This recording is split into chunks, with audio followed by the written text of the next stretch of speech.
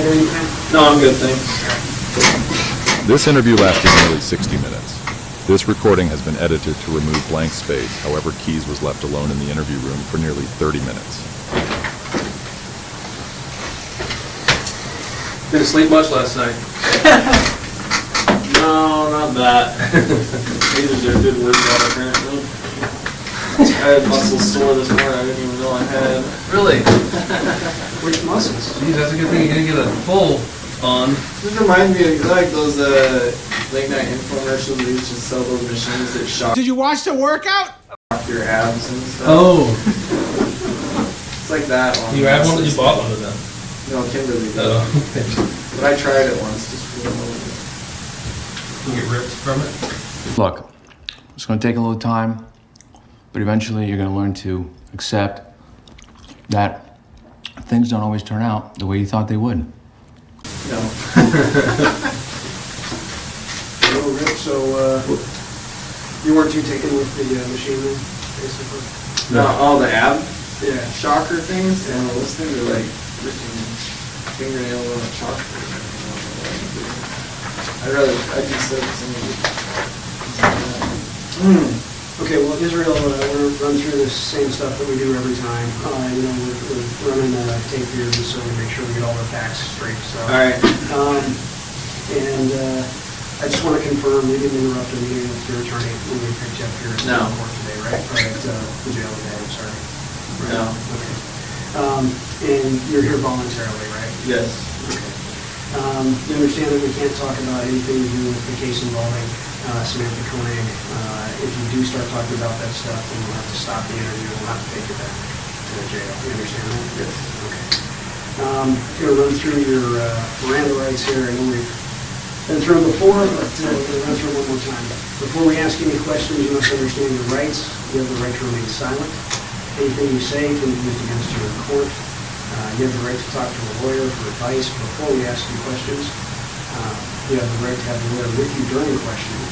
If you cannot afford a lawyer, then will be appointed for you before any questioning if you wish.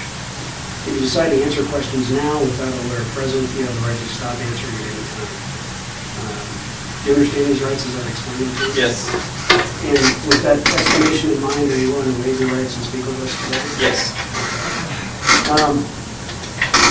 One other thing, you've got standby counsel appointed in this particular matter. I believe it's Rich Kirtner. Yes. And it may also be Jacqueline Walsh. I'm not 100% sure of that, but be that as it may, do you want either of those attorneys present today? No. Are you on any medications or any other substances that we should know about? No. And are you having any difficulty understanding where you're at or what's going on? No. I didn't think so. All right, now that we're done with that, I apologize.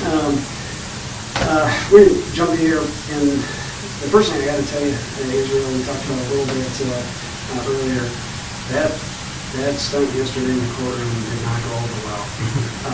With who? Well, with a lot of folks, not the least of which were the prosecutors. And that was the delay, actually, getting in here is we knew you had some legal questions, and so we reached out for them to say, hey, Israel says he's got some questions. Are you guys available to speak to him? And I couldn't even get one. One of them was in court, and the other one said, you know, basically, what the fuck, after yesterday.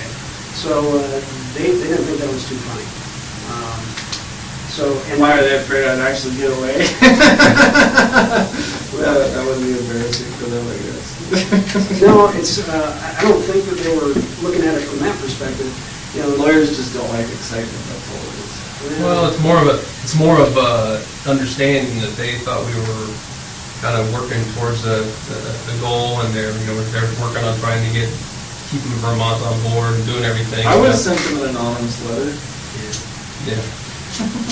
And so they're kind of wondering where we're at with that. Where are we at with what's changed since yesterday? More. Yeah. Well, what's changed for you, though? Nothing. Possibly additional charges.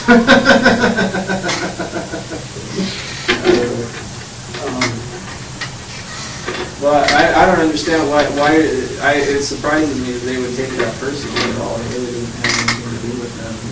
Well, I didn't interpret it as though they took it personally.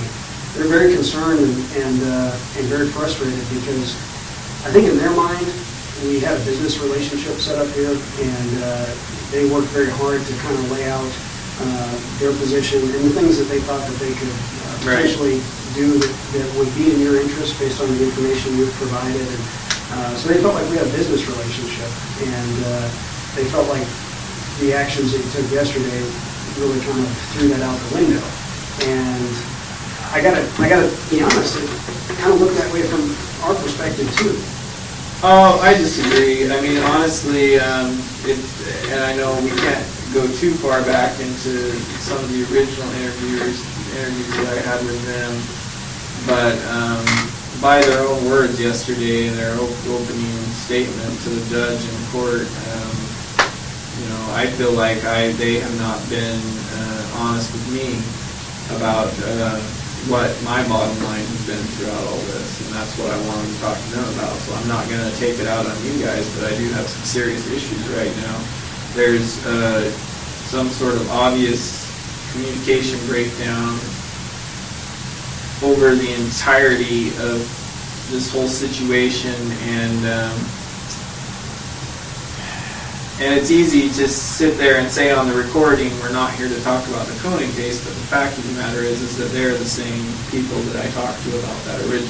So you understand my position on that. So I understand I'm not allowed to talk to that, and I respected their wishes about not talking to them about that either without my attorney present, but I have some serious frustrations right now regarding matters related to that. So that's as far as that's concerned, and I don't think it's something that can't be worked out. I've been trying to work it out from my end, but apparently there's only so much I can do. So that's what I wanted to speak to them about, and not in a matter of any specifics regarding any other case, just like general topics. Like I say, it's the topics that were discussed in open court yesterday. So it's that's a frustration to me right now that they won't talk to me about those topics, but it's okay to talk about it in open court. That's I'm not buying that, so that's okay. Well, there are different rules for what can be done in open court because your attorneys are present, the judge is present, and when we're having discussions over here, we've got to adhere to a different set of rules. Right, because you have me sequestered away from. Right, I understand that, and I've been working on that as much as I can from my end. But there really is just like a couple very simple questions I have to ask them, and I need to get a straight answer from somebody before I can move forward on it, because I'm not getting a straight answer on my end. So you think they might be able to provide you with some? Yes, I general questions about. Right.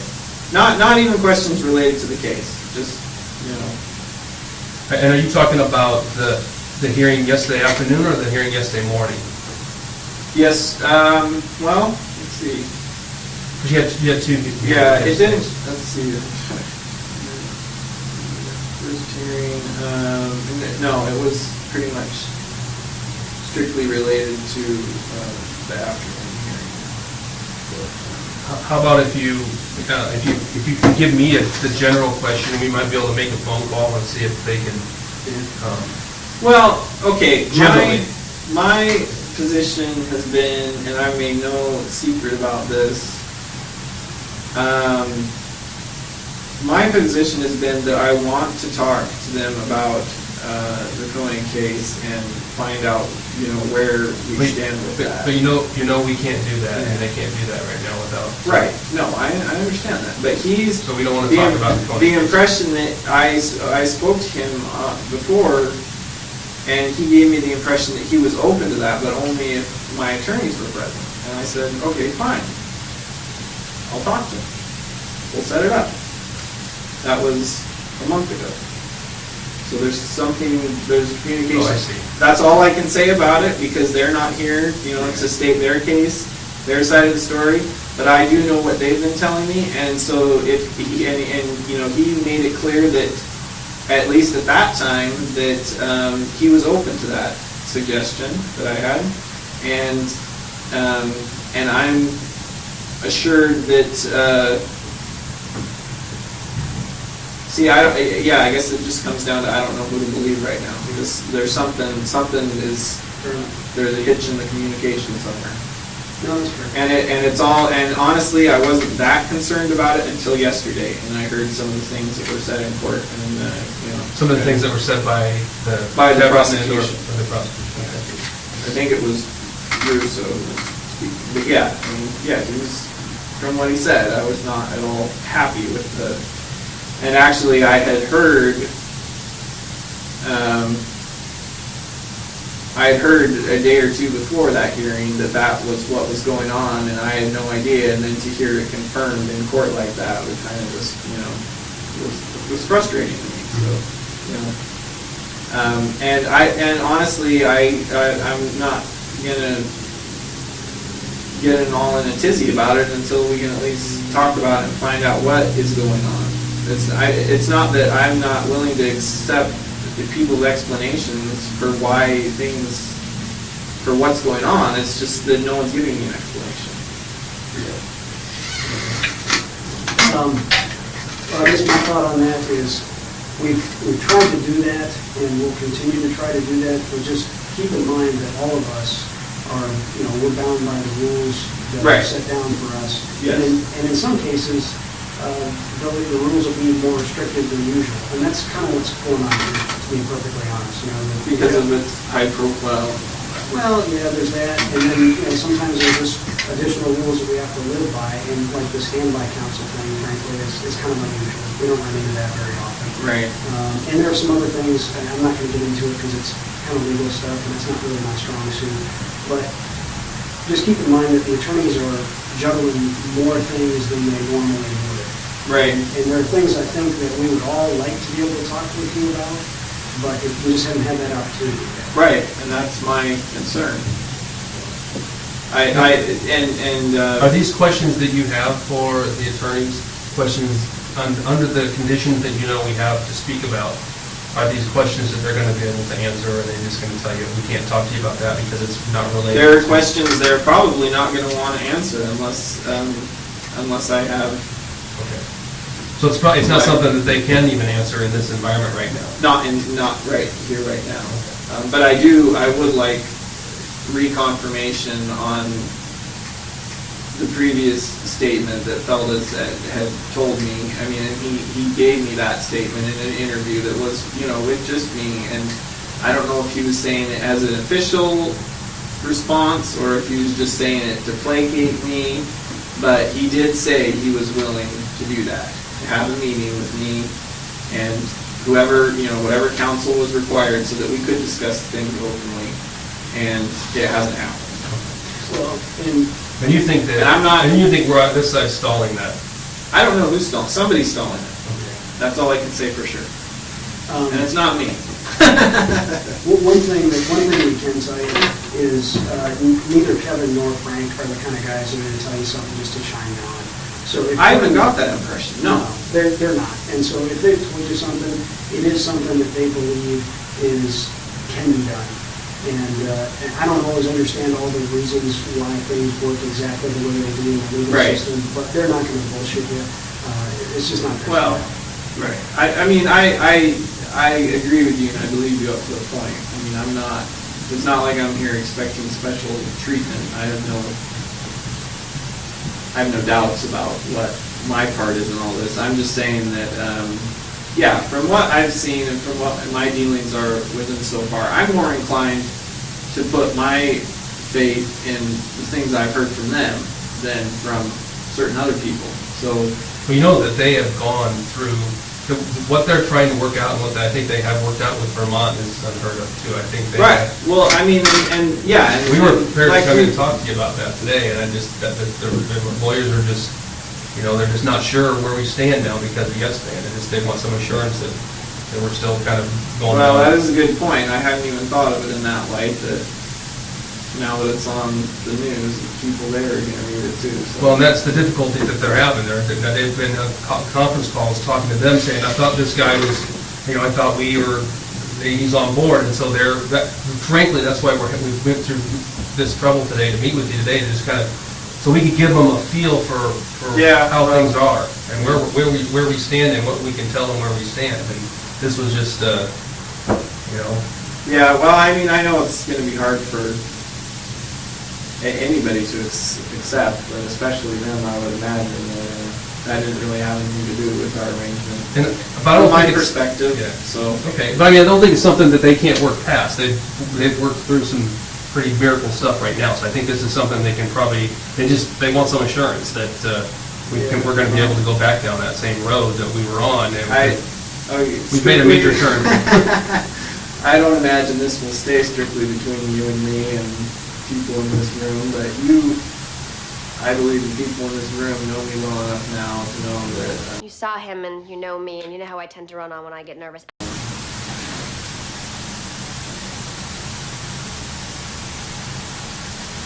That when I say what happened yesterday has nothing to do with our arrangement, like I said, it's not some part of some grand scheme. I already know how this all ends for me, so. Well, I mean, it's good, I think that we can hear that from you, that that's this, Yeah. that was an opportunity that happened there, and Right, that's what it was.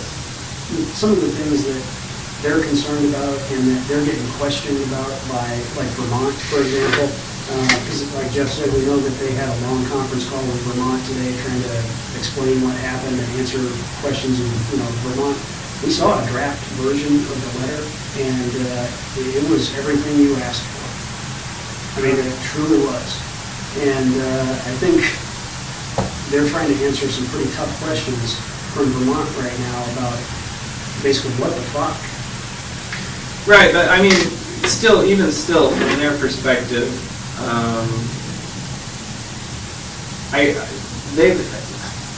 I mean, come on, let's face it. Yeah, what happened yesterday? Ooh, I'm a bad guy. I tried to escape, but let's be honest.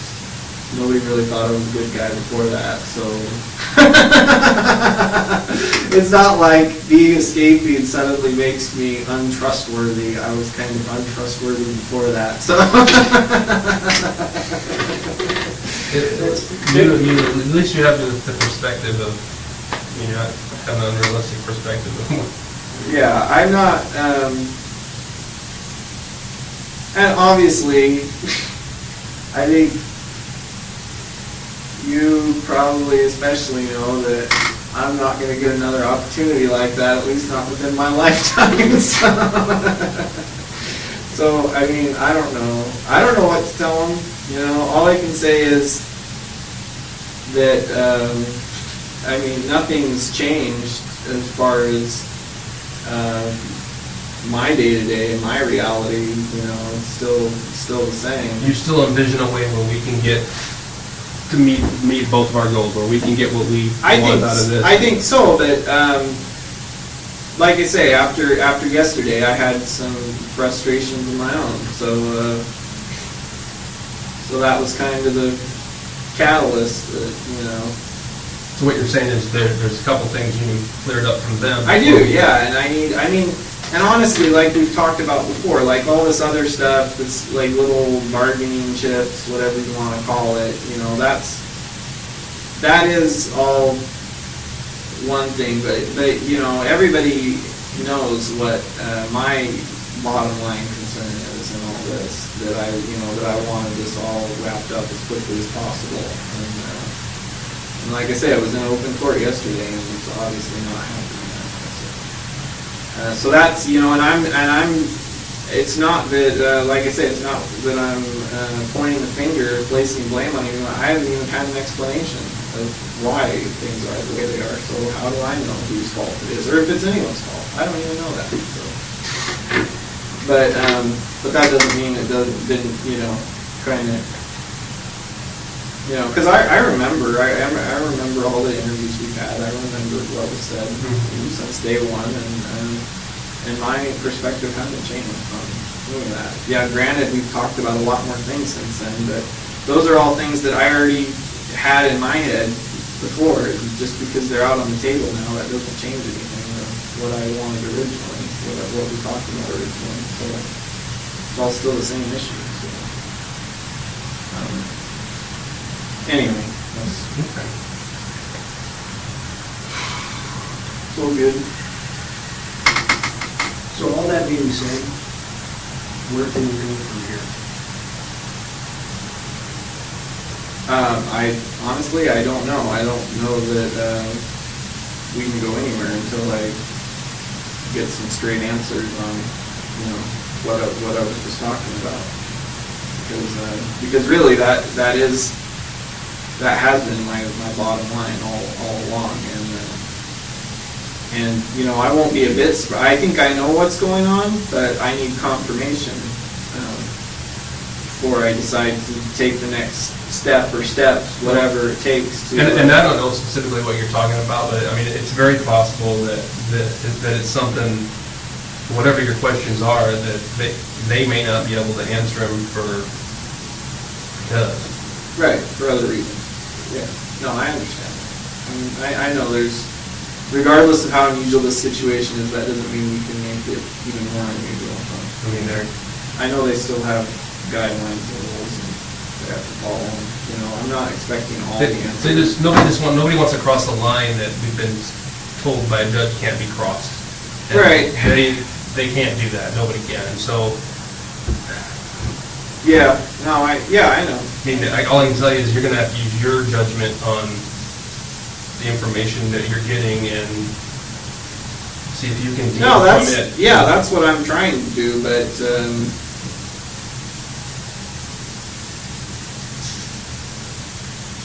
it's not an easy thing when you get everything through a middleman, as it were.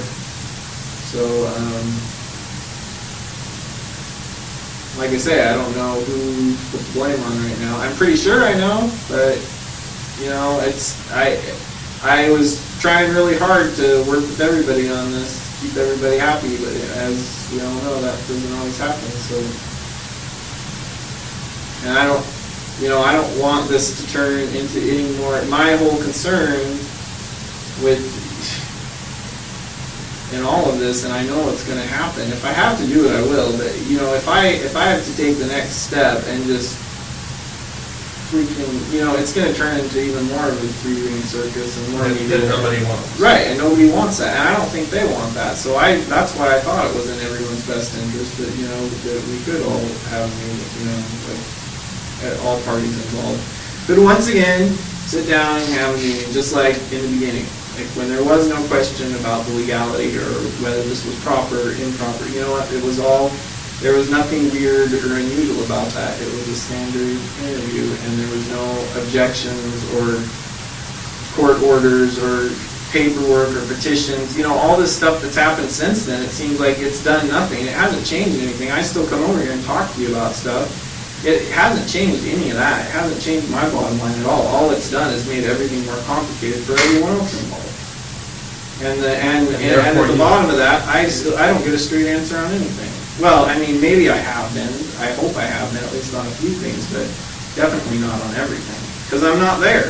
I don't know. I don't see all the emails. I don't see all the paperwork. I don't hear what's said.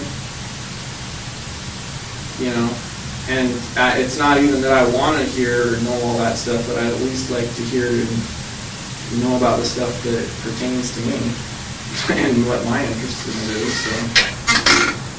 I think one of their concerns, and I think we all share it, is that yesterday's actions, regardless of why you took them, are just going to create new hurdles for them from the standpoint of, literally they had something, I really think it was just about agreed to. It may have even been agreed to, and I just don't know it. But like I said, we saw a draft version of the letter that had, I think, everything that you discussed or wanted in it. So they had achieved that. And then that stuff yesterday has now endangered that. In addition, I think they're concerned now that maybe you have a different agenda than what you told us because you were very specific. You know, I don't want any media attention. This has created a bit of a frenzy. I gotta believe that your next court appearance is gonna be standing There's gonna be only. There's probably gonna be a lot of vigilantes guarding the door on that one. I'm afraid there's going to be, you know, there was only a couple meet and greet people there yesterday. I'm afraid tomorrow's just going to have a fair amount more media people, unfortunately. And then arguably, one of the probably biggest potential hurdles now is, you know, we know you've indicated that you want to represent yourself on the things for which you're not charged. And this could be a huge hurdle now that didn't previously exist. Right. No, I get that, yeah. These are all things that all of us are thinking about, but to be honest, they're probably more focused on it than the rest of us. And you may not have thought about those things, but that's what they're mulling over. Right. No, I get that. I get what you're saying. And honestly, I really hadn't thought of it at all until you mentioned it. I was concerned about the media coverage, not really thinking about the effect it would have on the things we've discussed, thinking more about, you know, that is my bottom line. I didn't want a bunch of press and didn't want a bunch of drama, and honestly, I could have lived with the drama as long as I had been successful in escaping, but since I didn't, now I'm like, man, I really wish I hadn't created all this drama. Well, maybe we could step out and make a phone call over and just express some things, you know, just let them know some concerns. I don't know what the specific questions are. It sounds like they're probably questions that wouldn't be able to be answered in this setting with the people that are here. No, probably not. But I mean, you get the gist of what I'm saying. I'm not. I appreciate that, your honesty, and then. I have no problem with other people speaking for me. You know, the bottom line is I get to make all the decisions in the end. I'm not going to be coerced or tricked into something that I don't know I'm getting into at this point. So yeah, I mean, if you need to pass on in your own words whatever you think is going on, go for it, you know, and the more communication we have on the issue, the quicker it can get resolved, and I can get to the bottom of whatever's going on my end, so, you know. All right, well, let us step out for a minute and we'll be back in a minute. All right.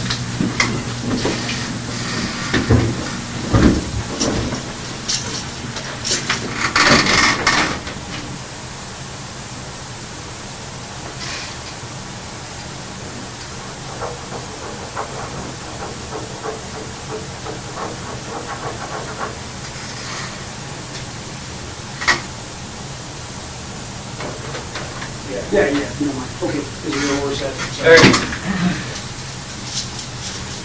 Moving you is even more of a process now than it should. This interview lasted nearly 75 minutes. This recording has been edited to remove video when Keys was left alone in the interview room approximately 25 minutes. Oh, the lawyers got you this. So he was wondering if you could meet him tomorrow for coffee so that he could pick your brain. Lawyers.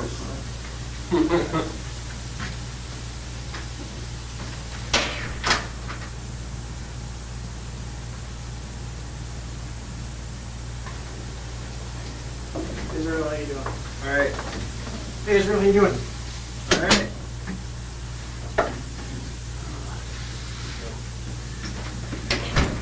Elvis is back east in some meetings this Okay. week, but I figured it'd be a good opportunity to sort of update you on some of the developments in Vermont. Yeah. Okay? Maybe I go through their usual advisement of you first. All right. As you know, we're recording things here, so we got the stuff on. I just want to confirm some of the stuff that we talked about at the jail. We didn't interrupt the meeting with your attorneys when we arrived there today, did we? No. Okay. And it's your choice to come here, as always, and you're here voluntarily, is that correct? Yes. And you understand we can't talk about anything that has to do with Samantha Koenig. If we do, or if we start talking about that, we'll have to stop the interview and transport you back to jail. You understand that, right? Yes. I'm going to run through your Miranda rights here real quick. I know we've been through these quite a few times, but we'll run through them again. Before we ask any questions, you must understand your rights. You have the right to remain silent. Anything you say can be used against you in court. You have the right to talk to a lawyer for advice before we ask you questions. You have the right to have a lawyer with you during questioning. If you cannot afford a lawyer, one will be appointed for you before any questioning if you wish. If you decide to answer questions now without a lawyer present, you have the right to stop answering questions at any time. Do you understand these rights as I've explained them to you? Yes. Okay. And with this advisement in mind, that you're willing to waive your rights and speak to us today? Yes. As you know, you've got standby counsel that's been appointed in this matter. I believe it's Rich Kirtner and Jacqueline Walsh. Do you have any desire to have either one of them present today? No. Or any attorney whatsoever. No. Have you been taking any medications or any other substances during the last 24 hours? No. Are you having any difficulty understanding where you're at, what's going on? No. All right, that takes care of things. I'll turn it over to Jared. So I just wanted to update you on where we were and where we are now with the discussion with the state authorities in Vermont. You know, we talked about trying to get that agreement with them. Right. And we do have a letter. And I'll show you the letter and give you some time to read it. This letter is dated May 23rd of 2012, which was last Wednesday. But since this point, we've had some opportunity to discuss the contents of the letter with Vermont. And they still stand by everything in the letter. And I can certainly share with you emails to that effect. But let me let you read this thing. Copies for you guys too.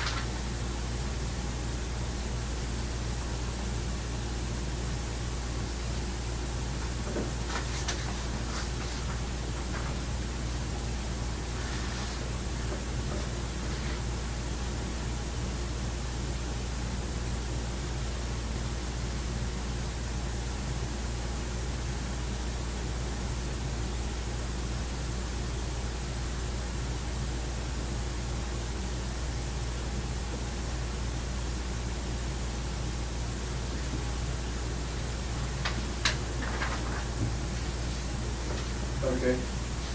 So I think pretty good letter.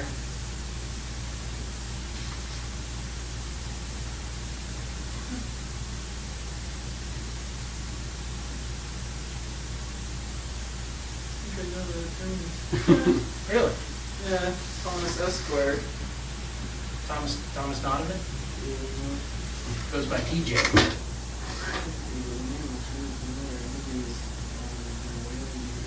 That was years and years ago. Really? So anyway, here's my take on the letter. Okay.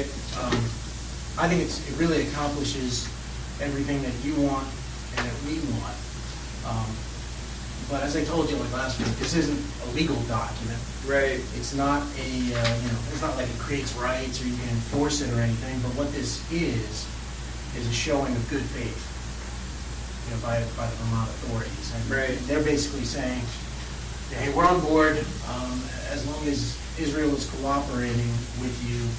We agree to do those things, which right. effectively, prevents them from running to the press and charging you under state law because, after all, they know this letter's out here. Right.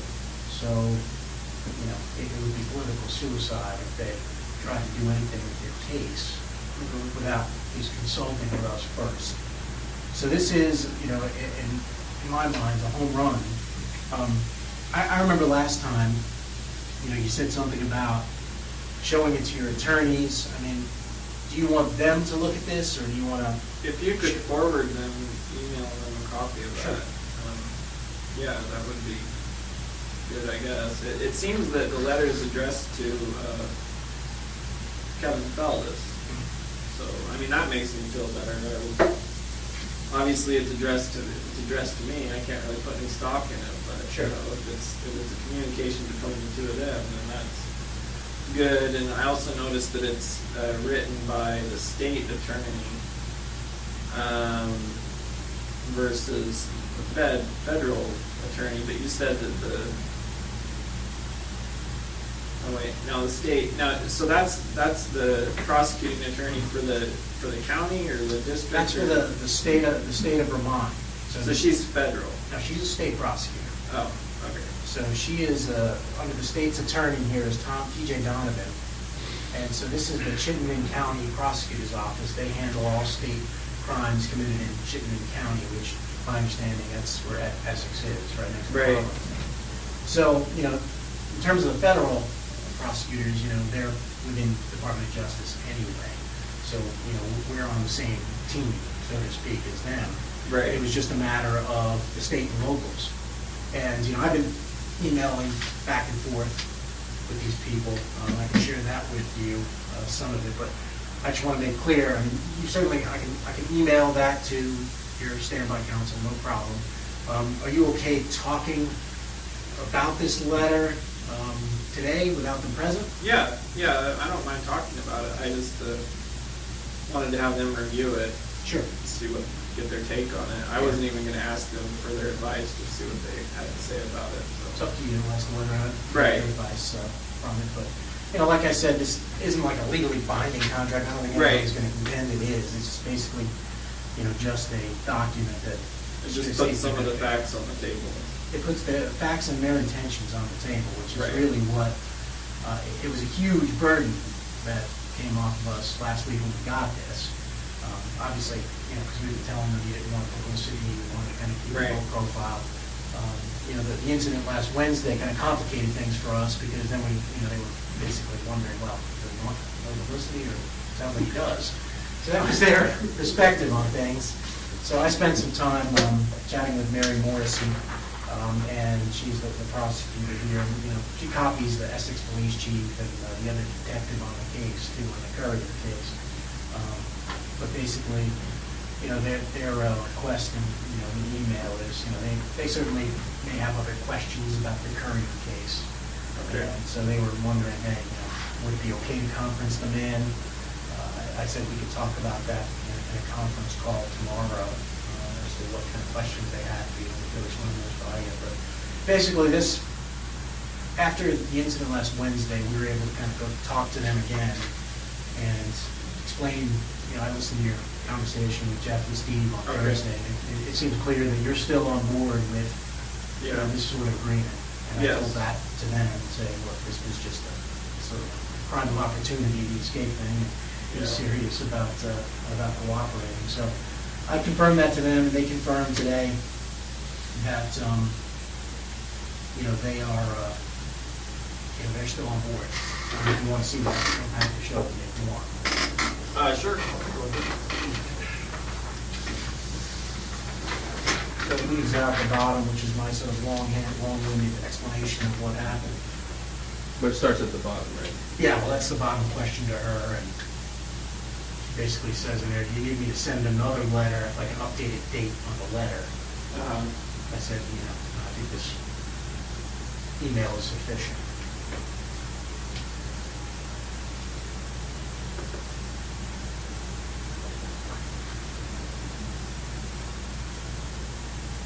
All right.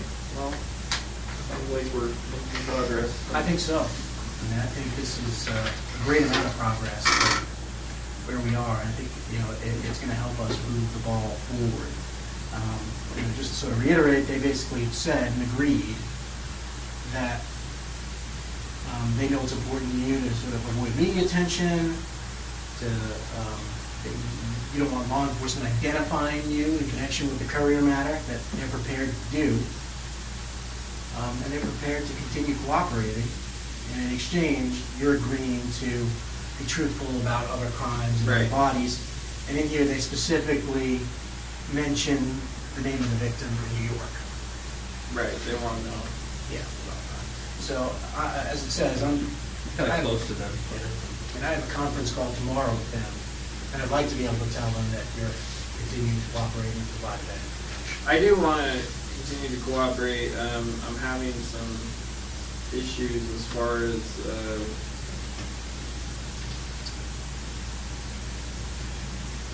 this is somewhat of an unrealistic expectation on my part, but I was thinking there might be a way to disclose all this information to you, to the FBI,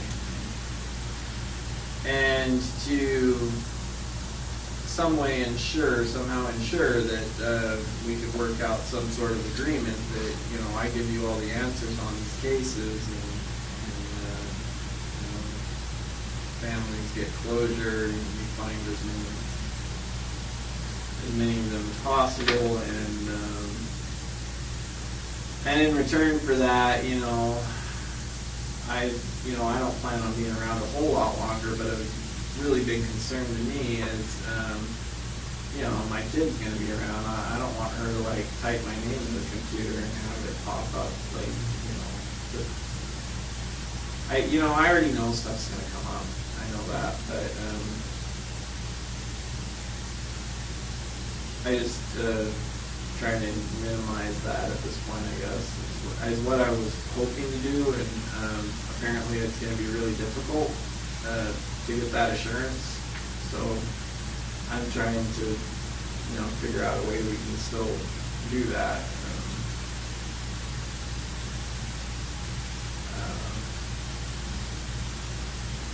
I think there is, I have a few ideas on how to work it out, but What are your ideas?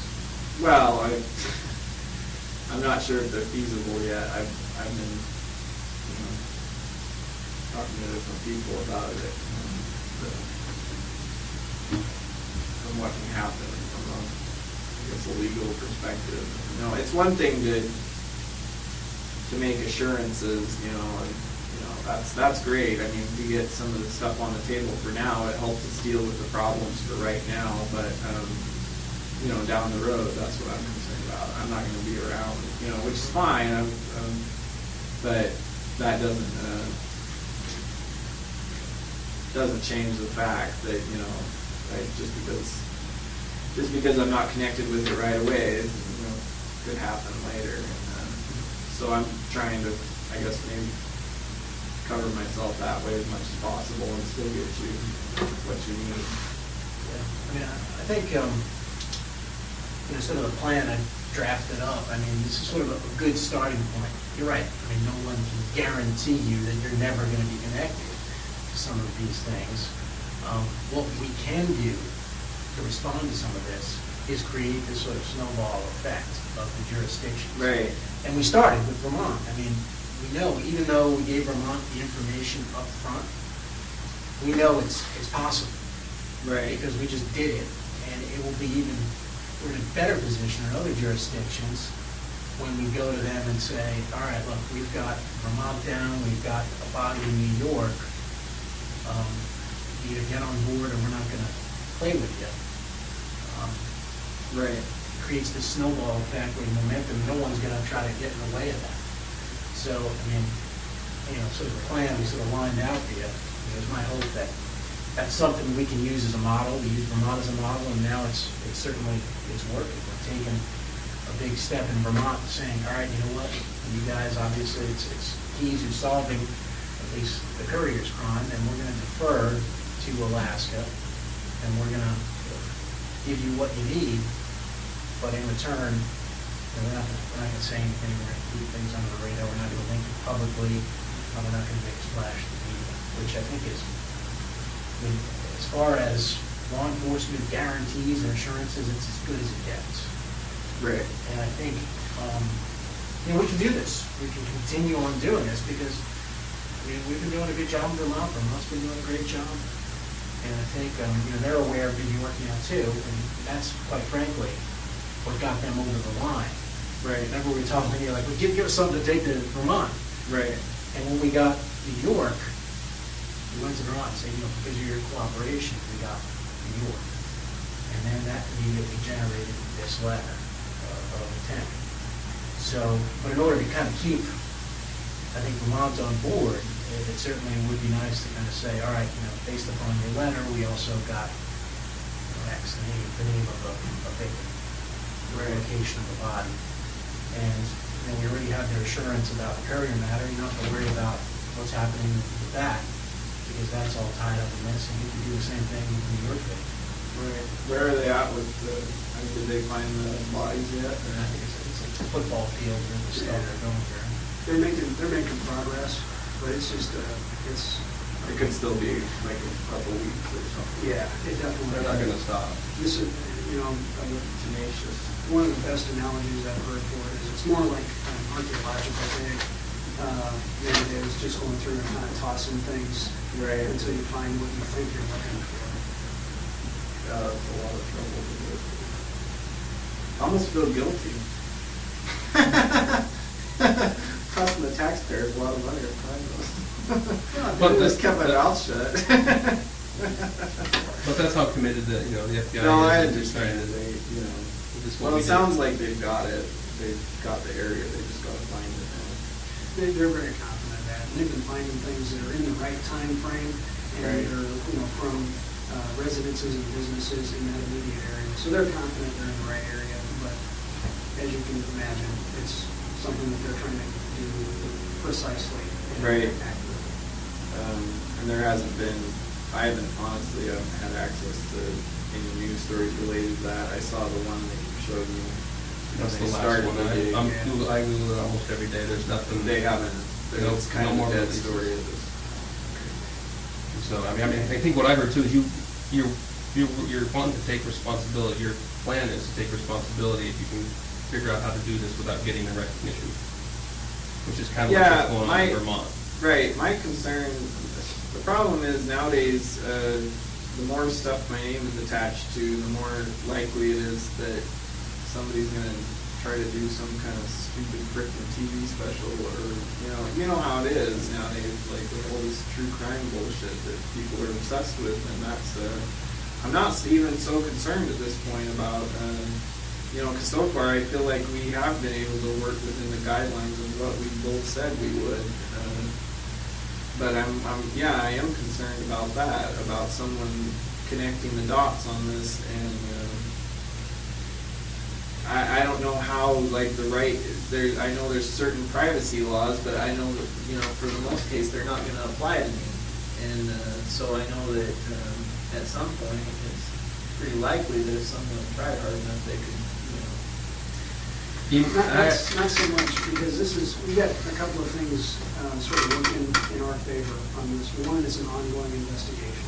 Right. And so that right there is going to limit the amount of information that's going to be released. And two, it's an ongoing federal investigation. And we play by a whole different set of rules than most of the states out there. And so media outlets don't have the same ability to come in and sort of force us, if you will, to disclose information that they might be able to get away with in state and local agencies. Right. Yeah, I can see that they would have more to go up against. But there's also, if I'm dead, then the investigation from the federal government's point of view is pretty much closed. Not necessarily. We're going to do what we need to do to tie up the loose ends. And to the extent that we can do that with your assistance, like we've talked in the past, if we go at this as a team and we have the benefit of your information, it allows us to go hunting with a rifle instead of a shotgun. And there may be things that we wind up having to follow up on down the road when you're no longer in a position to assist us. But our idea is to do this with you so that it's focused, and we won't. And it's not going to get anywhere near like it is in Vermont because we've all learned from that stuff. But the way to get it like that is for us to have to try and figure it out ourselves, and that's what we would. And you know that. You know exactly what we're faced with and what kind of publicity we're all going to be faced with, and questions that we're going to have to answer, and that these other agencies are going to be asking us. And those are the things that we're trying to avoid, knowing that you're the only one that can help us keep this to as little publicity as possible. It's up to you. All right. Well, And so that's where we're at with. And the reality is, if if we're not able to do this with your assistance, I can't imagine being able to do this without generating a fair amount of publicity. I just don't think it's possible, because it's going to be too large in scope, and it's going to involve too many jurisdictions and too many agencies. Right. And I'm just being honest. Yeah, I mean, I know you've got to move along with your investigation. Unfortunately, due to my own actions recently, somewhat complicated matters for me, so,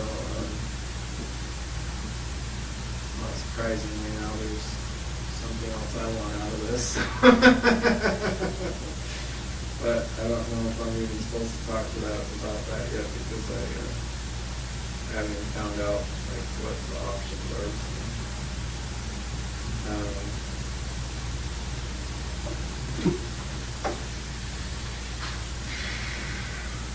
Something that you can talk about that's not related to? No, it's just like the level of restriction they have me on at the jail makes, I mean, namely, like my so-called rec time is now fresh air time, because I go out like this, light irons and stuff. No more running in circles. I guess they figure they're making me fat. Now. Yeah, they keep me my sona. I get fat and I won't want to run anymore. But yeah, I know all this. I know that's unrelated to anything we've talked about so far. Obviously, it's a new situation, but it doesn't really change the fact it's an everyday reality to me. So I'm trying to figure out what if any options there are regarding within the system. Yeah. Anyway, that, and like I say,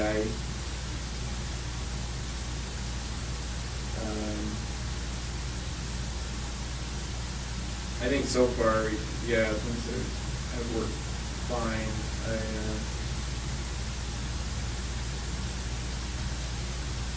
But yeah, I am concerned about not so much the right here and now publicity. I think we can keep that under wraps to a large extent. I'm more worried for, if it's possible, I intend to do something, take steps to minimize the down the road publicity. For when? Right. Yeah, and Because honestly, you guys, I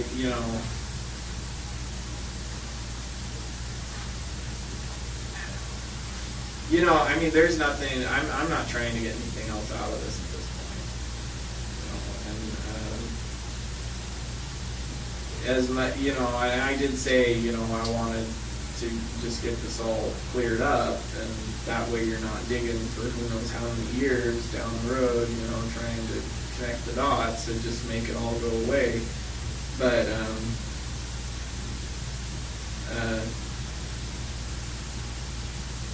I don't know. I just have to figure out the best way to do that to make it all go away.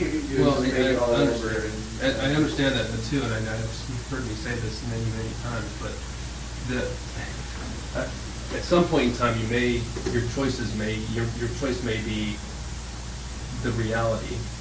Could be that Laney and everybody else knows what you did based on what you said you did, or everybody else, including Laney, is to see the fiasco and the media frenzy that is created by law enforcement trying to figure out what speculation, speculating what you did. Because I told you, on the one trip that we looked at surrounding New York, we have 10 viable, people that are missing that we know of. Those are just the ones that are still reported that way.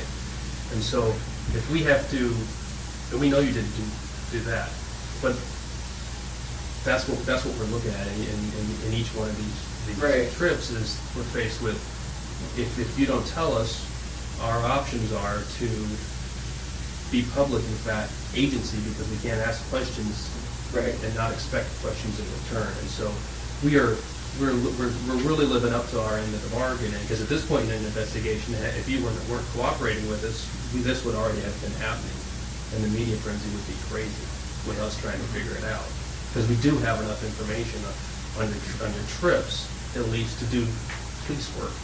Right. Not that we're gonna come, like you don't think we're No, gonna I- find I- anything out, but yeah. we have to try, and so, and I know that's tough for you to think about in the future, is that the reality may be that, you know, one's worse than the other, obviously, Right. so. Especially the one in New York. I mean, the only reason we're not just showing you a picture is these guys in the FBI have been incredibly restrained about asking that part of the country for assistance. Because if they ask that part of the country for assistance, the immediate response is going to be, well, what do you have? What do you have? And so that's the reason we're not sitting here throwing, pictures in front of you and going to you first, because, we understand you're cooperating with us. Vermont understands it, and that's why they're on board. And we just like to continue that effort instead of, having this whole immediate frenzy too. Right. Frankly. And, with respect to Laney, I mean, there is that whole frenzy that's going to be created, if things slow down, I think. We touched on this last time, is that there may be some benefit at the end of this to, the media says that Israel Keyes killed 40 people, which is based upon some wild speculation, as opposed to he killed 10 and then also gave closure to those families as his sort of last effort. And I know that doesn't matter to you. It may matter to her. And we're always gonna be bound to not talk about this, just like we are now.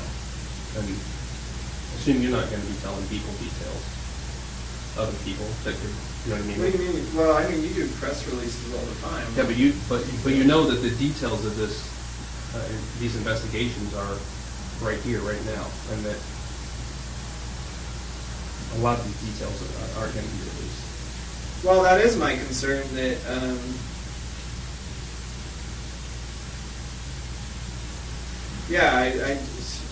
how much, I don't know. I don't know that, because I see, I watch them, their press releases that are done on other crimes, so. Press releases, though, are different than what I think you're worried about, and rightly so. Press releases are designed to help us gather additional information. And so our release of information, while an investigation is ongoing, Right. is limited to the absolute minimum necessary to try and obtain the additional information that we're seeking. Okay. Does that make sense? Yeah, it makes sense. And as long as the investigation is ongoing, we're not going to be throwing out information just for the sake of throwing it out. That's not the way we operate. Right. I mean, you've seen specials on the FBI. Come on, everybody talks about our secret files and how we never give up anything, right? Yeah. There you go.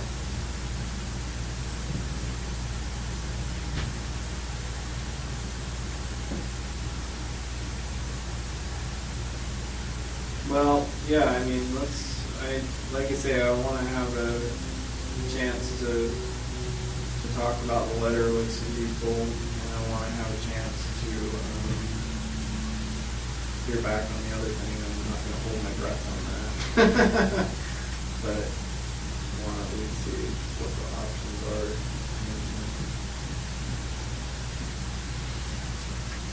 Like I say, I would have preferred to wait until they find the bodies in Vermont, but it sounds like that could be a while, so I guess as long as we have that letter from them, then, as soon as I have a chance to look it over, or have other people look it over, then we can move on to the New York trip that, you guys already have, I'm sure, quite a bit of information on it. Probably have more than I remember at this point. except certain Yeah, details. and we could have those too, and so we're just sort of holding that in abeyance while. Yeah, I understand. So that's the only reason. So, just so I'm clear, I can tell Vermont tomorrow in this conference call that you appreciate their letter and you intend to go forward with Yeah, well, this. yeah. Yeah. So it's reasonable you want to talk to some people about it. Yeah, especially on the New York case, because I've already given you so much information on it. It's, you gotta, can't really stop on that one now, so. One thing that might be helpful, and I don't think this is sort of giving away anything, so we can just start thinking along those terms. Kevin is back east at the meeting of criminal chiefs, and it certainly would be nice for him to start networking with whatever criminal chief he needs to in terms of the New York category. Now, again, I don't think that gives away anything. You just told us the body is in New York. We want to start striking up relationships with whatever criminal chief he needs to talk to, or will need to talk to about the New York thing, because you've already said you're committed. Yeah, but I mean, I don't want to give out any more information on it. I mean, I understand his point of view, but it's, like I say, it's still, frankly, that's gonna be too much at this point. I don't want to go there yet.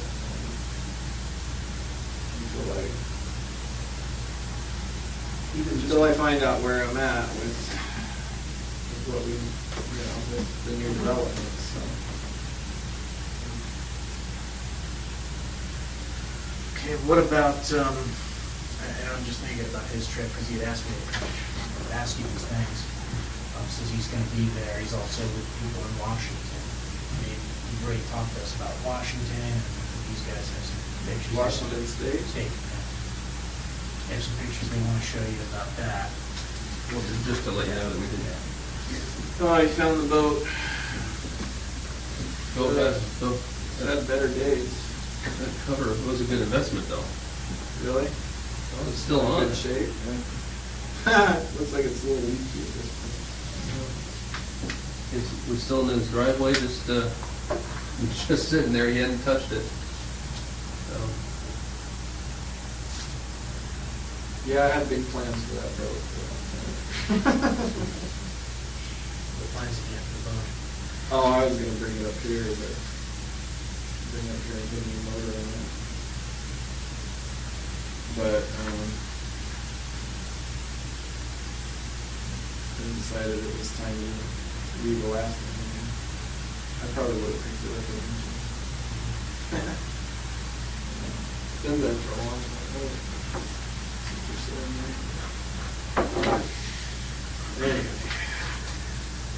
So the thing about Washington is a little simpler from his perspective. There's only two federal districts there, Eastern and Western. Eastern is more like Tacoma and Yakima. Western is Seattle. Right. And Spokane. Where is the Spokane. dividing line? Like, It's Spokane, Yakima, and then there's Seattle, Tacoma, that's in the western. right. And I think you'd like to be in a position to sort of just chat very briefly with one of those criminal chiefs, if not both, if he needs to sort of lay the foundation. Well, the problem I have with talking about anything related to Washington is not playing ball with the right people, because those, I'm almost positive, are not going to be federal. In case they're not federal cases. Well, I think Kevin explained to you that. Like different stuff. Okay. Well, I mean, I think Kevin explained to you that the jurisdiction that we can exercise is pretty expansive, especially if it's, part of a Right. scheme, No, trafficking. I understand that, but again, this is gonna be hard to talk about without getting into stuff we're not supposed to talk about, but,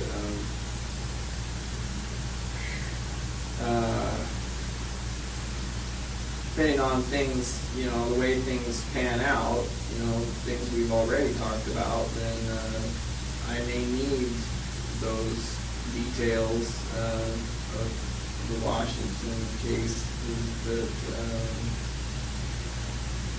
that I would be better served to wait, that's where the route I have to go. You know what I mean? I think I do. I'm not sure. I know we talked a little bit about Because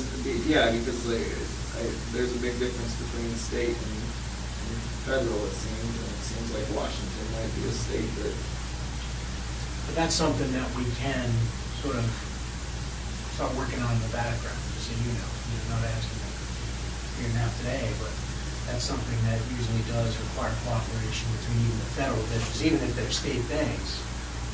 so you're saying there's two There's two districts in Washington. Federal districts? Yeah. So there's two federal districts that would probably just sort of broach with it. One in Spokane and Yakima, the main offices in the north, and then Seattle and Tacoma are the western district. So that's just dividing line. I don't know exactly where it is, but pretty much, Seattle and Tacoma are where most of the crimes are. Everything. Like Ellensburg, or? Yeah, I think that's Ellensburg is. Ellensburg is west, or No, east? east. Ellensburg is sort of outside of Yakima. You're gonna need both districts. Because I don't, yeah.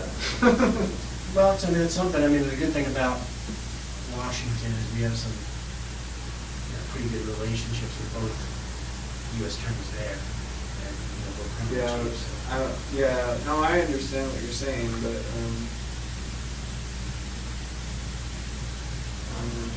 that was a few years ago. So. But no,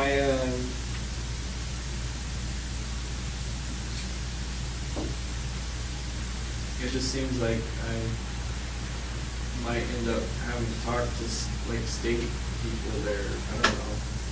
I don't know either, but I mean, the good thing is the federal people have their counterparts. Like Vermont was pretty connected with the Chittenden County folks. Right. We can sort of get them on board and make the transition easier, sort of move forward in their jurisdiction if that's the way you choose to go. Obviously, everyone would have to be on board anyway. Right. So that's what's useful for him to sort of give them a heads up. And I think, Frank can correct me if I'm wrong, obviously, but I think the sooner that they have that opportunity, the less likely you are to bring the drug from one jurisdiction to another, because there'll already be things in place. Yeah. No,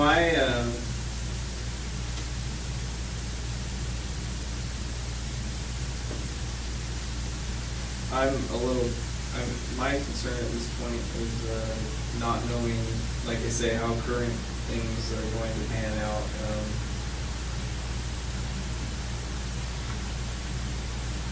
The information that I still have could come in handy if I need it.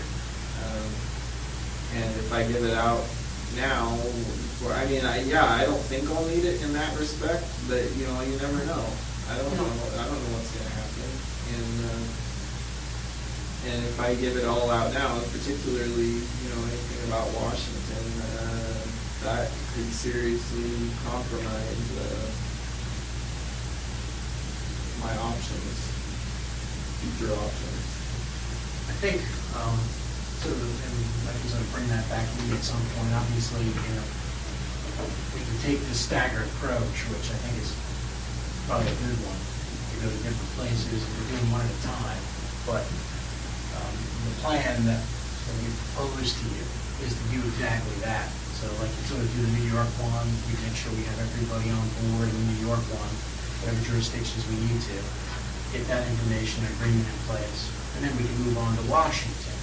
Right. Washington, basically would have the same agreement, and then, it could be an option that you could always use later down the road if you don't like the way things are going. You can ask us to simply say, hey, there's that thing in Washington that I helped you on, and reach out to those people again and see what they're willing to do.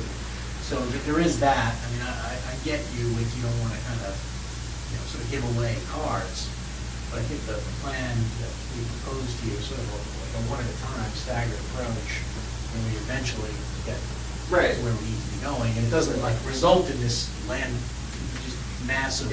Yeah, but it is going to have to be spread out over the next who knows how long, because I don't plan on, like I say, until certain ongoing issues right now are resolved, I don't plan on giving out all these. But that's just, well, that's not true. I mean, if I get, who knows how, I don't know how long this is going to take.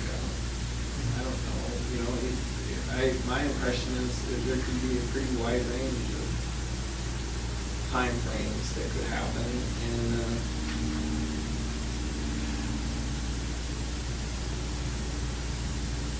but yeah, first and foremost, you know, one step at a time. I've got to have a chance to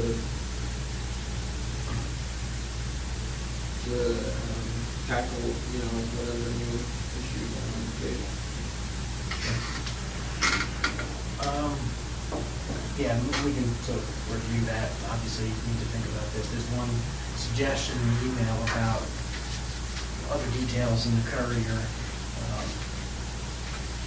case that they may want to know about, and they want a conference call in. Now that you have this letter, and how do you feel about that? That's, I mean, with who? Is it with the It's the state local or- investigators. So like the detectives Yeah. that were on the case? Now, we could do it two ways. I don't know if they're going to have a lot of questions. If they had a few, we could simply ask those and sort of get them the information they need. You know, Or is it gonna be just like a few people? I mean, you say conference call, is it? just whoever's on the other line. I don't know who would be on the line, probably just the detective and the prosecutor. Okay. That's, you know, it's Yeah, up- I don't know. Okay. It seems like it'd be better, I don't have a problem with that. It's just, it seems like it'd be better if there's not a ton of people on the, since we're still trying to keep it on the down Yeah. low. I mean, it would only be people who were bound by this letter, if it is. Okay. People who Yeah, would just no, be.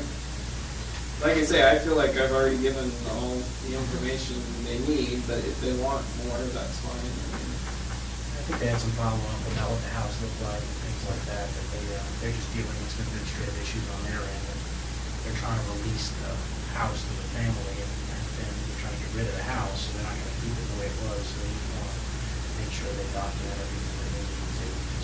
Right, okay. Yeah. Given that they have insurance, I don't think it's a problem, but it's up to you. Maybe they don't have much, but I'm going to talk to you about that tomorrow. Yeah, that's fine. And I could say if you can forward that, I imagine very shortly I'll have a chance to talk to them about it. Yeah. Yeah. That's fine.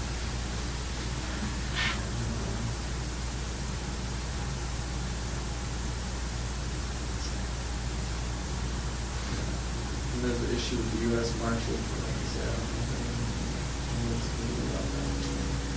Yeah, security is a difficult thing, and they kind of basically tell us to mind our own business when it comes to security. So it's, you know, it's usually that kind of thing. I mean, I don't know, it's a difficult situation, given what happened. They're responsible for it, you know, in custody, so they would have been pretty foolish if you gotten too much farther. So they're probably not gonna, who knows, I doubt they're gonna be open to much of your suggestions, but I don't know. You're not gonna take any of my suggestions? Yeah,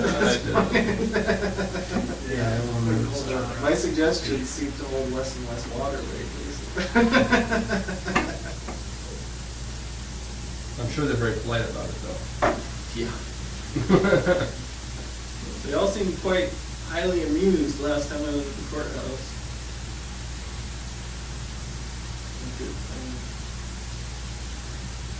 Yeah, it definitely seemed to change their protocol for the way they do things. But Liven things up a little bit, and we weren't sure exactly how to deal with this situation with Vermont, we were given that. yeah, So, that was not well thought out on my part. As soon as these guys mentioned that, I was like, oh shit, one more thing I didn't think of before I did that. We seem to have a basic plan, but just sort of A to B, and then the C is sort of left out there. Yeah, well, it wasn't really like a high probability of success there in less circumstances. No, understood. Understood. You know, obviously, Like half the football team of U.S. Marshals bringing me in the door, so. and then Officer Bell. Yes. Pretty sure I saw him come in at some point. He's claiming he didn't, but.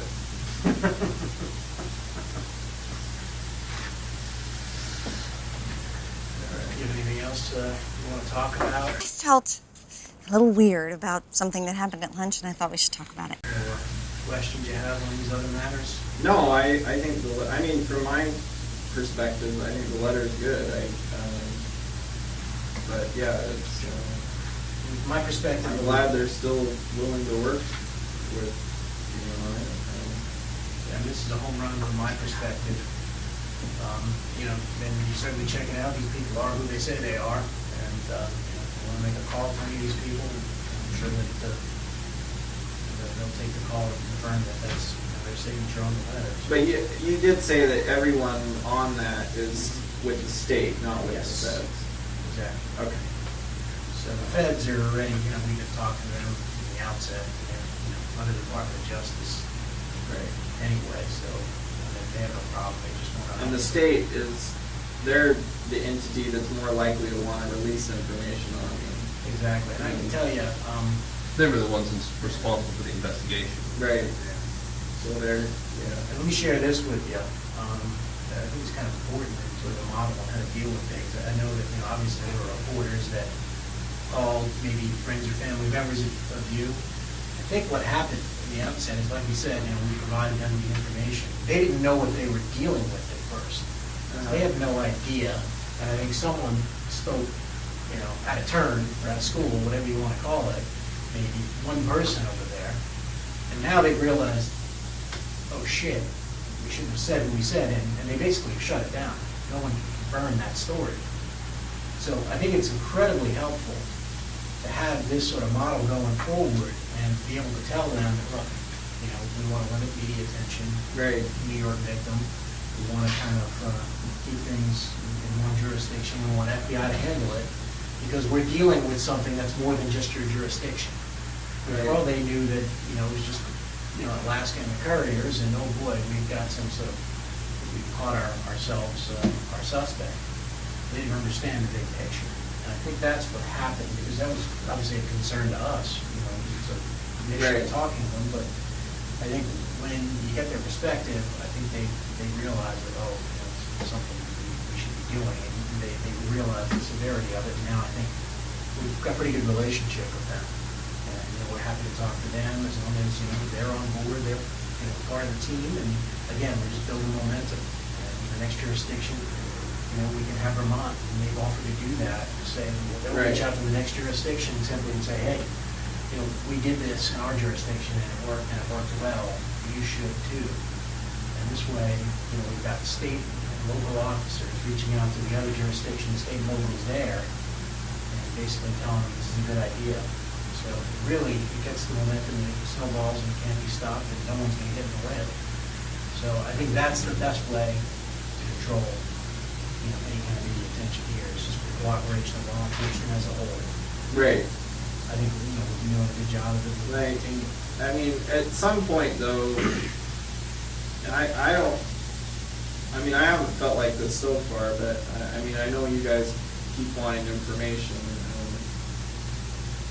And like I've said, I don't want to give out everything all at once, but I just don't want us to get in a situation where, we reach an impasse and you're like, okay, we're going to go and start doing press releases now or whatever, and then I'm going to be all pissed off, frankly, and, and then, so, that's all I ask. I'm not saying this is going to remain a compatible relationship, obviously, but, if we can keep it at least an open communication. And that's why frankly, we came over there today and you told us you weren't in a talkative mood.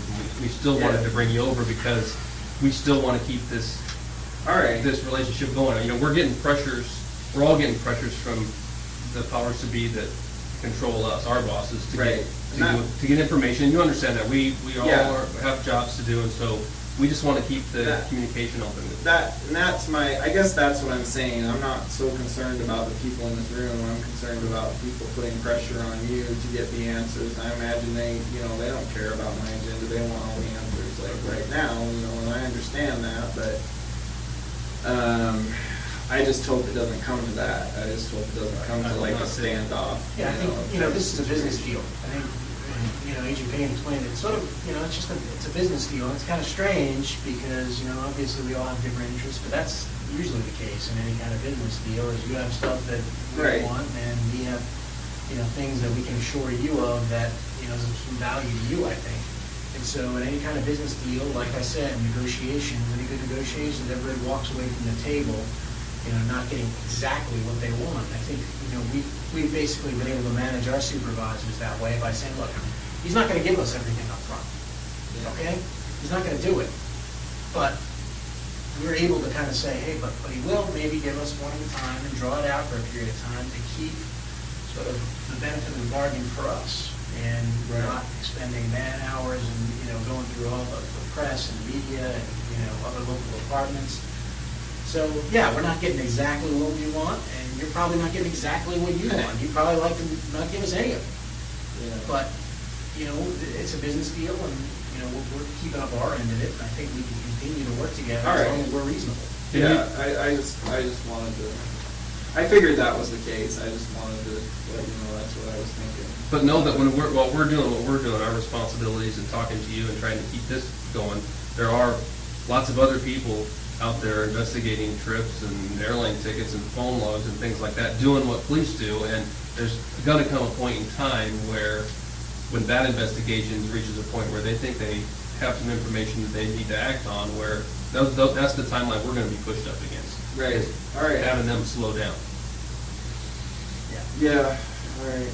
Well, yeah, and the only other thing is on a more personal note, like I was saying earlier, my brothers are visiting this week, and honestly, like I say, that whole thing last week, I did not plan out very well, but I would prefer to just try not to think about any of this stuff this We'll week leave you while alone. they're here. I mean, it's not that I don't want to, it's just, I guess I'm just juggling too many things in my head right now, so, yeah, and then that'll give me a chance to, talk to people about that and a couple other concerns I have, Okay. but I mean, for now, I think I'm just glad that they're still willing to. I'm just bottom line is I'm glad I didn't hear about it on the news like the whole Vermont. I half expected them to do a press release actually. Yeah, no, and I think it's a testament to the sort I, of relationships we built over there. Yeah, so I mean, yeah, as long as we can, keep that. So are they in town the whole week? I think they leave on Sunday or Monday. So.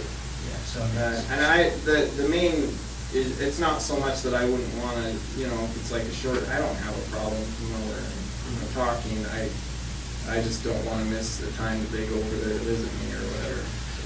Yeah, And I don't even know how, what the times are that they have available. So.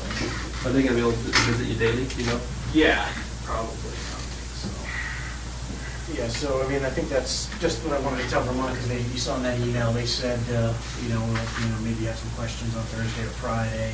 They've got some urgency about the house, so I don't know if it's. That's fine. I mean, yeah. Yeah, if you want to get a schedule about when they're going to come, we don't want to interfere with that, and we don't want to interfere Well, with they're attorney Eastern visits. time, so if we did it in the morning, that would be fine. Oh, no, I'm talking about your family coming to visit. He doesn't know. They don't. But it may be I can't possible, like schedule it. later this week, obviously we can do it tomorrow or the next day, but you can sort of let them know, we can set a meeting for Thursday or Friday. No, that's what I'm saying. If you want to do a meeting, I'm just saying morning would Yeah, be sure. better. Like Eastern time, yeah. 9 or 10 our Early. time, Yeah. and then because I know there's no visiting over there that early, and then Okay. I would still be around. Well, that makes sense, then if they have some follow-up. Yeah, if they have stuff they need to get out of the way, that's. Do you have a preference, Thursday or Friday? No, it doesn't. I don't think it matters. Check my day plan. So you don't get the normal exercise, so they let you have the tennis shoes to torture you that you can't run, or? Yeah, no, I just started wearing, I don't get to run anymore, so my tennis shoes, I don't lace them up tight anymore, so I just wear them, They're slippers now, they're not tennis shoes anymore. So when you start lacing them up, we should pay attention. Yeah, if they're too tight for me to slip them on or slip them off, then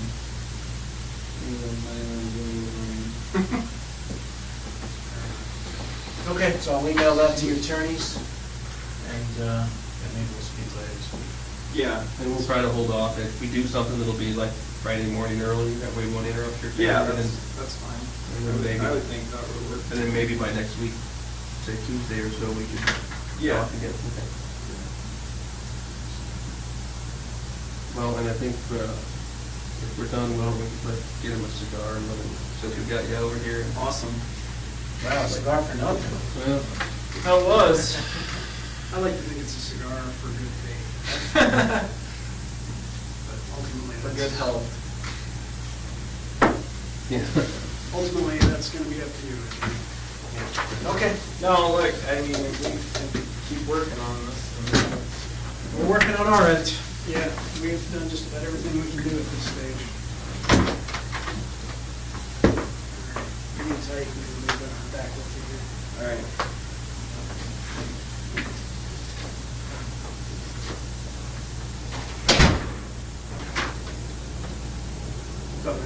Move on. What's that? Oh, yeah, you want to hit the head first? Yeah. Pretty do it, just do it the way they are. Yeah.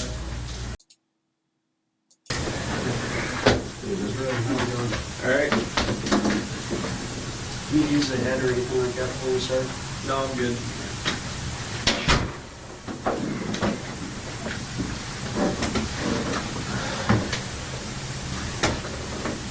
All right, we'll run through the same stuff that we do, I think, pretty much every time. On this, I know we covered some of this stuff at the jail, but we'll just run through it again. When we arrived this morning, did we interrupt a meeting with your attorney? No. We need another white boy to volunteer. And you're here voluntarily, is that correct? Yes. You understand we can't talk about anything to do with the Samantha Koenig investigation. If we do start down that path, we'll have to stop the interview and we'll take you back to jail. Yes. Going through your Miranda rights. Here. Before we ask any questions, you must understand your rights. You have the right to remain silent. Anything you say can be used against you in court. You have the right to contact a lawyer for advice before we ask you any questions. You have the right to have a lawyer with you during questioning. If you cannot afford a lawyer, we'll move you appointed for you before any questioning if you wish. If you decide to answer questions now without a lawyer present, you have the right to stop answering at any time. Do you understand these rights as I've explained them to you? Yes. And with those rights in mind, are you willing to waive them and speak with us here today? Yes. As you know, you've got at least one standby attorney appointed in the discussion of other crimes, that type of thing. I believe it's Rich Kerner. It may also include Jacqueline Walsh. Do you have any desire to have either of those attorneys or any other attorney present today? No. Are you on any medications or any other substances? No. And are you having any difficulty understanding where you're at or what's going on? No. Okay. All right, good deal. Any questions before we get started? Nope. Okay. We wanted to bring you over here today to give you a little bit of information about some things that are going on, but also to ask you kind of where you're at with things. It sounded like you're kind of frustrated with things. I don't know if that's something you want to expand on at all. Just things haven't been happening for the last week. There were some things that I asked for information on, as well as, well, basically that was the gist of it. And haven't heard anything back, so we'll see. I don't know. Supposedly within the next day or two, I'm supposed to get a more comprehensive visit or information or something, but so far it hasn't happened. Well, we're not talking anything about Samantha Koenig, but and I've been back east last week. Those guys told you. And they gave me a little bit of an update, Israel, but since I've been out of the loop, I wanted to come and see you and let you know maybe the conversations I've been having with other U.S. attorneys' offices. But before I do that, I just thought the same kind of question in relation to moving things forward.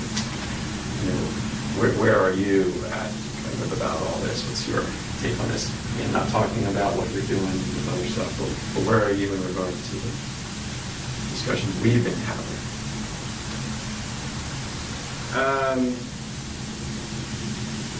Well, I'm same place I've always been.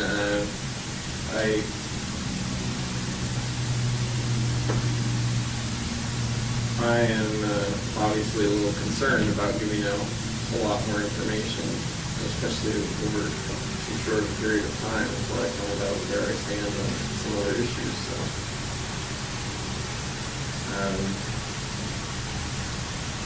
it'd be nice if all these other issues would just work themselves out and resolve themselves the way I want them to without my coercion, but that's not going to happen, so I got to do what I got to do.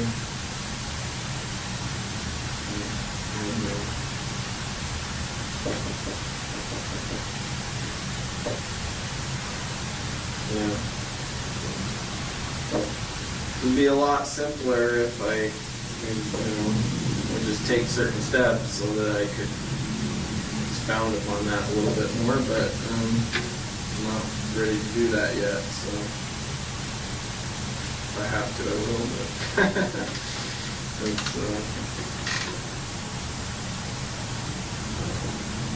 but yeah, as far as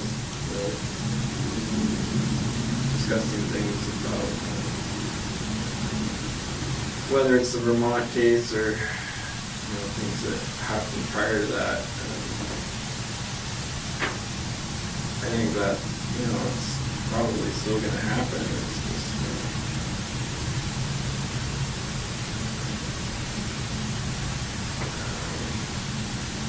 I guess the reality sets in for me as to how much more time there is to pass before I may find out things I need to find out.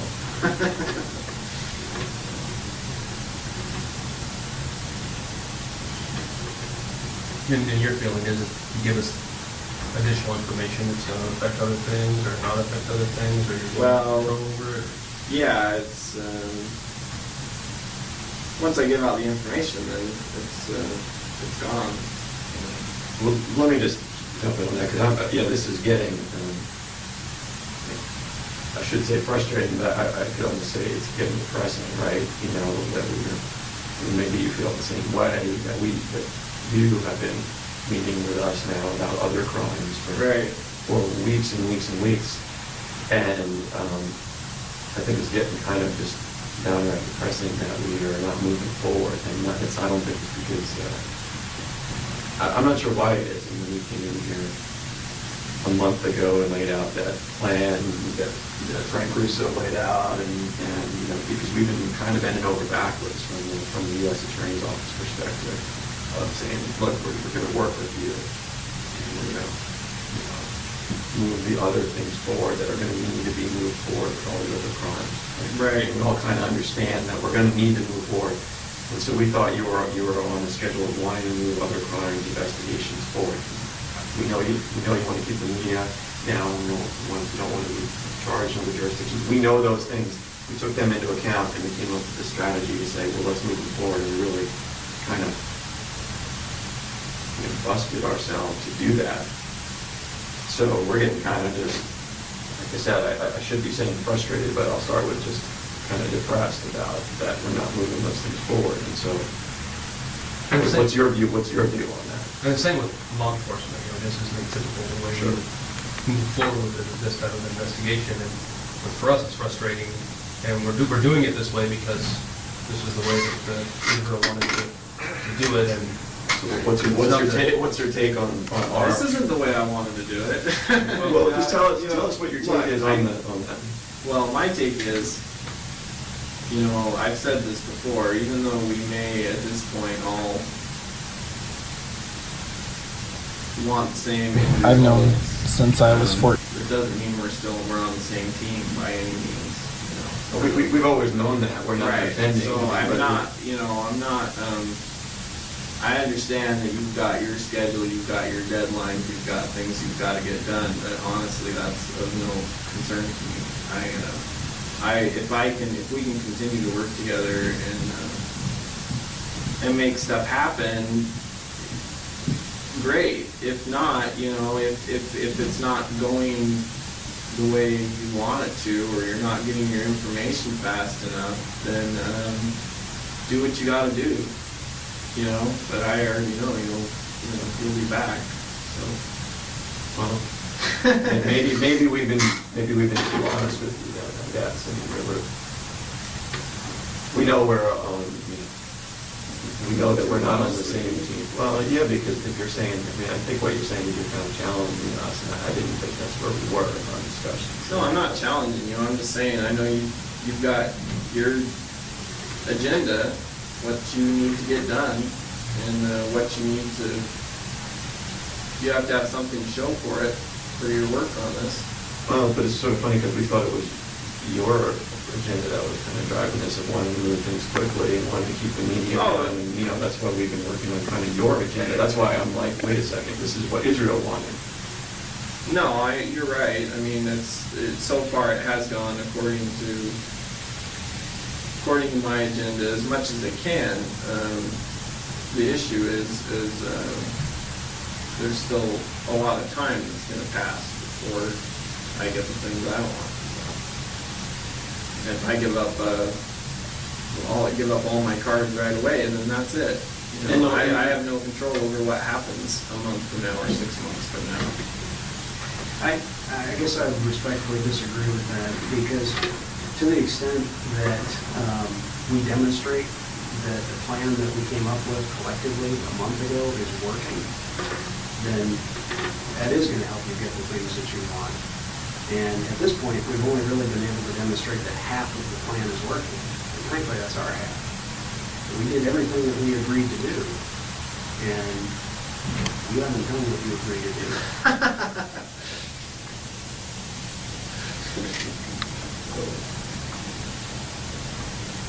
First of all, I didn't agree to do anything today. I already told you that. So,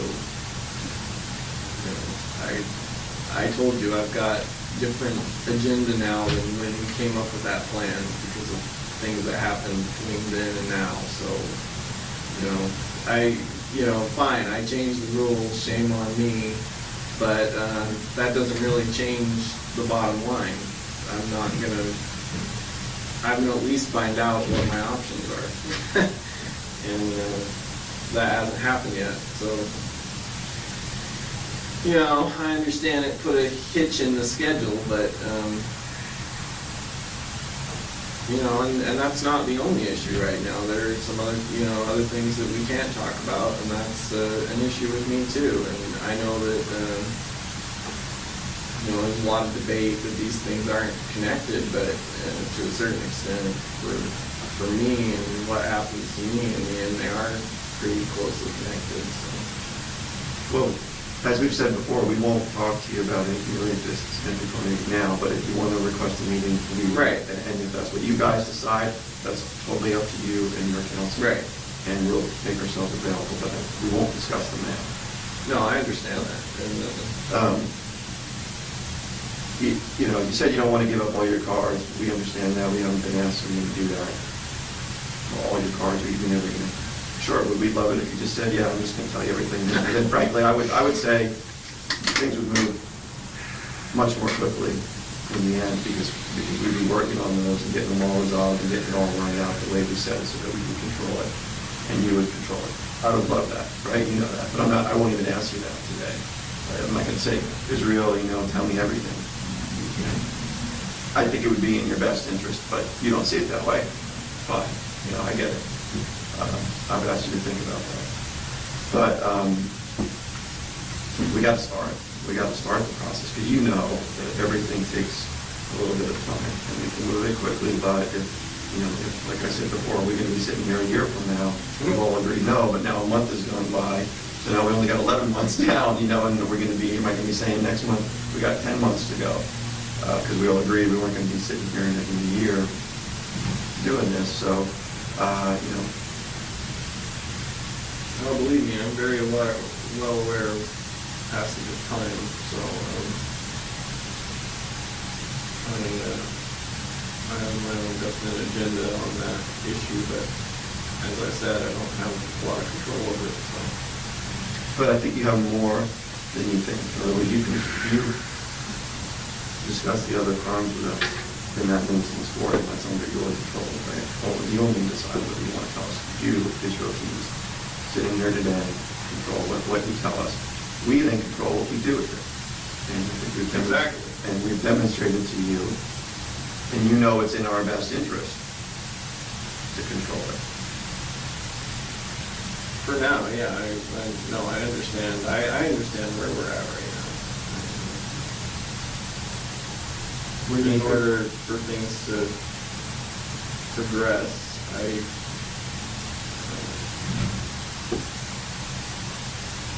have to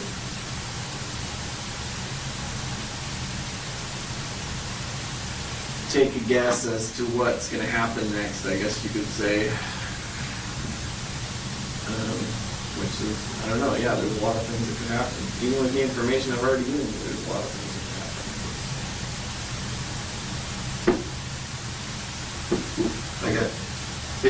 It's your schedule.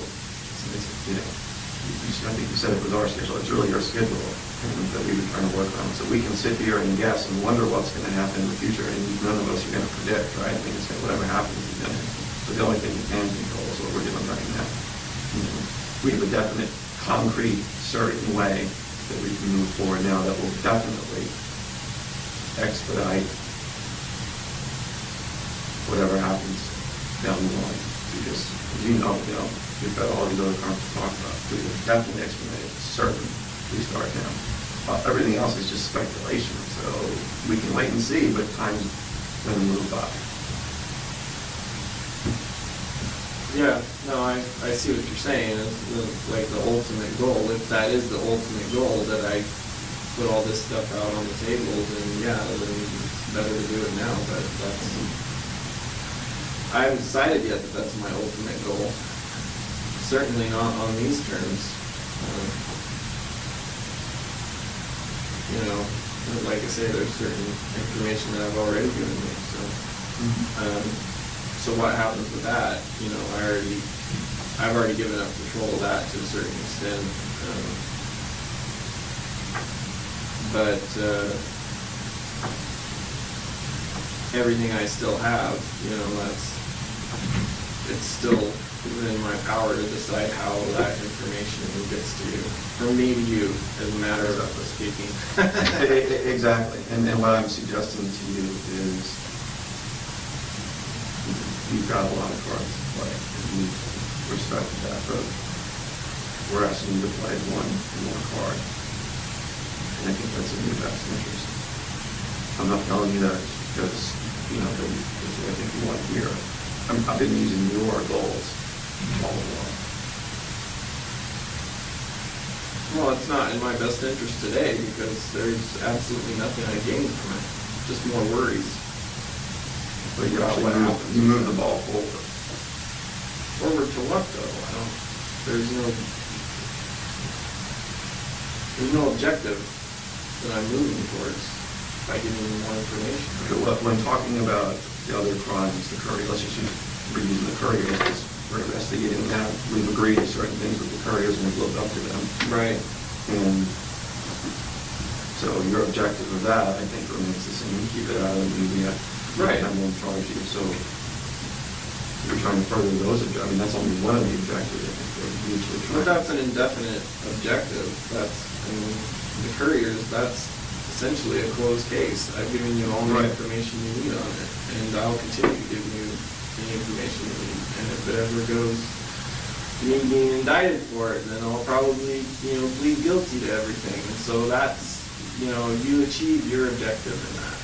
And I got some things out of it. So it's a closed issue. But anything else we discuss beyond that, then that's objectives. My objectives are hazy at best. I don't really have any objectives. I have concerns about it, but until I decide whether those concerns are legitimate or whether I have anything else I want to get out of that information, then there's no reason for me to talk about it.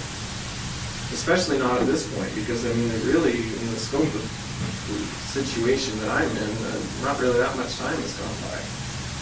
I mean, I still don't even have answers on stuff that we were talking about months ago. I mean, that's me. I don't have those answers yet. I don't have them.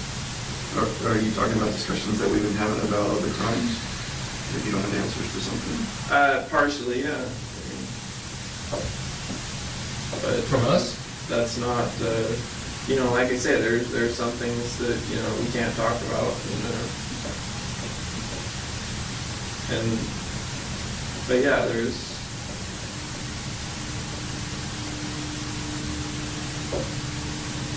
anyway, neither here nor there. It'll happen. It's just.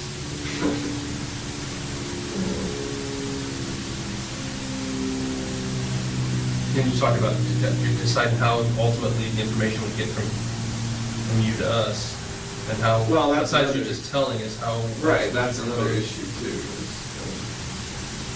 is I may have some options as far as that goes. How to get you at least some information without.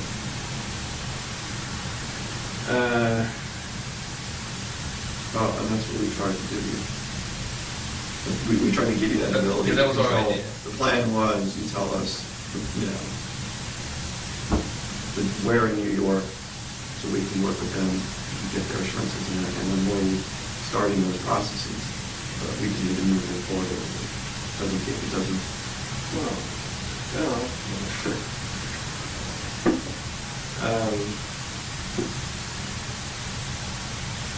No, I'm not on New York's attorney's schedule or anything else. This was Israel fee schedule, that's why I thought it was your schedule. No, I don't have a schedule. Okay, well, it's different from what I understood, because you told us, I want to, quickly, I want to keep that. Yeah, if you're talking about my ultimate schedule, yeah, but that's kind of a ways off right now, so.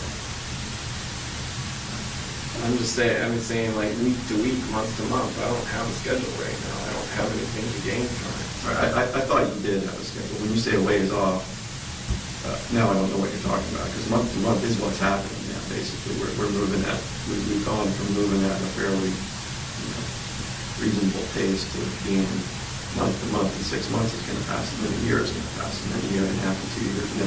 And I'm offering you an opportunity now to move that more quickly, and I'd like to start with, not even start, I'd just like to move forward on New York, because it's going to move everything, the pace of everything more quickly, which is what I thought you wanted. If you tell me differently, you say, I don't care how long anything takes anymore, then I understand that's different. No, I do care about how long things take. I just, first of all, I don't know what time has to do with any of the any information that I give you, because if you think I want to be indicted or charged with any of the other crimes, then you're wrong. I mean, You told us that. We're trying to avoid that, right? Right. So avoid that by controlling it. So I don't understand how giving you information is going to. Well, let's just say, what happens if Vermont says, you know, we thought this guy was cooperating. What if they were to say, we're going to charge him? So then you get charged in Vermont. Well, they're going to have to wait their turn, aren't they? Well, what happens? But how long is that going to take, right? That's what I'm trying to say. That's what my concern is. Yeah. So right now, they're not charging, but what do you think? Explain to me, what do you think would happen if they do charge? If you know, we say Israel just says, you guys do whatever you got to do, and then they were to go forward and we lose control, what do you think would happen with that? Well, I assume, I don't know for sure. I assume there's a few different things that can happen, none of which are good for me, from my perspective. So that's what I'm trying to tell you. You know, is working with your goals seems to be in your best interest to move forward with New York, so that Vermont doesn't charge, because Vermont charges. Well, statistically, that makes things less likely to go my way, because the more attorneys, the more crimes that are involved in this, the more likely it is that one of the states is going to get fed up and say, we're charging him. You know, we've already demonstrated to you what we can do and explain how it works from our end. Because I don't think Vermont could take as long as they want to take, they charge. You know, they can take their case as long as they want to take it. And, you know, what happens then? To your goals, What happens to your goals? If I assume that puts me in limbo until they get their crack at me. At least I've heard of that happening before, I don't know. So, do you want that? Of course I don't want that. You already know what I want. Well, that's why, I guess we're just miscommunicating, because I thought that's what I understood it, and that's why we've offered you this plan to control how things progress with Vermont, and just using New York as their neighboring state, right? So we got a way to control things. Now, if we all say that's not going to work, do what you want Vermont, then we don't control it. They can take as long as they take Vermont, you know. And I'm sure they'll be talking to New York then. And once that, then we don't control it, right? Right. No, I accepted the fact that we don't control. Well, none of us control what happens in Vermont. Well, I think I thought that. Or you do. I thought this letter that they sent was a pretty amazing. No, it was good. It was pretty amazing thing, and we we really worked at this, and they're with us. But if they go away, then they do whatever they got to do, as long as that takes. They don't really care what Israel's opinion is. And then New York comes to them, their neighbors, and said, neighbor, we got a problem in New York. We're Vermont. Vermont says, well, your problem is our problem. We're simpatico together. We all got problems, and this is now Israel has no control. And that's what I was trying to avoid based upon what you told me from the get-go. You did honest about your goals, but now I'm like, well, right. Well, why are we misunderstanding? The fine print in that letter is that at their directive, they can reassume control. At your directive, all you have to do is say, well, Israel's not giving us any more information. Do what you got to do. Did you expect something different? Really? No, there's nothing else we can do. I don't know what I expected. There's nothing else we can do. We can't make. They would never sign. They would never agree to it. They're never going to agree to something that says. I understand that. Yeah, so I know I don't have any rights in this situation. All I have is information. So now you're upset with me that I want to control the information. No, I'm not. I'm not upset. Upset with you. I said I started you by saying it's more depressing, and there's frustration. But there's going to be a lot of frustration before this is all over. But it's already been years of frustration for a lot of people. So they're going to have to learn to live with it for a little bit longer. That's a different issue. The frustration and the depression is based upon you getting what you want, and I'm thinking we're giving Israel what he wants on his time frame, and I just explained to you what I foresee would happen if the cooperation breaks down on the couriers, and we just said we don't want that because we don't want that Vermont to take over and take as long as they want and talk to New York and do whatever they do. We don't want that. So what are all there's two choices it seems like. Yeah, I don't know how, like I say, that's one of the issues I'm waiting to hear back on, is what is the most likely path that Vermont would take. Because obviously I've got other problems right now, so I don't know what their hypothetical timeline could be if they get fed up and decide to go their own way on that. I don't know that. I'm not a lawyer.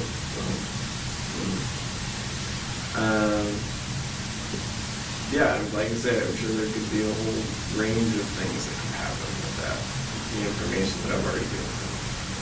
Well, normally, state prosecutions or other federal prosecutions don't move that quickly.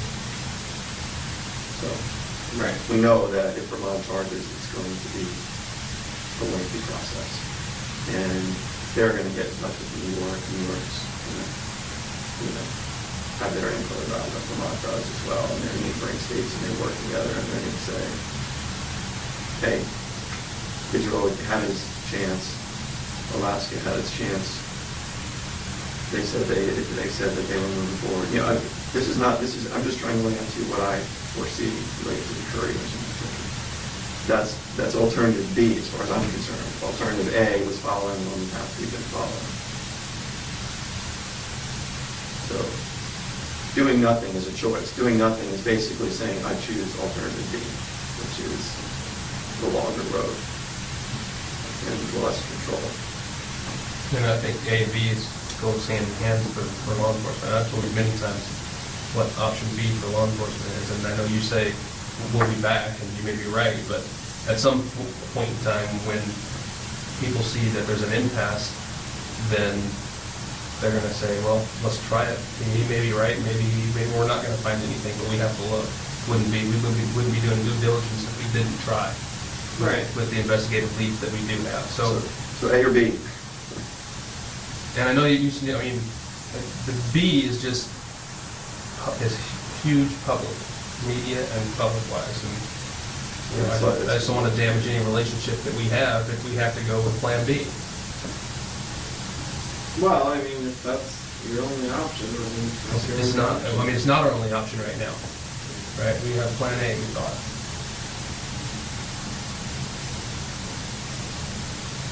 Yeah.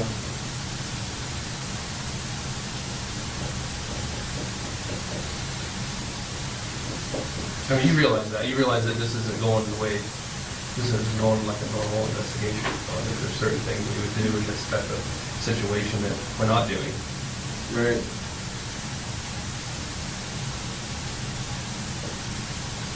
You know, and all those are very public and very unpleasant, and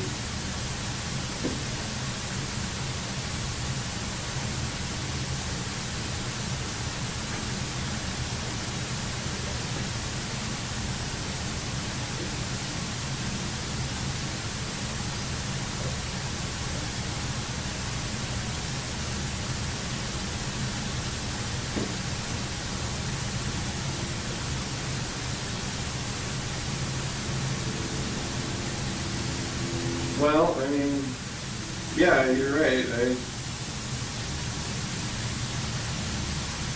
mean, if that's what it's come down to, it's like either I give you information today or you go your own way with it. And that's what it's come down to. You do what you got to do, because I'm not giving up any more information until I find out what's going on. A couple more issues. when you foresee that kind of thing happening. Well, if it doesn't happen this week, then there's going to be another meeting. So are you telling us that we can, next week sometime, we can hold off and next week sometime address this issue? Yeah, I mean, here, one way or the other next week. Yeah.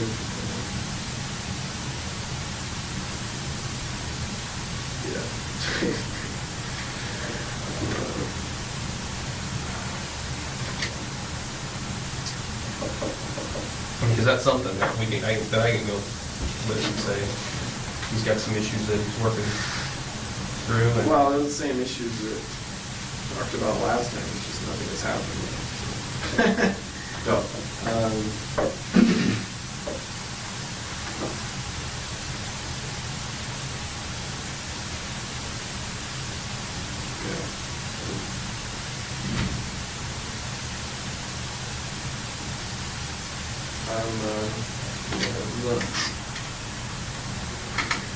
I'm hesitant to tackle all the issues on my own. I thought I was going to have some assistance, but... And if you want assistance, I mean, the judge, everybody's told you, you get whatever assistance you want, and that's your business. Right. And we're not gonna, just be really, I wanna be really clear, that is up to you, and that's your choice. You can do that, because you all wanna make sure you have every opportunity to do that. So if you want that, do it, and that's Right. your business. No, I know.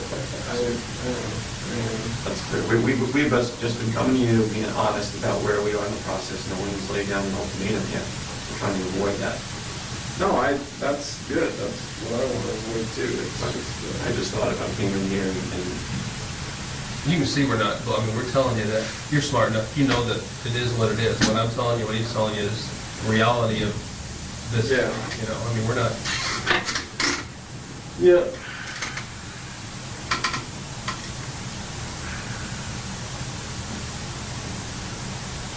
You can move on. Oh, I was... well, what do you want to talk about today?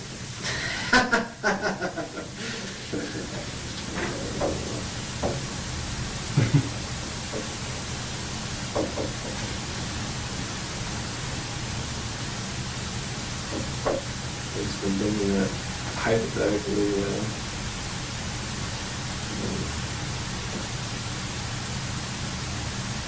best route for me to give you all the information you need might be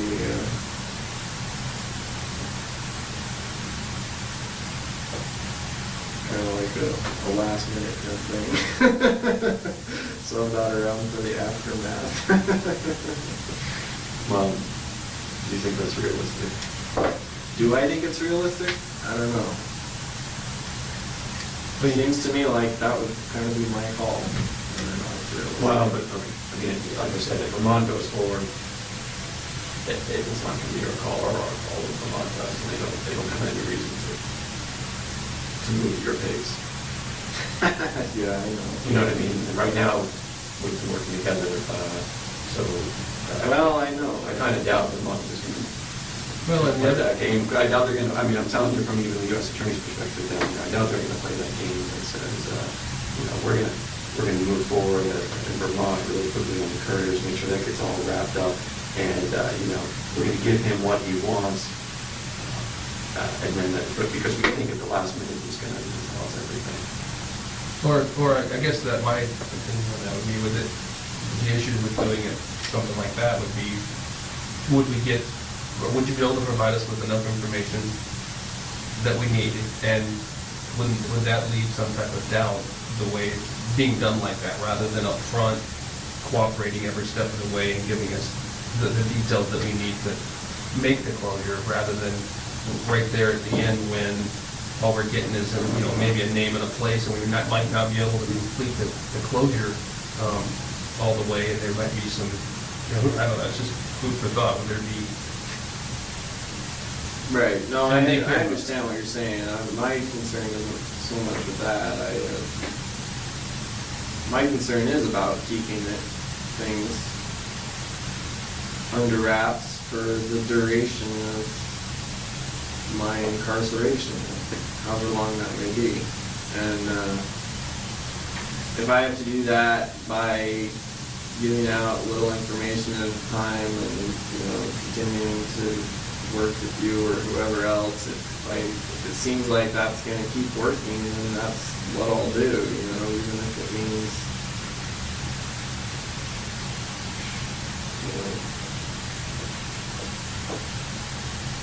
more drama that way, I guess, but yeah, it's still better than the alternative. I think that's fine. One week, I think we just take a break. Think about a couple things. You need a bathroom? Yeah, if I could.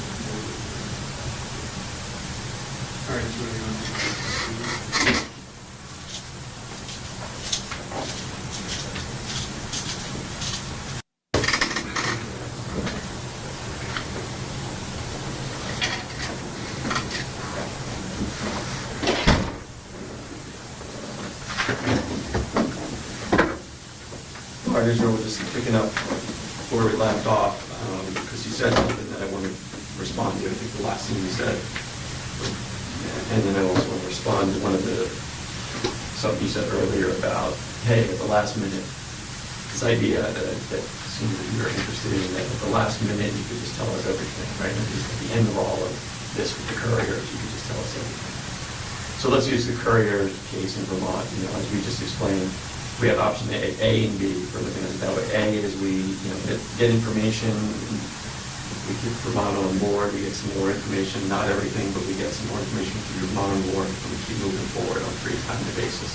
Right. With the couriers. Option B, we all kind of felt was, we lose control of Vermont because we don't get anything about New York.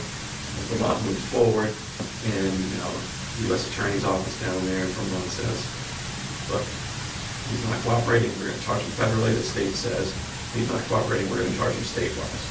That's kind of what could happen on Plan B, right?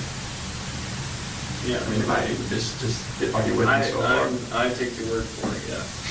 Okay, well, if you think that I'm telling you something like that, that's what I believe are two possible options here with the couriers. The moving forward option or the stalling out option, which Vermont moves forward federally and state.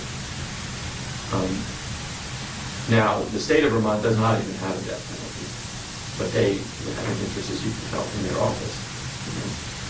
But for your cooperation and our working with them, the state of Vermont would want to charge you, right? Right. That. So the state of Vermont charges you. It's going to be a lengthy process to go forward with. So that's why I mean option B is a lengthy process. And they're not.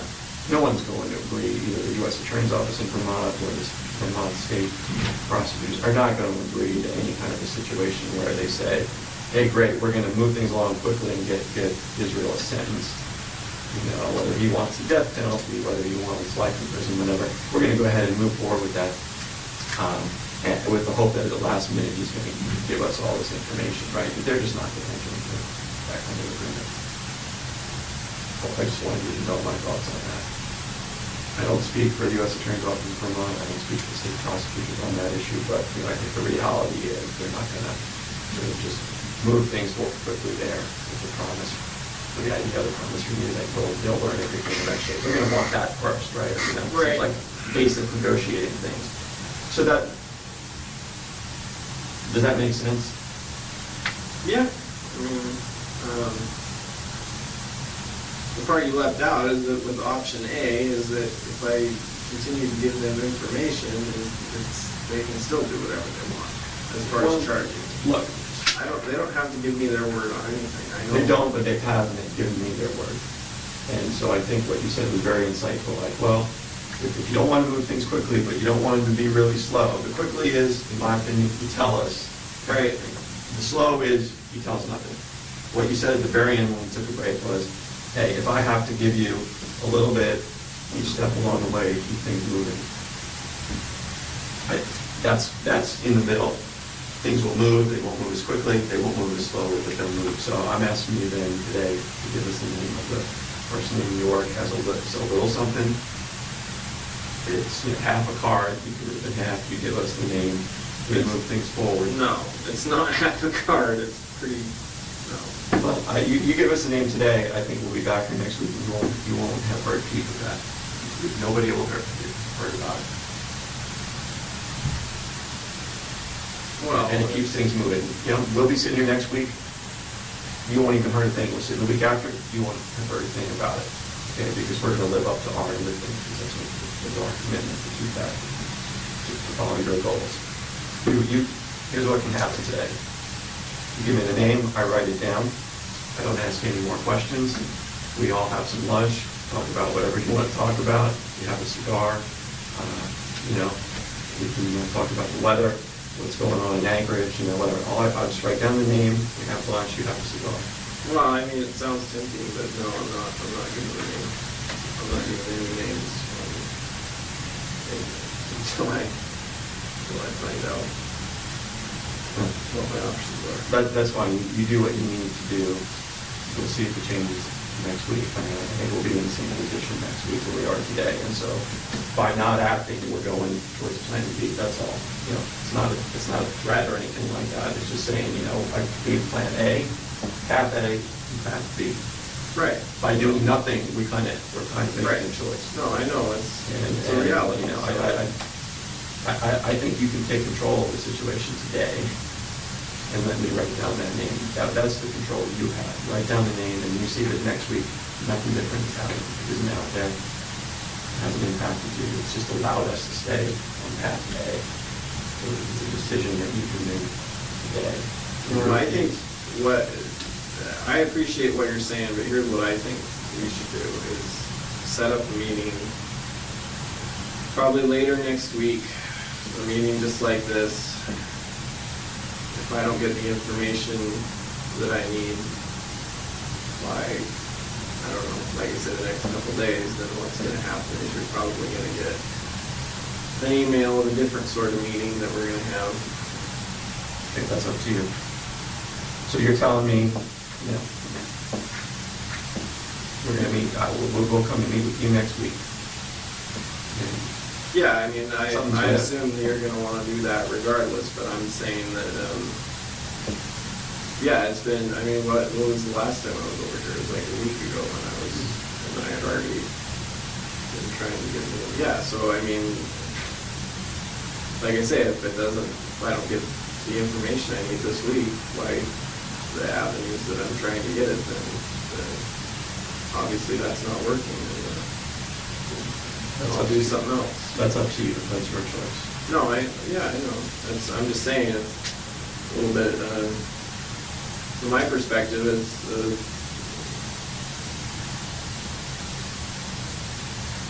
there's several different things going on. I mean, trying to keep them all related in my head, and then trying to keep everything moving on all of them separate from each other, but still in the same direction is not an easy task, apparently. So. But yeah, that'll at least give me some more time to get the information that I need. In the meantime, I had requested this from other avenues, but you had mentioned that there was news from Vermont.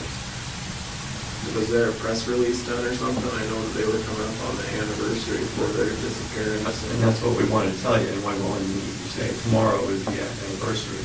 How is it? And so right now we have nothing to take to them. So what I wanted to accomplish today is to be able to tell them we got a name. I'm not going to tell them the name. I wanted to say, Vermont, we got a name. Stick with this.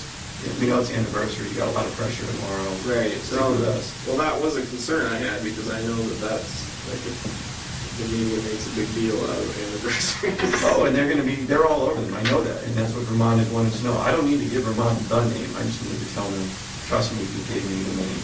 They're not going to know the name. I'm not going to give it to them. They don't have any need to know. But that gives them a reason to stand firm. Well, they already have a reason. I'm not going to give them that just so they have another reason. Well, you're not giving it to them. You're giving it to me. Well, at your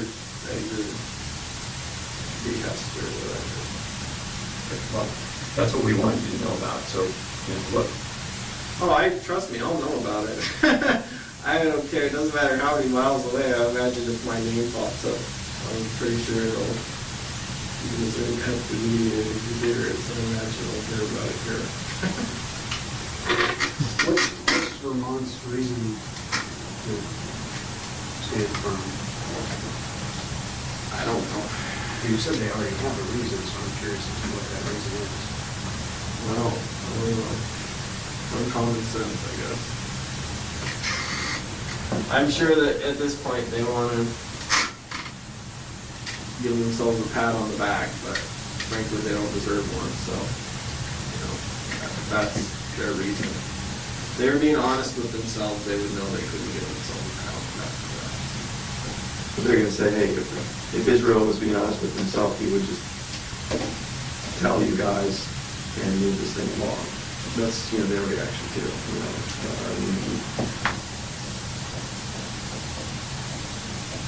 No, I'm probably more honest with myself than anybody else. You're just looking to hide, are you looking to hide the information? Is that what I'm getting there? Yeah. You're looking to hide it. Well, look, I'll get it to you, especially if there's something in it for me, but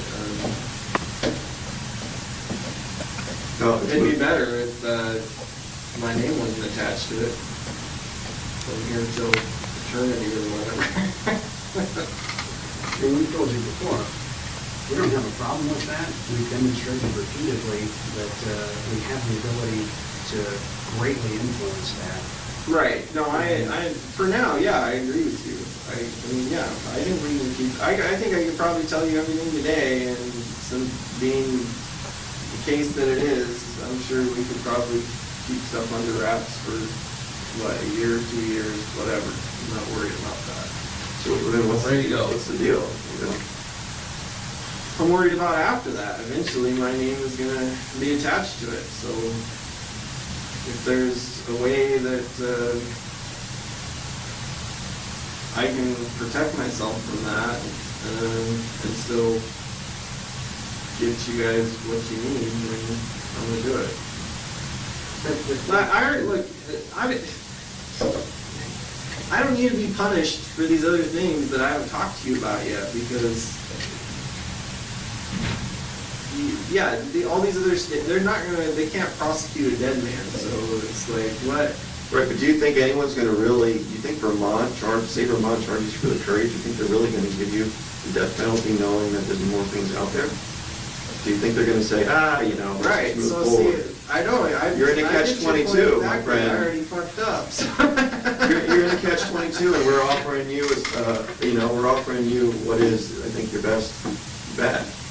That's your call, buddy, but, you're in a catch-22 because Vermont U.S. Attorney's Office, Vermont State isn't going to rush forward and give you what you want, knowing that there's more information out there. Right, they can't give me what I want anyway. Well, they could charge you federally in Vermont with the carjacking resulting in the courage. If they haven't done that because they've trusted us that we're coordinating. They're not going to rush out there and give you some sentence, whatever it may be, while there's still information out there about unsolved crime. We're offering what I think, so that's your catch-22. I wanted to make sure you understood that, right? No, I know that. And we're trying to work on the timing, to control the media, you control how the story comes out. This is your opportunity. You control the story, you control the timing, you control the media. And by timing, I mean moving it quickly.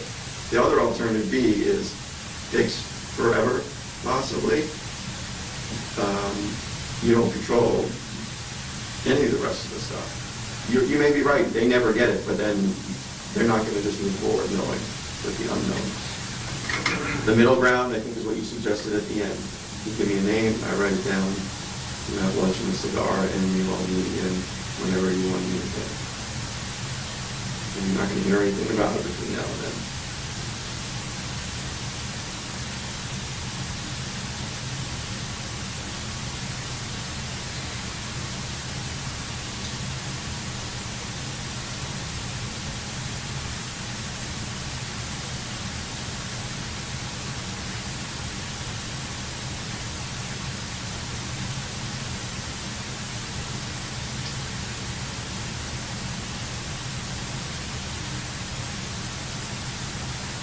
No, I'm not.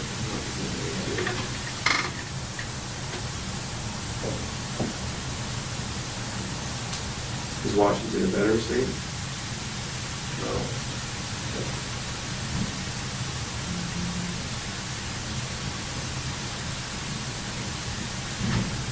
No,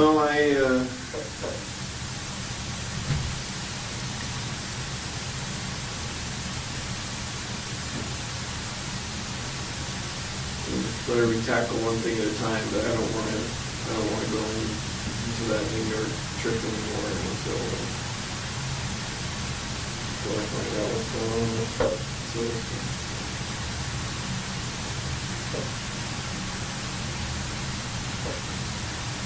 And yeah, I'm also a little concerned about what they say tomorrow. It would be interesting to see if anything comes out, if they're able to resist the temptation. Do you want to have any control on that?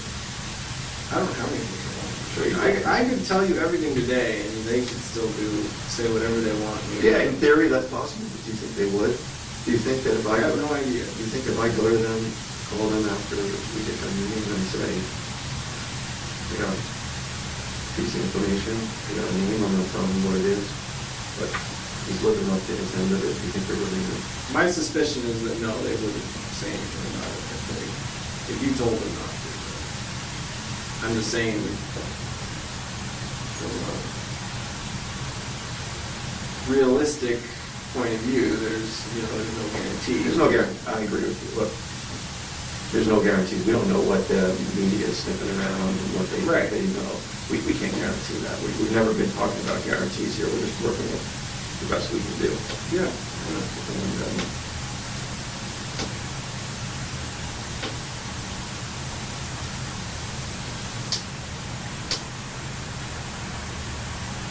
And once we go creep towards Plan B, Plan A might not be, will be more difficult to get back on. Well, maybe, I don't know.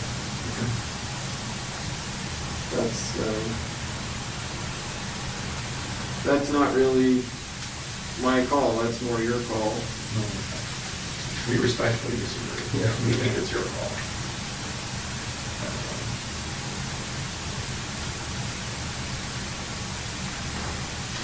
I can't do anything. It doesn't invite the goodwill of the other people who can say, he's continuing to talk, we're getting a little bit, we're moving in the right direction, we're going to stay on Plan A. Other than that,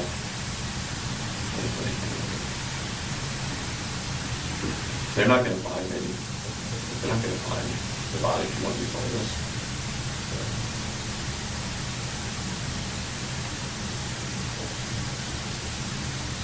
No, I'm not worried about it. I'm not worried about it. It sounds like we have nothing to lose. Well, by doing, it's true, the body is, you ain't gonna give you the body, but. Yeah, other than do a lot of other things. I'm asking you for the most minimal thing, and I think keeps us going in the right direction. We can meet again next week. Yeah. That's fine. Like I said, I already told you guys to. Nothing has changed since last meeting on my end. I don't have any new information, nothing has happened that I wanted to happen, so. Okay, we're just asking you from our perspective, if there's something we can do on other crimes, we've done it, and from our perspective, I'm talking to you about other crimes, we're standing still and sliding backwards, and it's kind of, as I said, let's just call it depressing and frustrating. But that's what about other crimes. You make your decisions. We told you what we thought could help today. I told you that. Yeah. Help somebody. I think it would help you. It's the catch. Not in the long run. You're in the catch-22 about that. Yeah, I know. But that doesn't mean I'm not gonna try and manage it. Yeah, we're giving you the managed approach right now.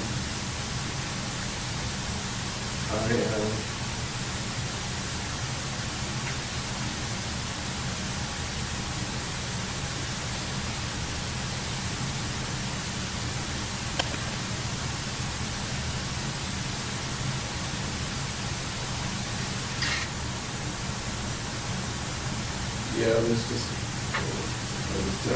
any unanswered questions right now, so. Alright. Well, in the interest of, not wasting everybody's time and stuff, you said you wanted to meet late next week. You want to pick a day right now, Thursday, Friday? Both days are late next week. You have preference? No, Today, Thursday?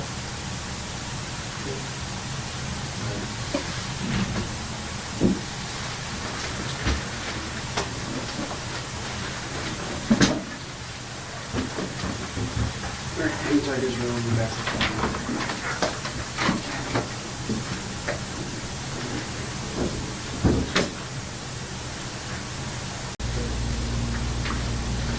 Morning, Israel. Morning. How you doing? See better days, all right? Sit right. We're gonna do our normal advisement.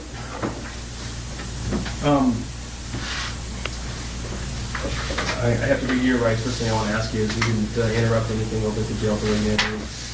No meeting with the lawyer or anything. You have the right to remain silent, you understand that, is it? Yeah. Anything you say can and will be used against you in a court of law, you understand that? Yep. You have the right to talk to a lawyer and have him present with you while you're being questioned, you understand that? Yep. If you cannot afford to hire a lawyer, one will be appointed to represent you before any questioning if you wish, you understand that? Yep. You can decide at any time to exercise these rights and not answer any questions or make any statements, you understand that? Yes. Also, I understand that you have standby counsel for crimes other than Koenig, Mr. Kurtner, and Ms. Welsh, and possibly Mr. Lorena. Would you like any of those here today? And we're not here to talk to you about the Koenig case, just crimes other than that. Okay? Yep. Okay, I think they had some things to discuss with you. Obviously, they wanted to chat with you about some things, and then I wanted to kind of talk to you about where we are on the Vermont thing. Yeah, I didn't, they wouldn't let me bring my copy of the letter, so there's definitely some things we need to go over. Okay, well, I've got a copy. Who wouldn't let you? Jail? Yeah, I Okay. don't like it when Do we need to carry stuff around with them. If you guys want to chat about what you need to chat about, I can Ready read a to letter. a paper cut? You need to mark up the letters, that would sort of like you have some requests on it. No, yeah, I mean, we can just go through it. Okay. I already went through it, so. So you have a letter here somewhere. You can make an extra copy if you need to. Yeah. I just wanted to let you know, I know you weren't real concerned about the vote, but I told you when we left last time that I'd give you a list of what was actually taken from the vote. All right. And what they do is they print out a receipt. I don't have the actual receipt. This is just an internal document, but I can show you on here. What they took, total of 19 items, but some of those are swaps. They're not actual things. Right. So unknown materials, these I'm assuming were like pieces of thing, or like stains that made like blood or something like that. That's just stuff, because that's based on where they were taken from the engineering. Fibers and fragments, same kind of thing. I don't know what that is. I can ask about that ball of unknown material. My guess is it's probably weird.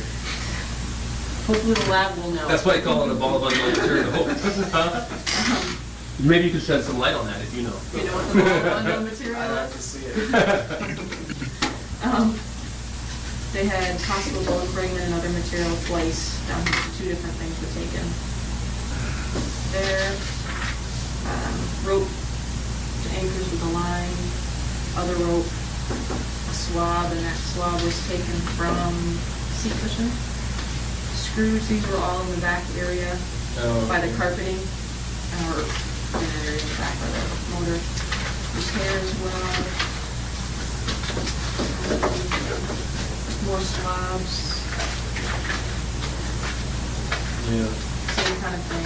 That was that piece of carpeted wood by the trim that the trim fill pump as well. More rope, and then just the cable cuts. I think they had already probably had these before we had talked last time, so those are already. So that's what they took, and then eventually I'll get an actual receipt paper. If you want that, you can have it.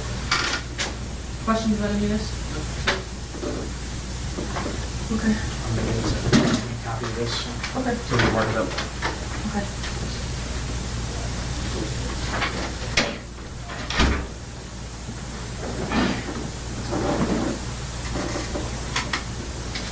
So while she's making a copy, anything you want to discuss generally? Any what? Anything you want to discuss generally about the letter, about any concerns you have? Well, yeah, one of my main concerns right now is trying to get a handle on what the process is going to be. If this goes to CCU, they approve one or all my cases for the death penalty. It comes back, and then my understanding at this point is it goes to a judge, and they decide and make a decision as to whether or not to pursue it from there. Again, like I said, I can't give you legal advice, but here's my understanding of the process. In terms of the notice itself, it gets filed, all right, with the court. Right. After it gets filed with the court, then, obviously you're free to plead guilty in your main case or go to trial, or the Courier case, whatever you want. Right. And then, let's assume we're talking about the Courier case, there would be a sentencing set. And at the sentencing, I think there would be, either, like I said, there's an option to both sides agree to do a judge sentencing or a jury sentencing. And then that would go to that, and then ultimately the jury or the judge is the one who would have to impose the death penalty. Right. Or life in prison. Okay, so it goes to the judge or the jury sentencing, either one. at the sentencing, it's a public hearing? Yes. Either way, it has to be a public hearing. I think, yeah, I mean, most of it, now there's exceptions for public hearings where we conceal parts of them.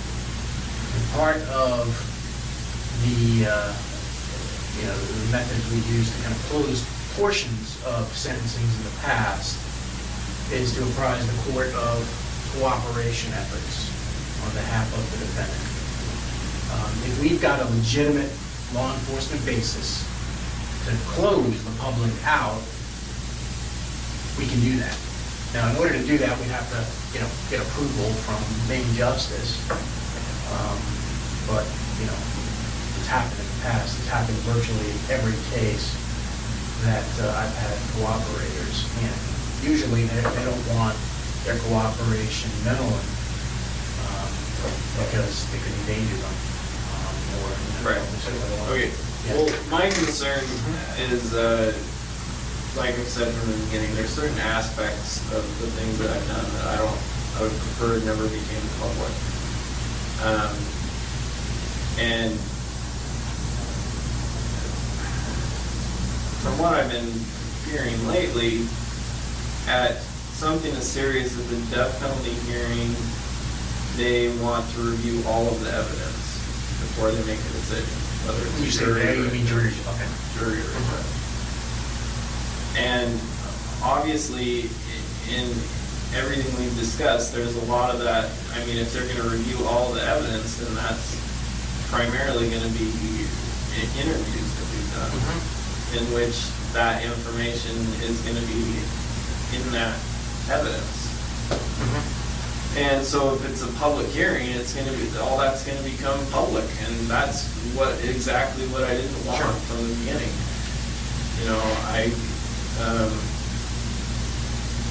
Certain aspects of this that, yeah, there's no way around it, but, as far as different things that were done with the bodies and the sexual assault stuff, that type of stuff, I don't see, if that has to be part of the hearing, then we gotta figure out something different. I got sort of two possible solutions I've been thinking about if it gets to that point. One with respect to stuff that you're working with us on, like, other crimes, other, bodies, and they're still investigating to corroborate your confessions, those murders. We can certainly seek approval to close that part of the sentencing, to the extent you're talking about those. All right, now, I don't know whether or not there's no guarantees, whether or not main justice would grant that. The second portion of it is, we control the evidence that we present. So the government's got to present the evidence. And, maybe there's some way to kind of address both of our concerns here by circumscribing, by limiting the amount of stuff that's introduced into the court. So I've been toying with that idea. Now, obviously, there's a catch-22 to that, right? Right. The worse things, appear to the jury or the judge, the more likely it is you're going to get what you want. Right. In context of the Courier case. Right? Thanks.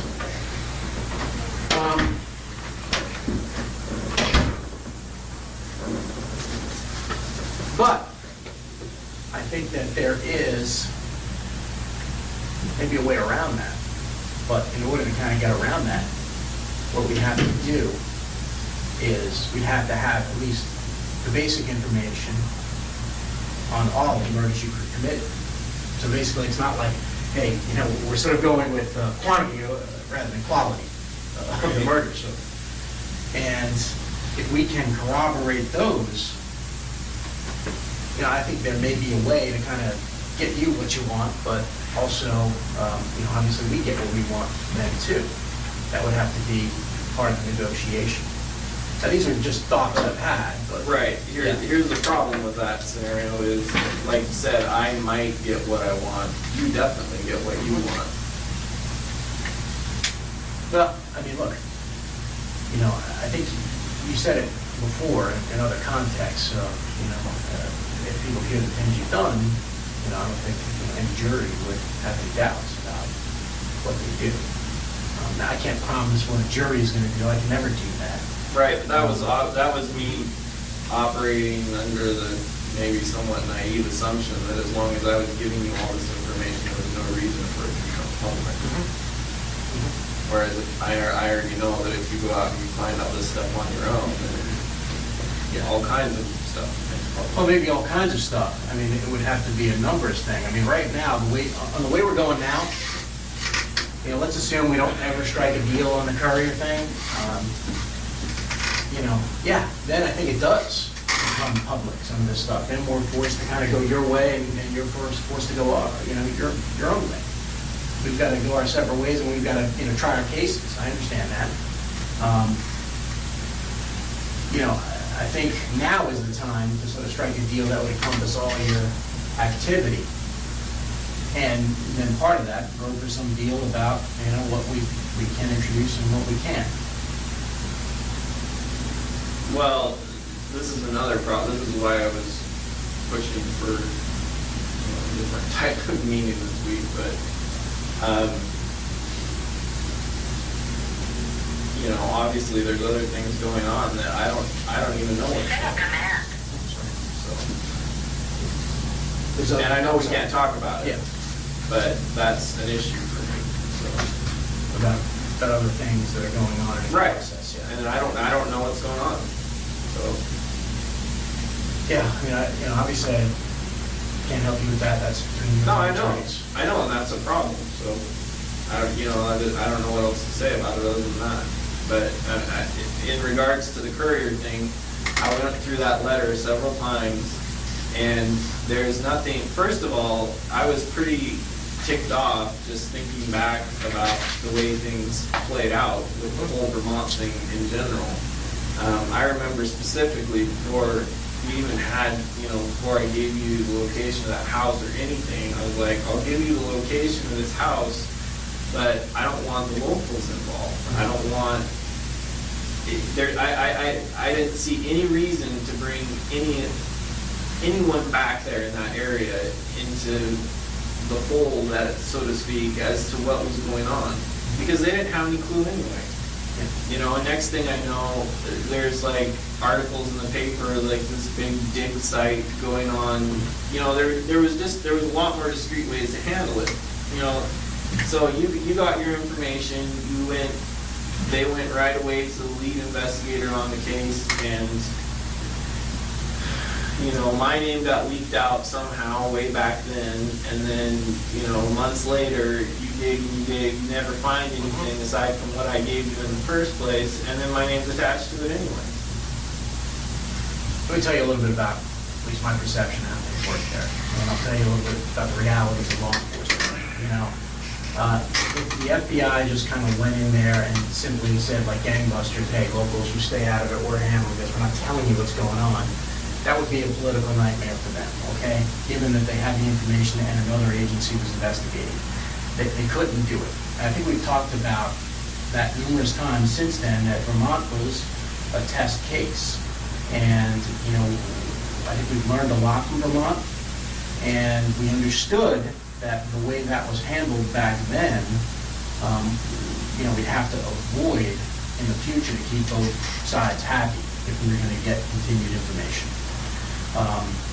So, you know, that's the whole reason that we initially came up with, you know, this letter, is to handle it a little bit differently and get Vermont to sort of get on board with us.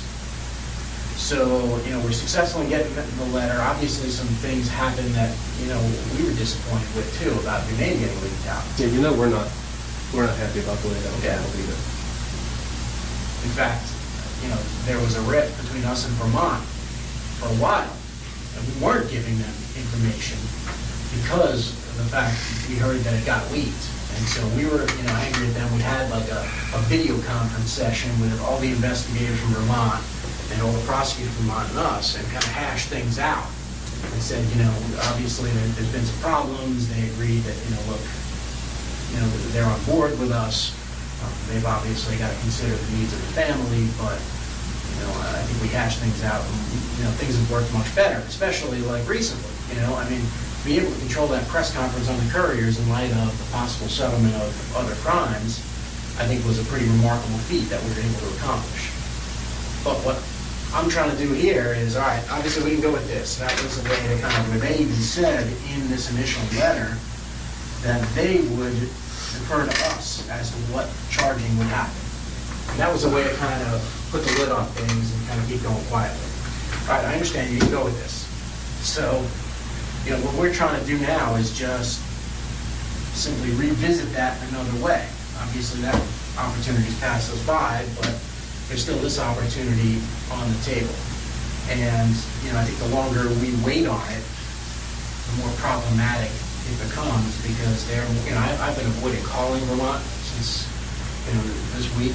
I just basically said, hey, he's obviously getting some advice on the letter, and I haven't heard from them since Monday or Tuesday, and I haven't called them, because I know the next question is going to be, all right, where are we on the letter, because we have to do something. So, this letter is an effort to try to keep everybody in line, keep Vermont in line, get you, to some extent, what you want, and get us what we want. It doesn't get me anything I want. It doesn't get me anything that I'm not going to get anyway. You just said Vermont is chomping at the bit now. They want to see me indicted for this. In their jurisdiction. Whatever. The whole deal originally was that I would be charged federally with it, and now you're ready to just hand it over to them and let them charge me. So I don't care. If they want to charge me, it's pretty clear at this point I'm not going to get what I want, at least not, I'm not going to get a straight answer on what I want, and apparently I misunderstood the way the whole process works from the beginning, so all the information that I've given you now is probably going to get out anyway, so whatever. First, there's a way to kind of avoid that right now, and that's what we're working with you on, that's why we're negotiating with you. But in terms of letting them, have the case, that's not really our intention, but what it is the reality of the situation is, they understand that, when they initially were involved, that you were cooperating, then you decided to slow it down. And, right now they can charge you and put pressure on the feds to give over the evidence. And that's the reality of the situation. Yeah, can we sit there and say, no, Vermont, we're not giving you whatever evidence we uncovered with respect to, the couriers?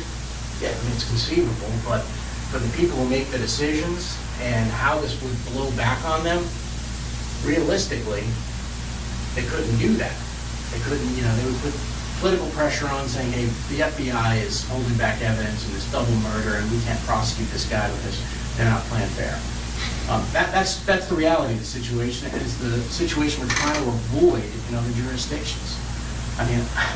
We're trying to do that, but we're it's like herding cats at this point. And I think if we go in there with an agreement to other jurisdictions and simply say, all right, look, he's cooperating, he needs your assurances that you're not going to do these things that Vermont still has the option of doing, I think we're a lot better off. And your desire for discretion on some of these things about what comes out in court, we can negotiate with those things. And we can try to figure out and strike a balance where, you would get what you want, but we get what we want. Are there any guarantees of what a jury does? No. Can I tell you what the judge is going to do? No, but that's the nature of the work. That's, that's just the way, the law works. I can't, even couldn't guarantee any jury, no matter how strong the evidence, what they do with it. Oh, I know. But all I can tell you, the biggest issue of all. But the more compelling, I can tell you, in my experience, the more compelling the case is for the jury, the more likely it is, the stronger the evidence, the more likely it is that you get a favorable verdict. So, yeah, you can go, before the jury in the Curry's case and say, yeah, you killed these two people, and, that would be the evidence.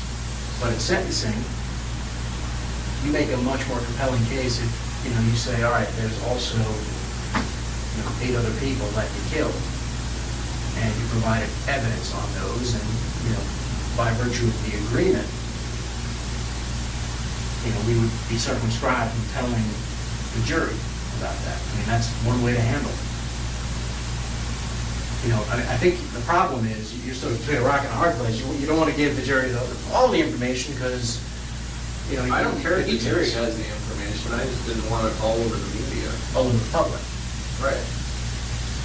Well, I mean, that goes back to sort of the But apparently that's not possible. So can I see that letter? There was something else in there I wanted to go over. I think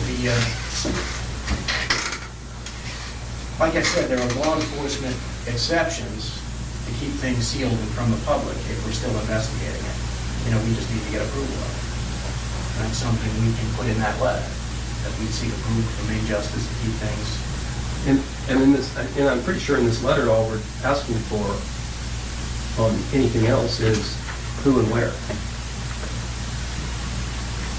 The details. Yeah, I see that. So you get to you control that information by telling us just that.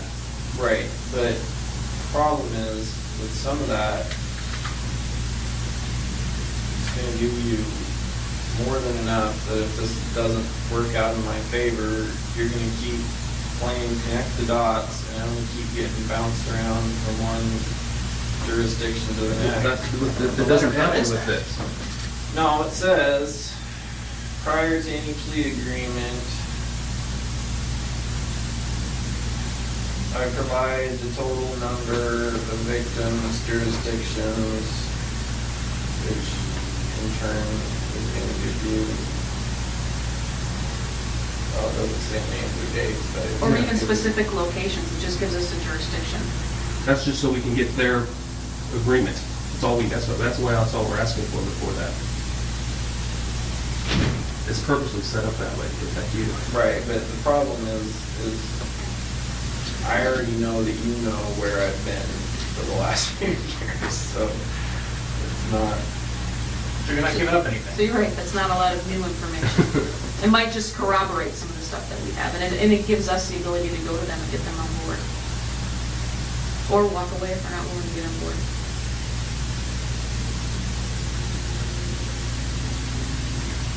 What I see happening with this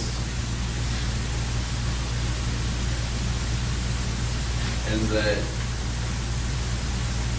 you're wanting more information up front. I still have no idea what's going to happen with the information I've already given you. And admittedly, you don't know what's going to happen with the information I've already given you. Except that in that letter, if you don't get what you want, that's when the information stops, right? Yeah, then it's conditioned. Stops until you start finding stuff. Well, it's conditioned on at least the Attorney General coming back and saying, hey, we're going to seek what you want, right? I mean, look, you've identified, some issues that you're concerned about, but, I don't think there's anything you can't overcome here. There's no reason to get sort of frustrated about things. It's, we can work it all out. You just identify. Oh, I know, we can work it all out. I just don't see what the big time crunch is that you want all this information right now, and I still don't know what's going to happen with the stuff I gave you on day one. Well, I think the problem is we need that information to kind of keep, Vermont on board rather than have Vermont go public, and once Vermont goes public. Vermont already went public, yeah, essentially. But they didn't really get picked up. They had one reporter who had inside information. She didn't cherish sources, as far as I know. Clearly, the other stations didn't feel comfortable linking it to you. Certainly, they were calling and trying to get Even up here, information. they added that disclosure. They couldn't. Yeah. They couldn't confirm it locally. So that all they did was run what Right. What they had. No, I get that, but I mean, you've already said whether I'm charged with this federally or locally in Vermont, I'm going to be charged with it soon, right? That's their plan. That's what they want. That's what they want, and that's what we're trying to kind of avoid, at least, because you said you didn't want to get dragged back to Vermont. So I don't see how they can do that anyway when I'm still facing charges here. They'll drag you back eventually. I mean, what they do is, and what's happened in other cases, is they lodge the detainer, you finish up here, and then you go to Vermont, maybe then they lend you out to the state court there, and that goes through the process, which is what you said you didn't want. And that's where we're headed. And the other thing is, and I know you know this, is that the way typical law enforcement investigation would work on this, you have to admit that the way this, I know this seems slow to you, that this process has taken a long time, but for us and the people that are in charge of us, what they want, they know that there's potentially up to 10 or 11 victims. So there's 7 or 8 that we don't know where they're at and those kind of things. So what we're getting the pressure to do is find those other people. And so what you don't want us to do is to use conventional police methods to do it. And that You're already using conventional. We're not. We haven't gone to Media? But we haven't gone to local media places and said, Israel Keys was here on April 10th of 2009. He committed this Tupper Lake bank robbery. He killed somebody in this area, and they're buried here, and we need the public's help in finding out if they saw him or his vehicle, and this was the vehicle, and this is the license plate number. That's what a typical police investigation would do. We know you don't want that, because the first one of those that we put out gets on You don't want that either. You're right. You're right, we don't, because we want this cooperation that we have, and that's why we've been delaying this, but the pressure is getting increasingly with Vermont. We're getting calls from Vermont also, since they ran their story. The colonel of the state police there is getting calls from other families in that area who now think Israel Keys could have killed their family members because he killed somebody else there. And so that's what we're looking, that's what's going to happen in every state if we use conventional police methods. And we want to keep it as quiet as you do because we want the information from you, because we know it would be the most accurate.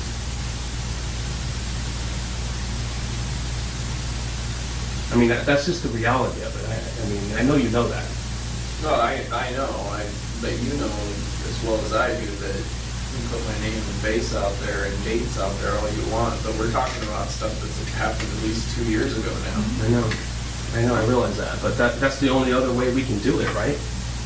I don't know, but I'm just saying that I'm getting a little bit ticked off at what's happening with the information that I've already given you, and I see no reason at this point to keep giving you more information because I don't know what's going to happen with that. Once you have it, once they have it, these different jurisdictions, it's their information. Yeah, I understand that, but then I lose it. And you guys, and then, Vermont, New York, whoever, they do whatever they want with it. And like you say, the whole process is, I'm getting a little bored with it. So, I mean, you're annoyed with that, with the way that was handled. Quite frankly, I'm annoyed with you because you had in your power a way to stop it right here. And I came up with this plan, and you could have done it. And if you did it, we wouldn't have had the problem in Vermont last week because we would have had the authority to say they had already leaked my name to the press. But I mean, they had time nothing that else. letter was out. They had nothing else. And, they leaked it, but they had absolutely zero until they had the corroboration of the press conference, which by virtue of this letter, we would have had more sway in telling them, no, you can't do that because he's cooperating. And here's what he's already done, and he's lived up to his end of the bargain. So that's the reality of the situation. You blame us for the situation. I'm blaming you. I do blame you. I told you from the get-go, before I told you where the freaking bodies were left, I told you that I didn't want the locals involved, and the first thing you do is make a big scene and do a big freaking archaeological dig right alongside the main road. Come on. You've agreed in the past, if we're being honest here, that we've handled that situation as quietly as possible. And to whatever extent we could, we shut people's mouths, and the only problem was probably one cop that didn't get the message early on. And that was it. Because No, I think since you need to then- back up to your recordings. Because I remember the conversation, and I said I didn't want the locals involved in it. And I know now from, I mean, I talked to the guy, I talked to the lead investigator. Not only did you involve him in that, but you took him to New York to dig up the guns. You had him involved from the very get-go. Well, the only reason that guy was involved in the conversation is we were sort of planning on going with this at the time, if you remember. Okay, and that was sort of by your You went and consent. got the guns before that letter was written. Yeah, yeah, we were trying to, I mean, that lead investigator, like I said, politically, and maybe, you know, the FBI can explain to you, you can't just simply walk in there and say. Well, you "Where are told the me you facts?" could. I don't think we did. I mean. Back up to recordings. Yeah. You know, I'll go look at it and I'll listen to it, and I'd be happy to kind of share it, but I think what we said was the FBI would lead and handle the case, and that's what's happened. No, you said you would control it. Yeah, and to whatever extent we could, we did. In fact. And I'm saying I'm not happy with the extent that you've controlled it. You haven't controlled it at all. And we realize that, we can see that, we're not happy either. I mean, but we're. Look, I know it was more than one thing that caused the whole thing to get out of control. I know that if the house had just still been there and it had all just been neat and wrapped up in a couple days without doing a freaking landfill dig, yeah, it would have made it easier, but that's not, the fact is there are different things that happen the way they happen. And now I don't know what's going to happen with all this information I've given you. And you know I'm not just talking about the couriers. Well, that's why we're here negotiating. You know, look, you have stuff you want, we have stuff we want. Yeah, can we promise you absolutes? No. I know that. Just like you can't promise us absolutes that we're gonna find these people. So who knows whether or not we'll ever be able to kind of, you know, give closure to their families. I mean, it's up in the air for us too. You know, we're just both doing our best to try to come to some sort of resolution. Yeah, it's not ideal. You know, we have different interests, but I think there's a way to meet those in the middle that will avoid a lot of the things that you don't want, and at least try to get us started on the things that we want. No guarantees from our end either. We have the ability to control it better now. I told you the other day, back in April when you told us about the couriers, we had no idea what we were dealing with. We didn't know there were 7 or 8 more bodies. We didn't know a lot. And we have the ability now to control it better. Had we known that back then and were able to communicate that to the people in Vermont, I don't think the leak would have happened, because I think that person would have realized that the gravity of the situation. I don't think that they did. I think they thought the end of it was their case. That was the only one that mattered to them. And clearly it wasn't, and I'm sure that person. Well, you know, that's fine. What's done is done. I'm just saying, from right now, from my perspective, this letter doesn't offer me anything. I know that, you know, you have pressure on you to find these other people, but frankly, they'll keep. And I still don't know, like I said, what's going to happen with this information I gave you on day one. Well, let's talk about it. I would love to, but unfortunately, other parties chose not to be here, so. I mean, look, you know, in your discussion of other crimes, I mean, I know we've mentioned this to you all the time, that, you know, you can have counsel present for these discussions of other crimes. You know, I know we've paid lip service to it, but I mean, you were in Judge Beisland's courtroom when we did this whole thing. You know, I don't have you any basically problem. said, you can, if you want to stop talking and you want to kind of invite counsel here, then you can invite them and they have to come. But I don't have any problem speaking for myself. The problems I have is with the legal procedure as to what happens with this stuff in the courts. I already know what happens with it on the ground. I'm just saying I don't know what happens with all this information, like that whole thing about the whole investigation and interviews being made public for the sentencing hearing. I did not know that. I was led to believe that if I gave you information, then we controlled all that information. You still have an opportunity to control that information. And, you know, agreements can be struck, but they have to be struck now in advance, because if we get too far down the line, here's what's going to happen. Like I said, we identified Vermont as, you know, a problem because that was happened at a time we didn't know what we were dealing with. I wrote that on that flip pad I showed you a while ago. Vermont, we got to deal with Vermont. I know it's going to be a problem. All right, now I know it's to the point where, yeah, it's a reality that it's going to be a problem. If we take control of the situation, I think we can avoid that problem. You can then negotiate what the extent of what you tell us. And to some extent, what comes out in court. But we've got to talk about it, and we've got to kind of go forward, because what's going to happen here is, let's assume we don't strike any deal. And here's what I see happening. And again, I saw this months ago, and I'm just going to tell you in the future what's going to happen is they're going to go ahead and say, all right, well, he doesn't want to enter into a global settlement on the other crimes. We're going to go ahead and charge him. Okay, once they charge him, it doesn't become, once they charge you, it doesn't become one reporter saying Israel Keys did this. It becomes, all right, the government saying he did this. And then that becomes sort of a national frenzy of Israel Keys killing 3 people, traveling around the country, killing people. Where else has he been? What kind of shows can we do? And then that in turn puts pressure on the local FBI. All right, they're going to come to Jolene and say, all right, well, what did you do? What have you done to kind of make sure you've investigated all his crimes? Oh, you didn't put media out? You're sitting there talking to Israel Keys, you're trusting him, and you didn't do the necessary things that we see fit. That's exactly what's going to happen. And they're going to say, you go do it. And it's not going to be up to Jeff Bell or Jolene going to Frank Reese or Kevin Feltus. Like I say, if they think that's going to help, then they're idiots, because, like I say, we're talking, I've given you all the information that first of all, no media exposure, even if I hadn't given you all the stuff on the more recent ones, would have helped. I don't think it would have helped. I don't know. It maybe wouldn't help, but it gets your name out there and it's something connected with things, which is what you Right, that's why I gave you that information. But, I mean, now you're talking about wanting to put my name in the media, which is the one thing I didn't want from you. We don't want to. But it's going to happen, is what you're saying. I'm concerned it's going to happen.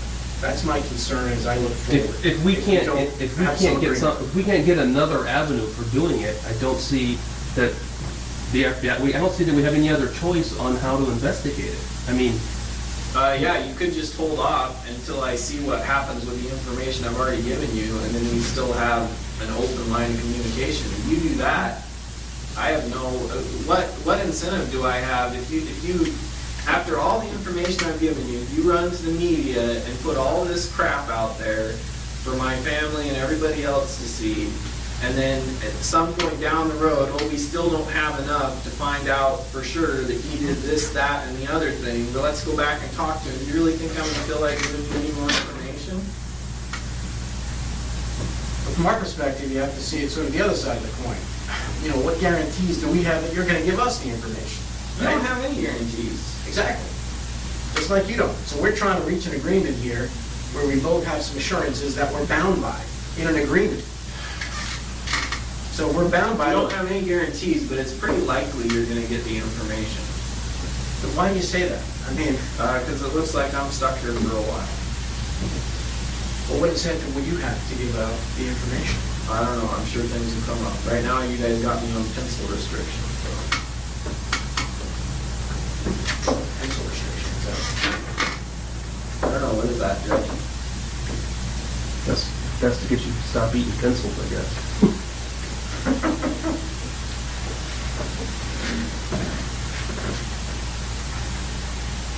Look, I think, what we're trying to do is, look, it's obviously a situation where you have interest and we have competing interest. Like I said, I think you can negotiate like that every day. And I think we can negotiate something like that, but, we need a little bit more to do it. To avoid Vermont doing what they're going to do, to avoid, what the FBI nationally is going to come down and say we should have been doing in this case. That's our interest in it. But I don't see what you keep talking about what Vermont's going to do, but if you've already said that I'm going to be charged with this federally. If they I don't know, federally or state. They haven't. But one or the other soon, right? That's what. Look, I've been holding them off, and I can ask them to hold off a little bit longer. That's their plan. They've said that in the press conference. I'm just But we're saying, trying to originally, charge. this was all this information on the courier case was supposed to become part of the other information that I gave you prior to that. Yeah. And now it's all of a sudden become a separate thing, and now you want more information to add to this. We're just trying to control, what happened at the very outset when we didn't know the full scope of things. Let's just deal with that problem, all right? Maybe we can't, solve every single problem here, but we're happy to kind of try to solve Vermont.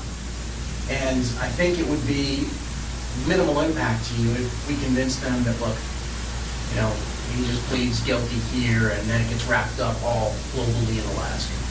That would be probably have the least impact on you. Agree? Yeah, this whole thing is already a huge. Yeah, we're just trying to solve the They never even found the bodies.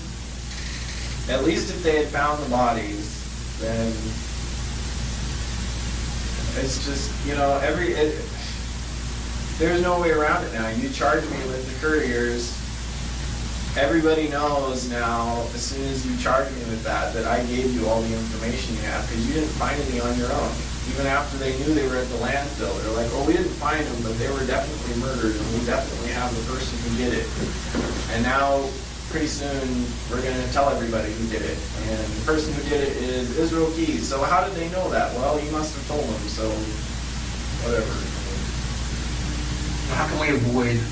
You can't avoid it now. It's already happened. I mean, the majority of it's already happened. The only thing left is you to come out and say, yeah, the Israel Keys is the one who's going to be charged for it. So, And they didn't say that. They didn't say it yet. I'm just saying, I'm going to be charged for it. You said soon, either federally in Vermont or in Vermont, and that's... Well, is there a way we can kind of at least keep the lid on things in Vermont any longer? I mean, and maybe, I know you have another situation to work out, but give us something that buys us time. How do I know how much time? First of all, I'm not buying any time because they already did a freaking news story on it, and you've already said they're chomping at the bit to charge me now, so, But if we can get something from them and simply just say, hey, hold off, or for some other sort of, deal. I mean, look, obviously our preference, I think yours is too, to wrap all this up, globally with all the other times. But well, that's only if I can get what I want out of it, and that's looking less likely all the time, especially since I still have no idea. It's been freaking months since we first started talking, and like I say, I still have no idea what's, like, in the broad scope of things, what is going on or what is going to happen or how long each of these things is going to take. I have no idea. I haven't been able to get a straight answer on it from day one, so. I can tell you in terms of the courier case, because all I did it out here, you set the deadlines. And we put deadlines in here, at least for your edification. We can avoid deadlines. We can sort of work on, the language. We can work on how much it's out. There's no deadline. I mean, the only deadlines are events that happen. They're not dates. Well, I mean, I said there's a couple weeks from the events, and then there's, seeking expedited review. And so that's, what I've been working on. It's not like, we've been sitting here just, calling back to Washington, D.C. and asking, how can I screw Israel Keys? I've been trying to kind of, pulling my hair out and figure out a way to kind of resolve this dispute and settle everything where, you have the best chance of getting what you want, and we have the best chance of getting what we want. So I've been dealing, like you said, Vermont, what happened, we had to do it over again. We would have done it a little differently. But we didn't know the full scope of things, and, it is what it is. We can't rewrite that. What we can do is we can change the future as to what happened. And we can change the future as to these other things. Because, right now, your concern is that you go to court on the couriers and then all these details come out that you don't necessarily want to come out, right? With everything that I told. Okay, with everything. Right. We keep going the way we are and not agreeing on different things, then I think stuff like that's going to happen. So you're sort of between a rock and a hard place. Hey, if you don't agree globally, you can't stop the flow of information. Vermont, they'll use whatever, they'll exert whatever influence, and they can kind of use your confessions against you. Right now, before that case is charged, you're in a position of power where you can negotiate. All right, well, here's the deal. I'll give you this other stuff, but here's what I want out of it. And your information is, valuable now. I mean, it's valuable to you, it's valuable to us. It's only valuable to me as long as I still have it. I mean, I don't, there's nothing. But the value is that it'll be in the agreement, and we're bound to the agreement. Yeah, and the value is also, that they would, they would use it at capital crimes to justify whatever decision they have to make there confidentially. So there's that.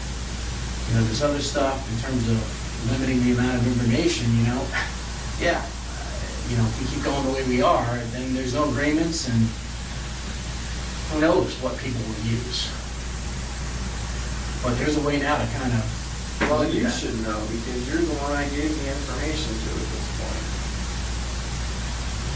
What I'm saying is that if we sort of strike a deal on it and it limits what we're, we are bosses, like I said, they're going to tell us, hey, you have to present all this information in court to justify whatever decision the jury's going to make on him. But if there's a binding agreement that says otherwise, at least then we have a reason not to, and then we're bound not to do that. And that could avoid the negative consequences that you're concerned about. I mean, I think there's a way to do it. I just don't want to shut any doors here. Well, I don't either, but, the problem is I think you're trying to open all the doors at once, and I still don't even know what's behind door number one, so. What do you mean open all the doors at once? Because I don't... That's what this letter is asking for. You want, to an extent, as much information as you can get, and I still have no idea what's going to happen with it. If this doesn't work out, from my perspective, then you still have your information, and then I still have no idea what's going to happen to me. So. But I think up front, all we get is jurisdiction. Until you get your assurances. Yes. Because we already know the numbers, right? So, yeah, all we get up So front all we're getting is jurisdiction. where? And not even a specific where, just A jurisdiction. Eastern District. Not a year, not anything else. Not a name. It's just to fulfill your needs, to kind of simply say, hey, I don't want this to be a problem in I just get I what I want. I mean, if I'm going to give you any information, I would just rather have something that's tangible that I get for it. Well, I mean, let's talk about it. I mean, again, there are no promises, but, that's... not a promise, then it's not very tangible. Well, it's tangible in that we can, show you what we're going to do. Some of this, like you said, is out of our hands in terms of judge and jury, or... I get But, that. hey, tangible is a letter from a jurisdiction that says, I'm not going to prosecute you. I mean, that's tangible. I'm talking about something that says, like I say, my main concern has always been the amount of information that's released that I have given you, the details, certain details. To me, that's a major concern, and I don't, and right now I'm still really fuzzy on, what I want. It sounds like, I don't know, from what I've been hearing, it sounds like it has to come out. If it goes to the death penalty sentencing phase, it sounds like all that stuff is going to come out, and I don't know, it's just... I mean, that's why... And in the meantime, I'm also concerned about you releasing that information anyway, as whether you're doing it to piss me off or whether you're doing it to get the public's attention or for whatever reason, So let's control that, Israel. None of that has to come out, or the stuff that you don't want to come out doesn't have to, if we negotiate and agree upon what that is. Right, that's what I'm saying. So let's do that. Yes, let's not, look, I didn't write that letter to say, hey, take it or leave it. I mean, I gave it to you, let you review it, Agreements are negotiated all the time. What would you like to see in there that's not? No, I don't know, because I don't even know what's possible at this point. All I know is, with all the information that I've given you,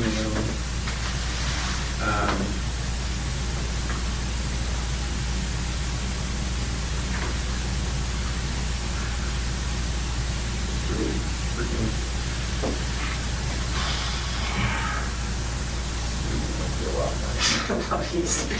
Well, I mean, I gotta come up with a plan C, if you want, and my plan C would look something like this.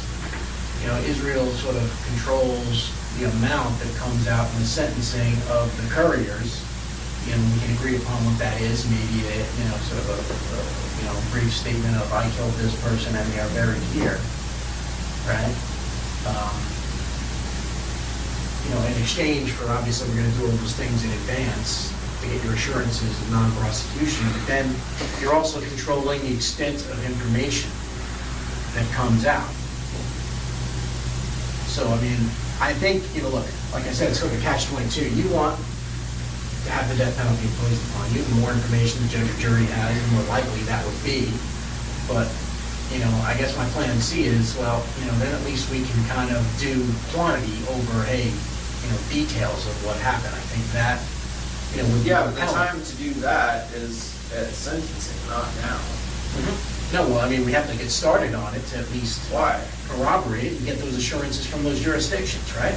Otherwise, if it comes out at sentencing, you get charged. See, this is the stuff I don't know. I mean, how the hell do I know we have to do it now? For all I know, you can charge me, and then at the time of the sentencing, you can say, look, there's this additional information. I just don't see where I have any incentive to give you any more information right now, because all this stuff is going to happen to me anyway. I mean, whether I'm charged federally or in Vermont, I don't even understand how they can charge me in Vermont, because Feltus told me this was a federal crime. So that was the whole idea of me giving you like the guns and the silencers and all that crap, because I thought it was all going to be federal, and now you're saying they want to charge me locally, and I don't even, whatever, you're the lawyer, so.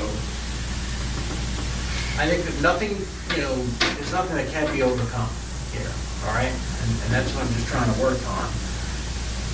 I just am trying to figure out a way where everybody gets closest to their goal. And I think we can do that. Oh, you're going to get your goals. I don't know that. What do we just go back and I'm going to assure the guys, hey, well, don't worry, Israel said we're going to get what we want, so don't worry, guys. I mean, you know what they're going to say to that. This way, at least if there's an agreement, we can show them, I can go, no. It's not just Israel saying, it's an agreement that, we have that, he's going to get us close to our goals, we're going to get him as close as we can to his goals, and, hey, we're both walking away, leaving something at the table. Jurisdictions are walking away and leaving something at the table. I mean, we have to get those assurances, and, that's something that's going to take time. And that will prevent you from the detriment of getting dragged around, which is something you told us you want to avoid. And I'm just trying to keep it together. Right. And I think this is the best way. Another concern I have is, I give you this information, things don't work out my way, I still get dragged around. How do you figure? Because if Plan A doesn't work, then all these other jurisdictions are going to go to Plan B and charge me separately for everything that I've done. Plan A, though, before we even get to it, would require them to write a letter saying they're not going to. They wouldn't do right? Well, it's not on here now. I mean, well, we can put it on there. I mean, look, that's a starting point. It's a 3-page letter, not even. Like I said, that needs to kind of go into a more comprehensive agreement. But, don't get frustrated with the terms. Everything is, you have some other concerns you identified today? We change the letter. We work on it. But we don't just get frustrated and kind of walk away, because that's, that puts people in a corner. We don't want to put you in a corner, we don't want to be in a corner. We both know that the best way to proceed on this is the way we have been proceeding. And doing it as quietly as possible. And I think, well, that's my whole issue right now. Yeah. Is it hasn't been very quiet. I mean, there was already like freaking pages online about, I don't know. Pages speculating. Yeah, I don't know, whatever, speculation, fact, does it really matter? Well, I think it does. I think you even said that last time we met. It's like, it's one reporter, reporting something. It's not reality yet. And, I'm trying to negotiate a resolution that it's going to control Vermont, because, we learn from it, and it's going to help us avoid that problem in other jurisdictions. We can control, certainly wasn't confused. Like I said, if there is a way where you're cooperating with us and we can represent the court you're cooperating, there may be a way to keep that cooperation under seal in court. Yeah, I know, that's what I'm concerned about, but like I say, the Courier case is not the only one I'm concerned about right now. Let's deal with those concerns on the other cases. I mean, that's why the whole, aim of the plan is to get their buyout before we do it. If we can't go to them and simply, have someone say, hey, we just need a buyout from this, we need the assurance. It's difficult to kind of control things. I agree. I do think that, look, you're going to follow through on your end. But I just think at this point, I'm kind of feel like I'm in a position where I've given you a certain amount of information. None of it has, or I shouldn't say none of it. About half of what I thought we had an understanding on, from the very beginning, hasn't worked out in my favor. Granted, some things haven't worked out in your favor, but I just think at this point, I just don't see what incentive I have to tell you anything else. I've got, day-to-day, I got day-to-day issues. And, we come over here and we sit in this room and I still don't know what's going on with, like I say, with everything that we've talked about. And well, in terms of the other case, obviously that's on you and your lawyers to kind of do whatever you see fit. In terms of the Courier case, that's what I can control, and that's what I can help control, at least. To the extent that I can assure them that things are in the works. Look, I can tell them, and I have told them, look, I think he's going to cooperate and continue giving us some of this stuff in exchange for some of the, for some discretion, but, they don't know you. And, I don't expect any sympathy from anyone. No, and they're not. That's exactly the point. Come on, let's be realistic. Well, I am being realistic. They're not sympathetic at all. And that's why they're saying, well, got a case on them, I guess, we can go ahead and charge them, right? Exactly. So what I'm trying to tell them is, look, that's maybe not the best thing to accomplish everybody's goals.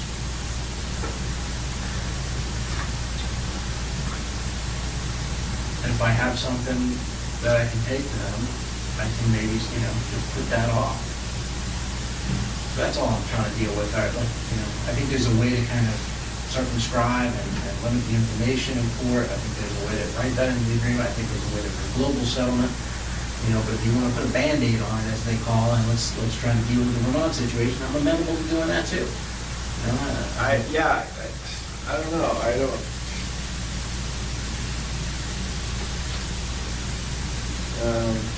There's just a lot of stuff.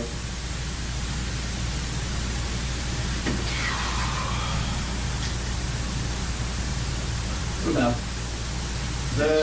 why is it carjacking? Anyway, I didn't. Well, that you part took either. put them in the car. Is that because it was their car and not mine or something? Yeah. So if it had been my car, it would have been kidnapping or what? Yeah, it depends on, the method of kidnapping. It's a weird carjacking. Yeah, kind of makes you seem like a gang member.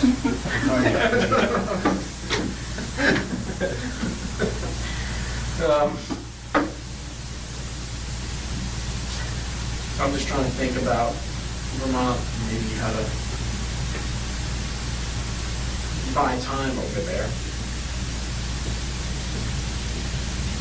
I don't. Like, they've already released enough information, they're gonna get hounded endlessly until they release my name now, so. Yeah, but if I can, give them something that kind of gives them comfort and gives the family comfort, then, maybe we can delay things there until at least you find out what's going on in your other situation. I don't.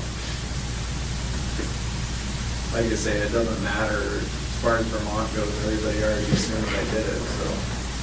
Yeah, but no one's really Even my own family pretty much assumes I did it, so.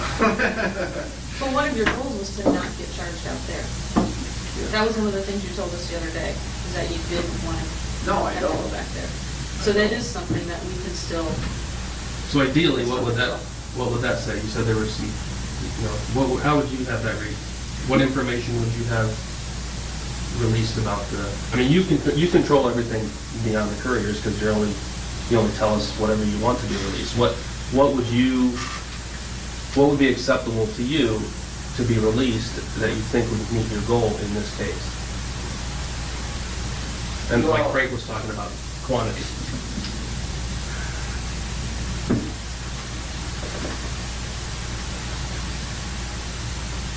Well, it sounds like right now, I don't even know if this is going to be charged by Vermont or by the feds. And, So what would you want that to say regarding that? see, this is the problem, though, because I don't even know what's possible. It just... It does talk about that if this offer outlines a proposal you plead guilty to conduct in Alaska, which would prevent you from having to go back and face charges in Vermont, either state or federal back there. Yeah. That would be the goal, that's the goal of this letter, is let's keep it here. At least. So if that's one I of the just don't initial. understand why they even would want to charge me in the first place. It makes no sense. Well, it's also they have family members that they feel like they're close to, and I'm just giving you, their perspective they gave me. They want to kind of make sure their family members see justice, and, they feel like it's a Vermont crime. The community needs to know that type of thing, and, that's their center. It may not make sense to you, but I understand it from a law enforcement perspective that, hey, you committed a crime there, you should be held accountable. That's typically their take on things. And it would probably be our take on things too if it happened in reverse.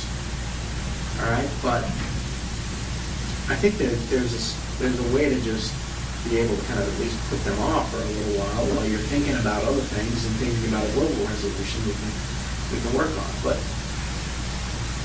like I said, that's a way for us to get close to our goals. If you want a sort of a smaller way, I can come up with one. No, I mean, your goals at this point are pretty easy. Yeah. My goal is not to get charged for That occurs. 7, 8 different times or whatever. And that's a goal we Same can. thing. That's a goal we can help you with. Well, that addresses everything. Right, no, I understand that is something I still have in my control. I mean, apparently it's already out of my control. I'm already gonna get charged twice. Well, So we can, at least have that just rolled in here and just. right, no, I So we're trying to do understand that, but I would rather have it all hammered out. This just seems Well, you know what? really preemptive right now. It's like there's got to be a way to do it to where I get something a little more concrete, and then then I know for sure that that's it. It's not gonna keep going on and on from one. So what's an example of what you mean by concrete? Like what would you, I guess I'm not clear on what you want. Well, that's within our control. What could we put in there in writing that is? I don't know that there's, I don't know. I don't have. What types of ideas that you know, would you like? I mean, like, just plain ideas that we can work with. And I think I have some thoughts on, you know, a couple different ways we can try to work on this.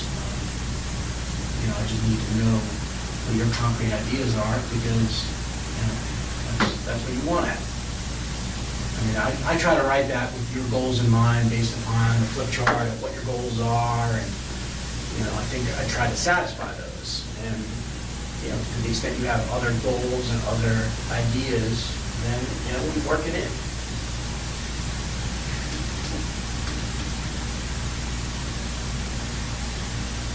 Yeah, I'm just not so sure I even have that goal anymore. I mean, like I say, if me looking for the death penalty is gonna make this into a bigger circus than it already is, and they're gonna take all this information that the things that I've done and put it in a public sentencing hearing. It doesn't have to happen that way, though. Well, I don't know that though, because I've been told it does, so it's the problem. Well, what I can tell you is the United States government controls what evidence is introduced into court. And I represent them.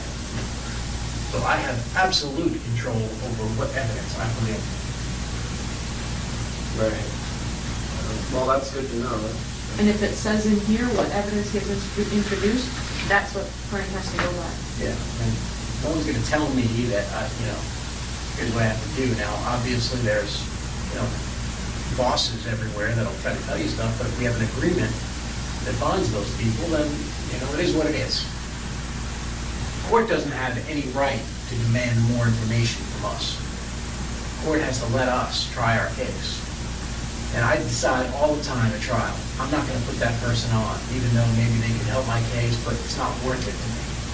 It's not worth it to me because I have some other goal in mind. Legal strategy 101 happens every day. So, you know, that is in my control. That's what I'm telling you. And so you want something that's within my control. It's as simple as that.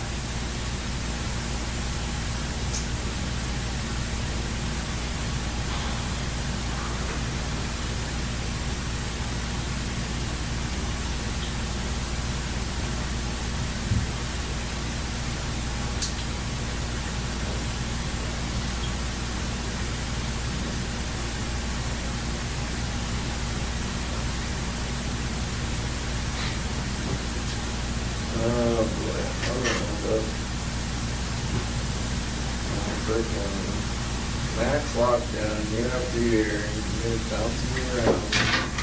Doesn't have to be that way. Call it premonition. Doesn't have to be that way. We're trying to avoid that. Everybody in this room, I can tell you, is trying to avoid it being a circus. We're just trying to get, you know, what we want, let people know, our bosses, that we're getting what we want. You know, we've got some assurances. You negotiate what you want.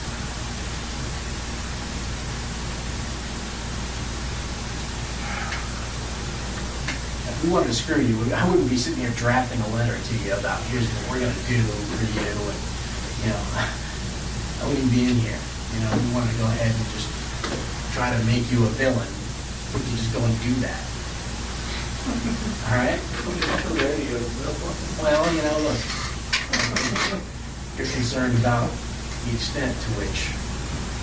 Well, there's certain things, but from an entertainment perspective, from my perspective, yeah, it would be really fun to have all this stuff come out, but, you know, I'm not trying to single handedly do my mom a heart attack.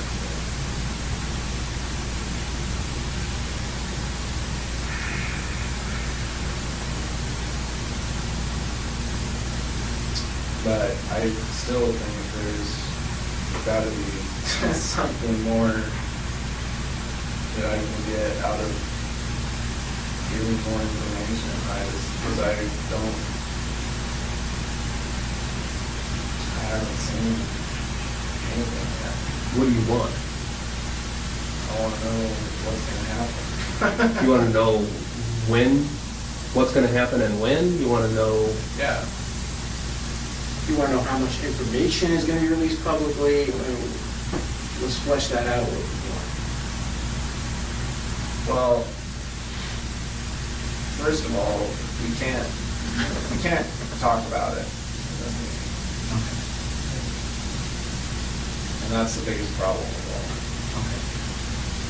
So that problem Secondly, if there's this problem with Vermont that they already have enough information on who they want to make it public or whatever, one way or the other. Honestly, I don't really get it. I don't care if this courier thing gets charged in Vermont or gets charged federally. Because right now it's not good either way. It seems like it's just going to keep dragging on. I've got other more immediate concerns.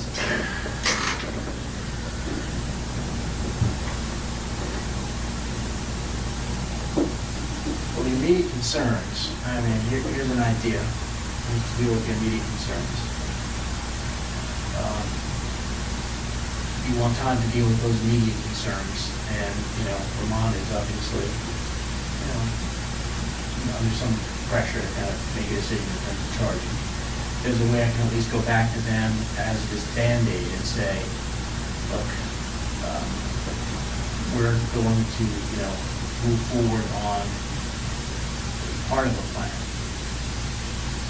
Let's assume we go back to this, just the New York thing, and we simply say, part of the plan, to give it a try, he's going to provide just the jurisdiction where the person is taken. If you agree to kind of put off charging,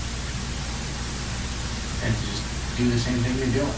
Just put off the press, put off charging, just say investigations continue. There's a way to go back to them and do that, or like I just said, sort of a Band-Aid type of thing, just to buy us some time. I'll be happy to try that. No, I don't, like I say, I don't care. They've already released the information in the media. They're going to charge me for it, you're going to charge me for it, either way. The whole thing wasn't even supposed to... There was a way to, at least put that off, and, if there's a way to put that off, maybe there's a way to strike a bigger deal down the road, if we buy some time for ourselves.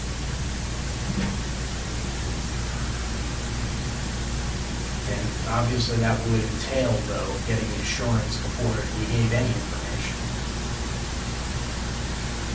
So, look, it's a Band-Aid, it allows you to get insurance, but it also buys you time to think about your own goals and what you want in an agreement for negotiating. It also gives you a chance to see if this plan will work, which I sense is part of your concern.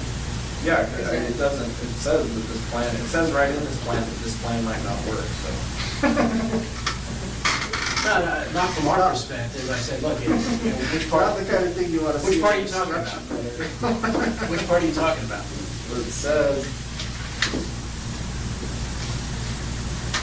you understand that we have no control over what. The Attorney General. Right, so that's, but that could follow through with this entire thing. Yeah, the but majority then you get of to walk away. There's nothing in it that anybody has any control over. No, I think you do have control over things, and you have control over things, because that I put in there just, the Attorney General thing at a deference for what you want. Because if you're not getting what you want, then I understand you don't have a benefit. The Attorney General comes back and says, life in prison is what I want you to see, that's not going to make you happy. And then, the benefit of your bargain is lost, in my mind. And that's why I put it in there. But, look, I think we didn't want to write this letter by saying, the Attorney General is never going to guarantee what's going to happen. We can't make the Attorney General guarantee what's going to happen. We can only make full information available. So that's just a sort of acknowledgement that the Attorney General is an independent body. He gets to make a decision, whatever he's baseball information. So, look, as much as there is, the main crux of this deal is you getting control over the prosecution of cases.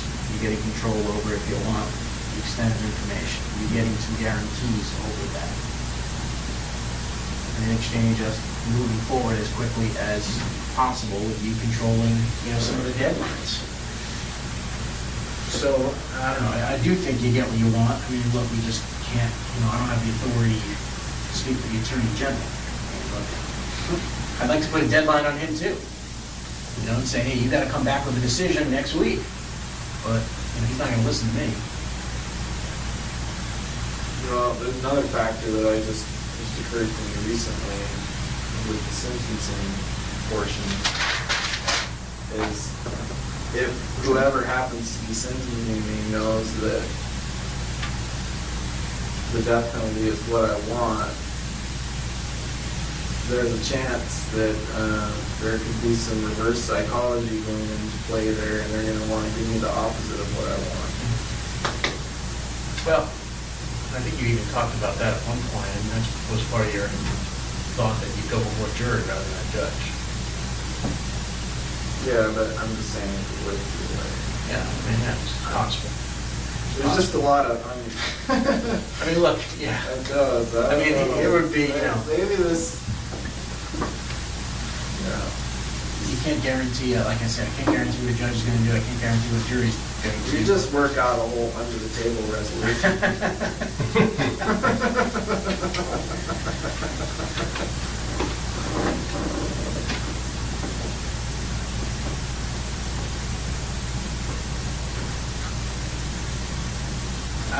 The other way to look at that, though, is if you think that's a possibility with that reverse psychology, I mean, I guess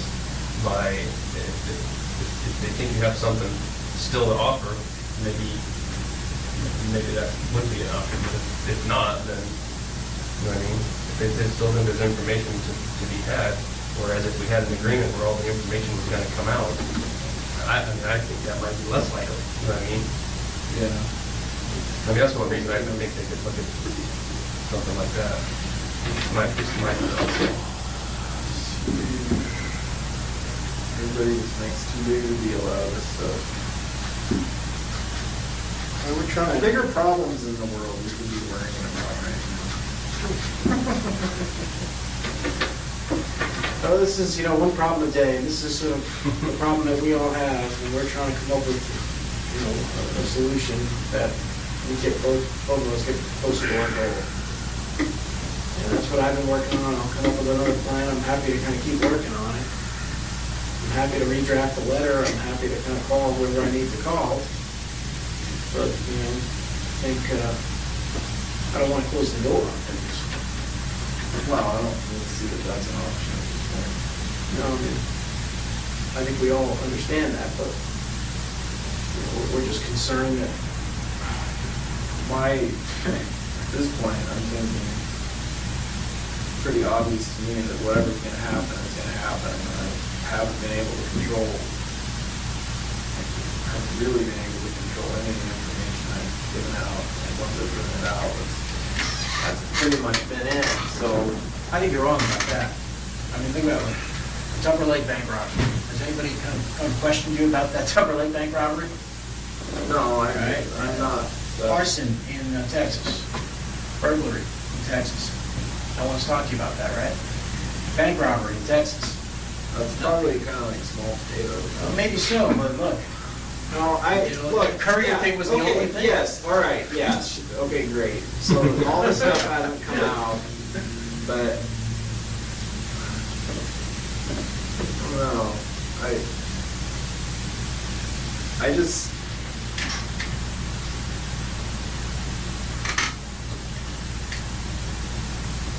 I just have some concerns with these other, first of all, like you say, I can't see that there's anything for me to gain at this point. Seems like whatever's gonna happen is gonna happen regardless. Again, I'll disagree with you on that, but like I said, I think we can control it, man, and you're right. Yeah, there was one cop in Vermont who spoke when he shouldn't have, and yeah, we gotta eat that. Sorry about it. It wasn't, that wasn't our plan. Well, like I said, what's done is done. Yeah. So, but with the exception of that, I think you remarked before that you've been impressed about the level of discretion that we've displayed. Yeah, no, mostly I was referring to the Alaska stuff, but yeah, that's great, that's funny. And the Alaska stuff we have, obviously more control over, but, the other jurisdictions, we're just trying to control now. I don't want to get in a position where I lose complete control, and we lose complete control in this room about what happens in Vermont. And that's just sort of what I was thinking about in terms of, that letter. It's just trying to kind of keep things under wraps there and have them sort of join back together with us to go back to almost that letter. I thought the letter was going to accomplish that, getting us where we need to go. And so I'm just trying to figure out a way to kind of get back there, because I think that's where we want to be, where it just says. Well, I mean, even if, hypothetically, even if we had come to an agreement with that letter, that reporter still would have released their information. Yeah, but look what it says here. Will not identify Mr. Keys as the perpetrator of murder in the crime he's committed will not, or charge him separately in our jurisdiction without your authorization. Right. That's the part that, I'm trying to get that back. And in order to get that back, I've got to buy it with something. Politically, I've got to be able to give them something to say, all right, here's why we're not doing it, and we're going to, if someone questions us down the road, we have some reason to say, here's why we need to do it. And so that's just, there's a whole law enforcement side, and then there's a whole political side to this too, that we're trying to kind of tamp down as well. So I think I'm more efficient than government. Well, I think you certainly, you're good at planning In what way? You're good at planning stuff, and that's what I'm trying to do here, is simply come up with a plan. And I'm seeking your input on the plan. You're a planner and organizer. We can use those skills now to work towards a different goal here. Yeah. There's always certain things I like to plan. I'm trying to plan, and I'm trying to, give Vermont some glimmer of hope, hopes of accomplishing a bigger goal. If we can't accomplish the major one, where we have to kind of redraft that letter and get some more concrete terms, and you want to see what happens, fine. Yeah, I don't even know. Like I say, I don't even know what's possible. Well, apparently my peeps didn't want to be here, so. Well, they can be here if you want. And that's the. Remember what that says, is that if you want them here, that they will be here immediately, I think is what it says. Mr. Kurtner is supposed to come out according to, the court order. I thought you were always just reading that, so you boot me out and get the show up. Boot you out at what? No, I mean, that's your right, that's an option that the judges have said, is if we're here and you request him, we give him a call, and according to the judge's order, he has to come immediately. I don't even care if it's here physically. It'd be nice if one of these times have meeting. Well, I mean, I think he has it highlighted as exactly what it says. Yeah, and I was looking at just to be sure, and it's anytime Mr. Keys wants counsel. Well, I know I'm anytime counsel becomes immediately available.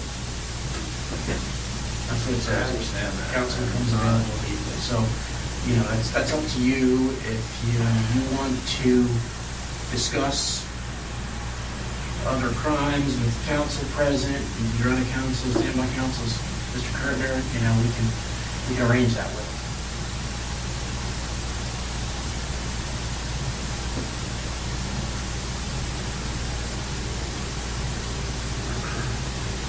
we could call him at your request and see what he says. If you're requesting that. Well, already requested it. I don't think to say this meeting was supposed to. So But you didn't request it through us, just to be clear, right? I'm saying there's. If you're requesting that from us now, we're gonna stop now, and we're gonna step out of the room and make a phone call. And we'll call him. God, yeah, I mean, I don't know, it sounds like there's nothing else we can talk about unless. I mean, I wanna kind of obey the court order, the letter, if that's something you're. I don't know what interested else, I don't know what else you have to offer me. And,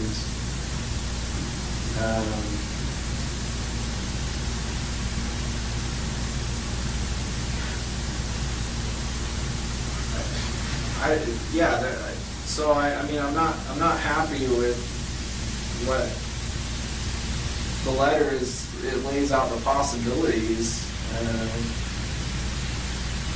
but I don't know if those are the only possibilities. I don't know. It's just. Well, let's take a break. This whole thing is, like I say, it's premature. Let's take a break for a second. Step out. I want to make sure we're respecting your rights to.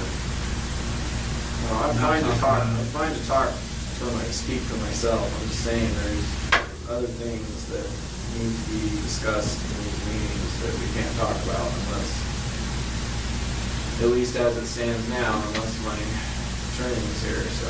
But this says right here, if you request us to get a hold of him, we'll do that. Right.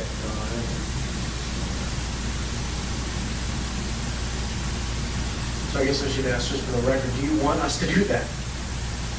You want us to call Mr. Kurtner right now and see if he can come over right now? Yeah. All right, we'll do that. You have to take a leak or anything? Yeah, I could. Second one, let us get out of here and then we'll get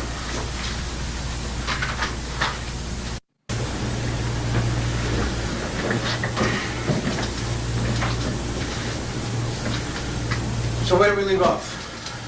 What's going on with the Conan case? All right. Here's what we have. Capital Crimes has the memo. All right. It went in last week. So there was some. I think the U.S. Attorney was a little bit hesitant because there was some concerns that you didn't want to sign the agreement. The agreement she wrote to. The one negating the first. Yeah. Yeah. Right, but when we spoke in the last meeting we had when we were all there, and it was on recording, and I said I didn't want, that wasn't supposed to be on the table in the first place. Okay. And I asked Phil this and that at the end of that meeting if there was anything else he needed, and he said no. Yeah, and then what happened there is we went back to the U.S. Attorney, and her impression, she said, look, the original one was in writing, so I'd like it to be in writing as well. So she wrote another letter, and obviously, you've seen this, and so it basically said, hey, just like the comfort of it. And then there was a court order as well that basically, prohibited us from doing anything with capital crimes until Judge Roberts reconsidered that. And so we got that rescinded, but then after that, we wrote a bunch of other letters seeing whether or not that was still your intent. Because the U.S. Attorney was very concerned that, you might want to change your mind, and she didn't want to welch on a deal that she had promised you. So it sounds like the short story is you put in your memo and you did not recommend the death penalty. I can't tell you what the U.S. Attorney recommended. I'm prohibited from doing that. I mean, I can just give you, you've probably seen these letters that she wrote. I saw a couple of them. Okay. So she wrote a couple letters, and then I wrote a letter to confirm, and the last letter basically said, the first paragraph, I don't know if Mr. Curtin wants to show this to you. I was already received all the letters. So the last letter was, Mr. Curtin did not say that Mr. Keys has changed his mind. Mr. Keys still wants U.S. Attorney Leffler to make her recommendation unbound from any promises contained in the March 30 letter. I have conveyed this information to U.S. Attorney Leffler. So that's where it stood. So that was the last piece of the puzzle there, and then she decided, okay, I'm going to send my recommendation after that. She sent her recommendation in. So they have it.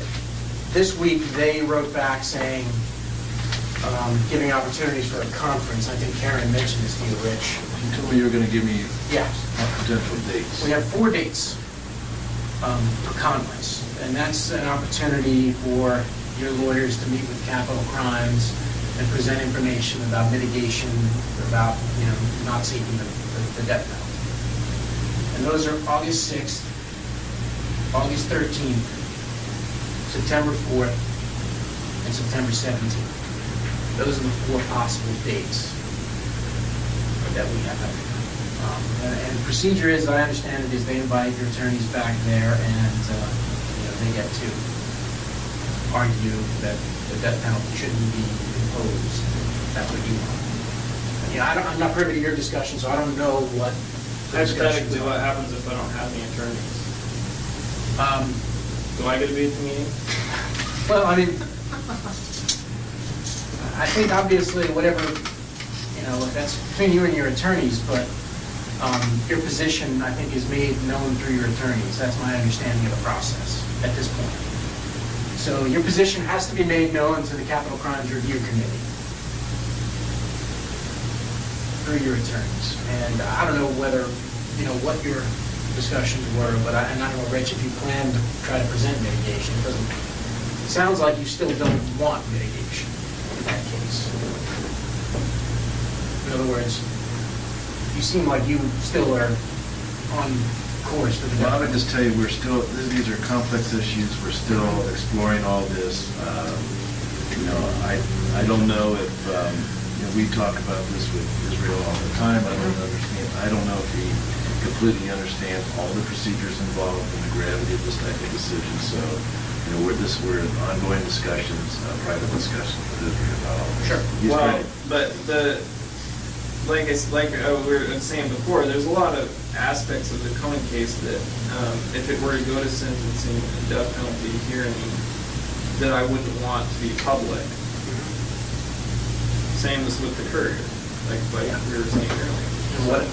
That I have no, it doesn't matter what I sign or what deals we work out. It sounds like there's no way you can give me any assurance as to whether or not those issues are going to come up at a hearing. That can be something, as I told him before we got here, we can discuss in the context of the global settlement. He's concerned about the details coming up at open court. All right? Now, to the extent that, we want to limit that, maybe we can do that in a global agreement in exchange for, information about these other homicides. And that's what I was suggesting to him. I'm sure you've seen the letter I sent to him saying, we can maybe go with this process and get some assurances from him that he wouldn't be prosecuted by state authorities. And he just brought up this morning, well, I'm concerned that the details are going to get out no matter what. Well, they've already been out. I mean, did you see the video from Vermont? I mean, the whole 6-minute video about everything. Of what? Couriers and... I mean, I didn't think that they came out, it was one news station reporting it. Yeah, In fact, and everybody that I know of has seen it. But it's basic information. It's not the details that Israel's concerned about, I don't think. And none of the information that he's concerned about getting out has gotten out.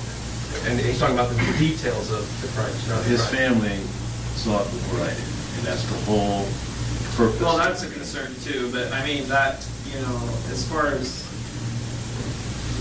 the Vermont, that's another concern I have somewhat, is if, hypothetically, if I give you details on other crimes in other states, what's ultimately going to happen? At what point does that information become public knowledge as well? Or does it? Does it have to? what's the procedure for that? Is there some way we can work it out to where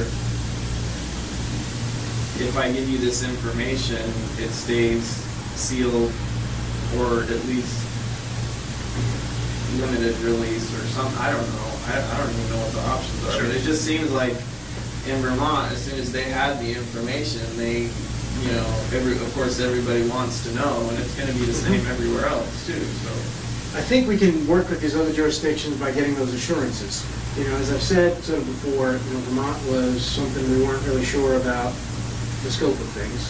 And now that we are, I think we can proceed better to kind of get assurances, at least from the local jurisdictions, that, you know, A, they're not going to prosecute you, and B, any details you release, you know, at least are not published. Right. Now, in terms of what comes out in court, that was your other concern, right? Right. Well, I mean, not just what comes out in court, but I'm also concerned about the Koenig case in that, you know, it's a high-profile case up here, and what's going to happen is, as soon as it gets to the point where I plead to that, then all the media is going to want, it's going to be the same thing. They're all going to be clamoring for details, like what happened and all that. So what efforts are going to be made to control that, if any, and what, I mean...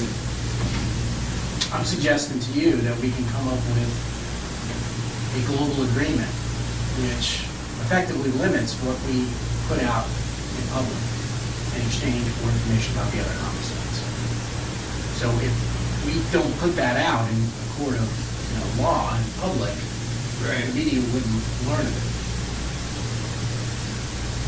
So that's my suggestion as to sort of a global thing to wrap Koenig into couriers and everything else. I mean, obviously, Israel's expressed that he doesn't want to be dragged back to Vermont, which, we're trying to work with him on, and we're trying to work with Vermont on. It's become a little bit difficult because things have slowed down a little bit.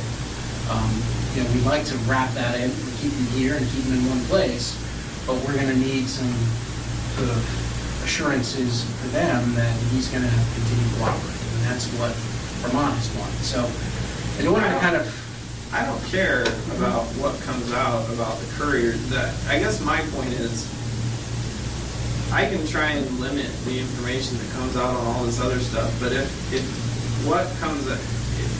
the details of the Koenig case come out, it doesn't matter how many other details we suppress on the other premise. And that's what I'm suggesting to you, is sort of a global settlement where there's an agreement to only go into certain details of the Koenig case and the Courier case. Even though you told them about them, there's been no limitation on those. We now put limitations on those.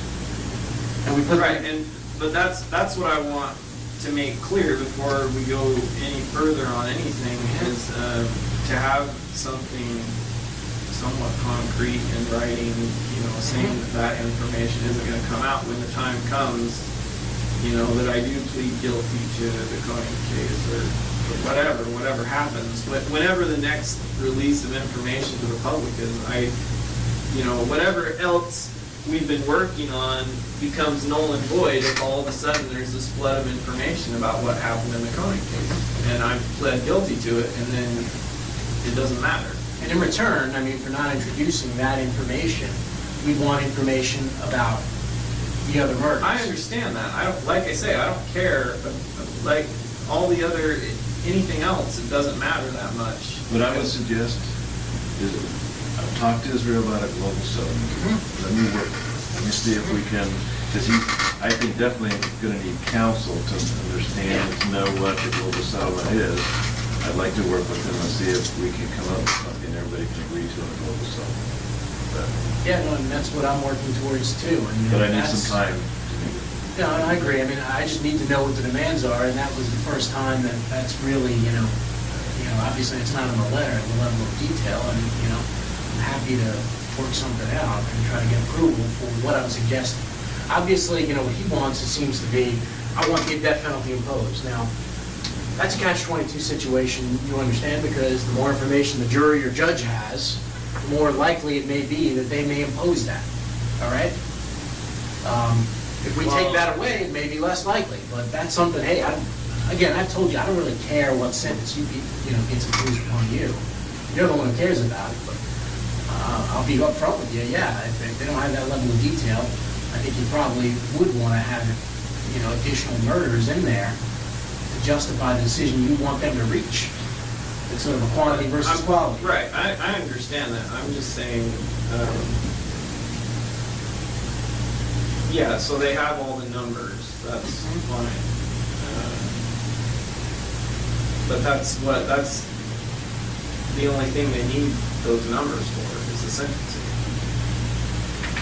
Yeah, no, it would only come out at the sentencing, but we'd have to get something in return. I mean, right now, yeah, we know about how many people you killed. I mean, that's pretty clear. I mean, that's not a problem. What we want is the information about those murders.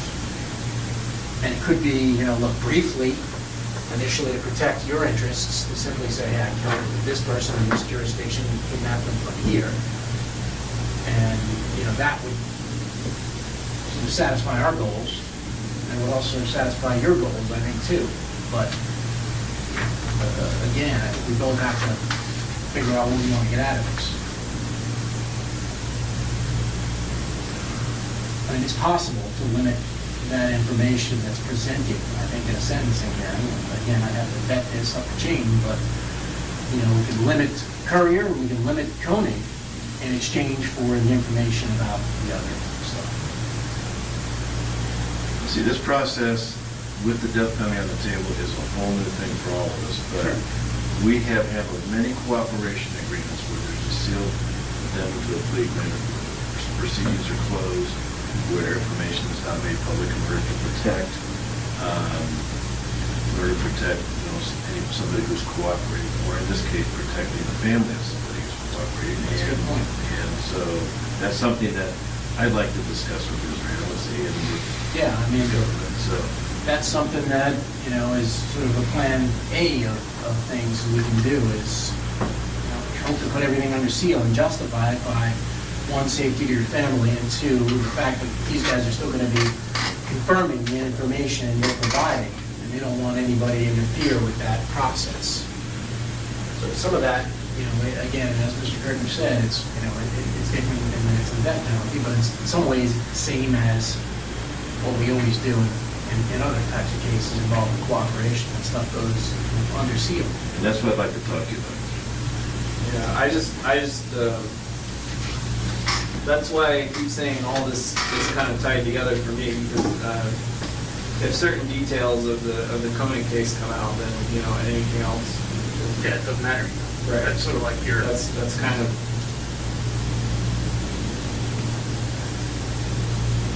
Worst case scenario, then everything else I did before that is automatically going to be assumed just with that. So. It's a fair point. And the problem I'm dealing with, and I'm telling Israel this, is the problem I'm dealing with has been Vermont, and they feel like they're unbound by any loyalty to us and what has been done for that case, because there's no assurance that things in the future are going to be done. What I'm trying to do is kind of put their charging decisions off and try to give us some breathing room to figure out how to wrap all this stuff up rather than do it in two different jurisdictions or perhaps three. I still don't know how I can even make any kind of decision on this if I don't even know. First of all, you say you can't tell me what your recommendation was. I made it clear what I wanted it to be, and so you're expecting me to make a decision on everything. You say you made it clear. I mean, you didn't sign the agreement, so that wasn't exactly clear. It is verbally clear. Yeah. Was there a reason you didn't want to sign this? I didn't get it.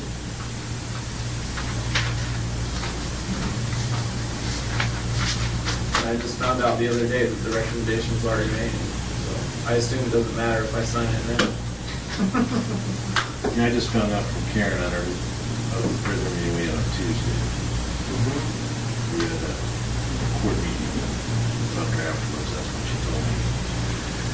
She had already sent in a recommendation. Yeah, I mean, she can always sort of change her recommendation. No, I'll sign it now. I was told that, it was already done. It was. The recommendation's already in, Ms. Run, and to me, I don't think this is valid anyway. You know our feelings about it because you complied with your agreement, part of the agreement, I don't, and so. Look, the bottom line, we already all know how this ends, so, you know, it's, all I care about is what happens between now and whenever it ends. And if, you know, if things don't go the way I want, I don't need you guys. So let's just talk about it, okay? I mean, let's see if we can resolve it. I mean, you know, look, this whole thing is just turning into... No, I mean, I think that there is, you know, look, the U.S. Attorney can always provide additional information to capital crimes, additional, you know, information you'd like to provide, your attorneys would like to provide. She's made that clear in her letters. You know, I think... And what's with this, why do they have to go back and meet with, what did you call it? Yeah, it's essentially if, I mean, that's going to be between you and your attorneys, but the process typically is, in the typical case, is the attorneys argue that, you know, death penalty shouldn't be imposed. Right, let's just nix that whole meeting.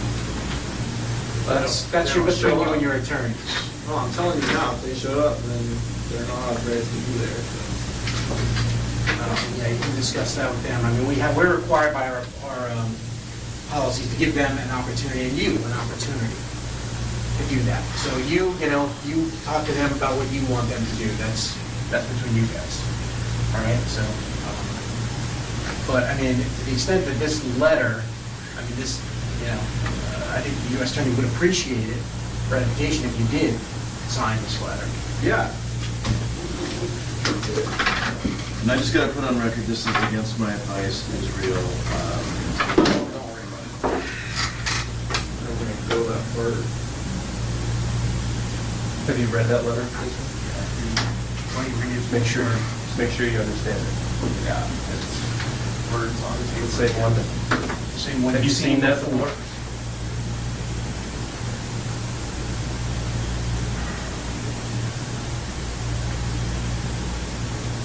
Yeah. Okay. So the date of this, just to sort of put the date on, is 7/26.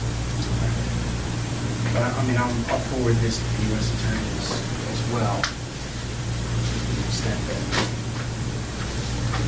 But I think these dates are pretty quick, and they're, you know. What's the first one? August 5th? August 6th. 6th. That's. I mean, whatever your attorneys need to tell us, I'll tell them, I'll write them back, you know, today and say, all right, here's the date that you can conference this.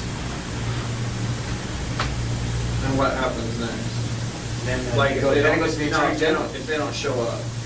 Then it goes to the Attorney General for a decision. All right. So are there any dates that, Rich, that? No, they don't need to be there. Let me talk to the council. Yeah,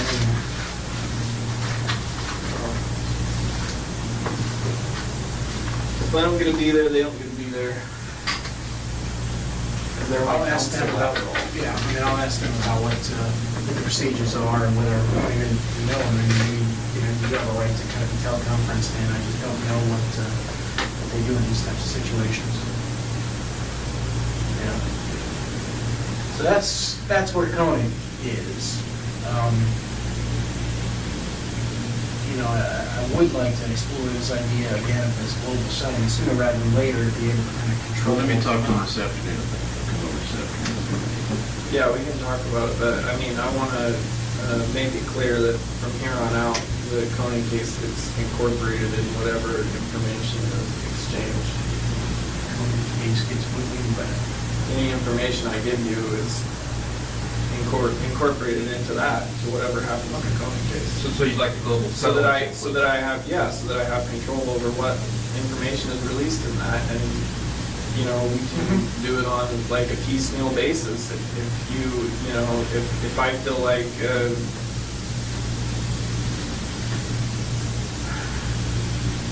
I feel like things don't work out at any point, then, you know, obviously then I'm not going to give any more information. I just don't. Yeah, like starting this whole process with the courier, I don't even know why the courier thing has to happen right now, but whatever they decide to do with it, I don't care about that. I'm more concerned about what happens with Tony.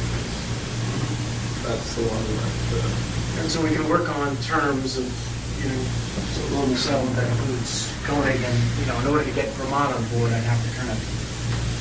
well, whatever they want to do. No, I know, but I mean, you don't want to be in a situation where we solve everything else and then Courier's still out there, correct? No, I mean, Yeah. So that's why I'm trying to keep them, I'll tell them when I talk to them, I'm sure I'm gonna have to talk to them this week, is that you're considering and talking to your attorneys about the idea of a global settlement, and, to give you some time to do that. right. Yeah. I'll see what I can do. I don't understand, like I say, I'm sure they want to do a press release about me or whatever, but I don't understand why they're even concerned when I'm charged with it. It's not like I'm going anywhere. No, I know, but it's, it's a community thing for them, and I understand their position, and I'm, been staving them off all this time by telling them, look, he's cooperating on other crimes, and, that's his intent. But again, me telling them that Israel's gonna tell us this information about, that's a whole much weight. And the other thing maybe you want to do, because I know you like time frames and setting some ground rules and stuff, and you haven't been happy with the way things have been moving. Like now, do you want to set? When do you want to talk about this again? I know that Mr. Perkins said he wants to talk to you today. When do you foresee being able to do this to expedite things so that we're not 3 weeks from now talking about the same thing again? You know what I mean? Because you're in control of that now that everybody's here. You can have, if you have some expectations, maybe you can set those out. Well, as far as just meeting again and discussing things. I think we need to get this, explore this local settlement thing. We'll work on that. We can get that together, then that's the green light.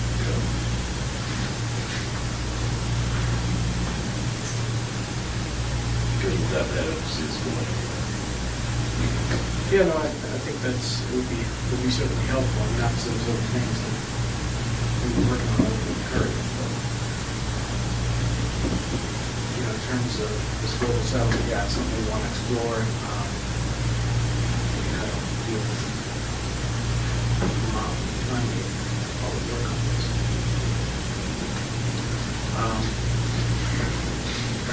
Well, I mean, what I could say, at least, it sounds like, I can advise capital crimes that August 6th is sort of a workable date if it's planned to change. Well, for me, in my schedule, September 17th would be workable.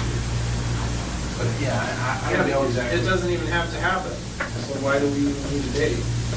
Yeah, now why does there have to be mitigation? I don't understand. There's no. You just said there doesn't have to be, so. It's just a date, an opportunity. We don't want to deprive you of that opportunity. But if you don't want that opportunity. So if I got to go, then yeah, let's do it. It's clear. It sounds like obviously you don't want any mitigation presented in the Koenig case. Correct? I'm not interested in any dates in the Koenig case, anything added to it that's going to complicate it. Whatever you have to do to freaking get it moved along, do it. All right.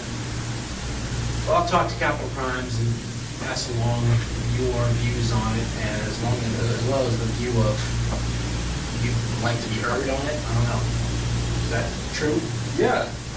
No, if there's some sort of mitigation that's set up, I definitely want to be part of it, because that means I didn't know about it.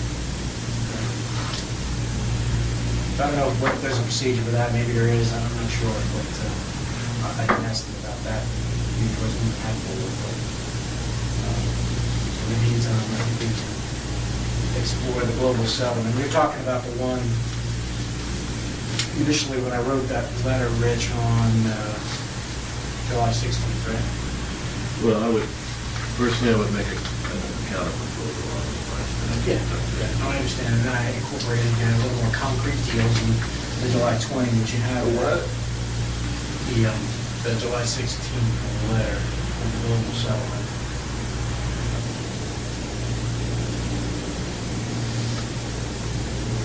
I think you hadn't seen that before.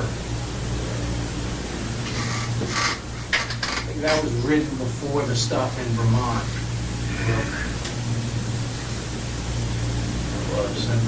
Well, it makes a lot more sense to do it in the Coney case than the Courier case. Yeah, that was written on, I think that was like a Thursday or Friday, July 16th. So then Monday they told me that the FBI was going to stop their meeting, and then that's when I wrote you the other thing on the 20th. That way I mailed them there. You got to check them off.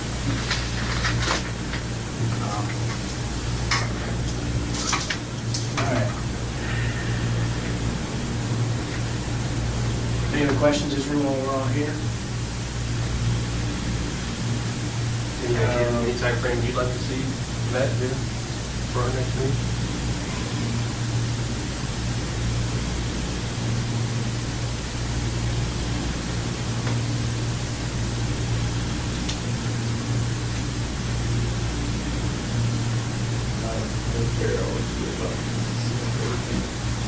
Let's talk about it. It's not working. In terms of what? Like in terms of what we're doing, or? I mean, I'm trying to figure out to make sure.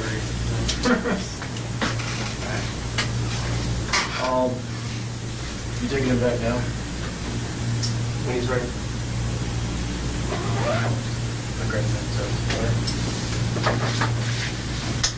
You ready, Israel, to return for that?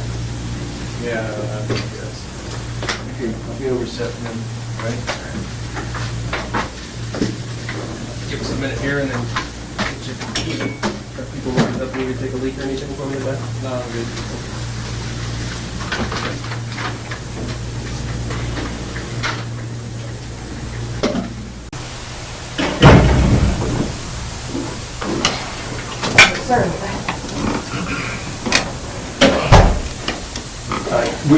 We came in, we're just going to start by advising you, giving you the mind of rights, and then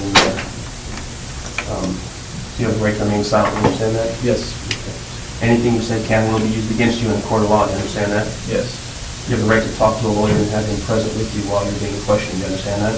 Yes. If you cannot afford to hire a lawyer, one will be appointed to represent you before and during any question if you wish, you understand that? Yes. You can decide any time to exercise these rights and not answer any questions or make any statements, you understand that? Yes. Okay. Having these rights in mind, you want to talk to us today? Yeah. Okay.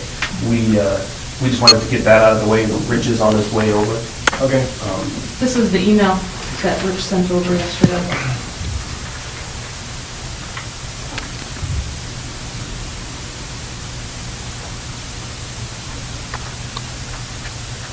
All right. So he is on his way. Anything you want anything while we're waiting? He shouldn't be. No, but we can get something to. Something to eat. No, I'm fine. Candy bar or nothing? You done with the newspaper already? What did you just swear off those candy bars? It's It's in the fridge. I don't know. No, I'm gonna eat it. So, anyhow, we'll be back out over here when Rich gets here, all right?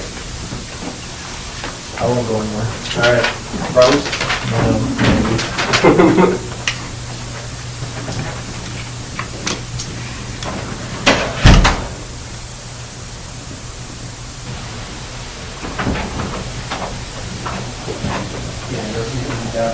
Well, Morning, Israel. Scare off my own lawyer. How are you doing today, Israel? All right. Hey, just before we start, I know these guys read you your rights earlier. Yes. Okay. And then you were just meeting privately with Rich Gardner, your attorney. Yes. And Rich just came out and indicated that you did not want him to be present today. Correct. Okay. So, again, I want to make sure we go and have those ground rules. Rich told me that you indicated you did not want him present today. So we will take you at your word on that. And if at any time you would like us to call Rich back or any other attorney, please stand by counsel. Please let us know, okay? All right. We're only going to be talking about things unrelated to the Samantha Koenig case today. You understand that? Understood, yes. And obviously, without your attorney present in the Koenig case, we won't be able to talk about anything related to that case. And if you start to talk about it, we're going to have to stop the interview, okay? Yes. All right. That's been sitting in the refrigerator for the... Thank you. Well, here's the thing, the FBI's been cleaning out the refrigerator. Keep for 100 years or something. Yeah, All right. So talking about other crimes, we wanted to kind of pick up where we left off on some things, give you any information that you might be thinking about over the last few weeks. Right. Related to that. And I think we had some updates on the New York search and with that. So why don't we start there? Okay, and also the live feed, I wanted to jump into that, because I know we came over on Tuesday. We had it set up, we had a couple guys up in Tupper Lake. To go over the bank, route, yeah, bit of a drive. That was a 3-hour drive. Where they were at. Now, in all fairness, I never set up a specific day, but it actually would have worked because my attorney didn't show up till that afternoon. All right, well, it didn't work that day, but we had hoped to have it set up today, since when we found out was going to work for today, but Albany had some other stuff come up. But I have to say, it was pretty cool. We tested it in the way that, just so you have an idea of what it looks like and what to expect, because we'll try to set something up for next week. But we did 2 laptops. One of them was essentially like a tracker, so you had an overhead GPS, Google Map kind of view. Right. And then the other one was a live feed actually from the camera. And then the plan, we had speakerphone, so then you can say, go right here, go left here. And our plan was just to use, because Tupper Lake's a little more remote than doing it in a city, we wanted to use Tupper Lake and just talk over bank robbery, because that was... Make sure we have cell reception or wherever they're giving the signal. Because depending on where they're at, they have to use, sometimes they'll use satellite, sometimes they're looking to use different types of things in order to bring them. Wow, fancy. Just kind of see. I assume some of these places we're going to go are going to be cell phone only. So. If finally living up to people's expectations. Right? All those CSI shows. They still can't usually get the thing solved in 20 minutes. Yeah, really? It's an hour show, but I'm picturing the Google Earth car when I'm driving around. Right. Yeah, you should get one of those. So we'd like to still do that. Yeah. And I don't have a day yet. I don't know a specific day. Is there snow there yet? Probably is, right? There wasn't much. I mean, it wasn't something. East Coast. But typically the morning works for you, right? Because that's for the 4-hour time. Typically, if we could get that. Yeah. Discount or don't want to drive 3 hours again. Maybe we could just do it in Albany here. But we thought the memory lane trip at Tupper Lake would be more interesting, maybe for both of us. Yeah. Well, I spent a lot of time in Tupper Lake. I'm sure we can find our way around. So you're thinking next week? Yeah, I don't have a specific date yet, but we'll work on setting up a date next week. And we'll do it like we did this time, early enough that if you've got other stuff, right. Try not to make a conflict with that so that we can get you back there by mid-morning even. Right. Yeah, I didn't realize you guys had an all hour. You didn't mention that when you came in. Yeah, I did mention that. You weren't receptive. Well, that's all right. It's your decision, but we just want to let you know they're going to set it up next week, and it'll be your choice whether to come over or not. But they're probably not going to set. They're only able to do this. We'll do it again. Gas is expensive. Keep it within the budget. Tupper Lake is probably still a good location now. Yeah.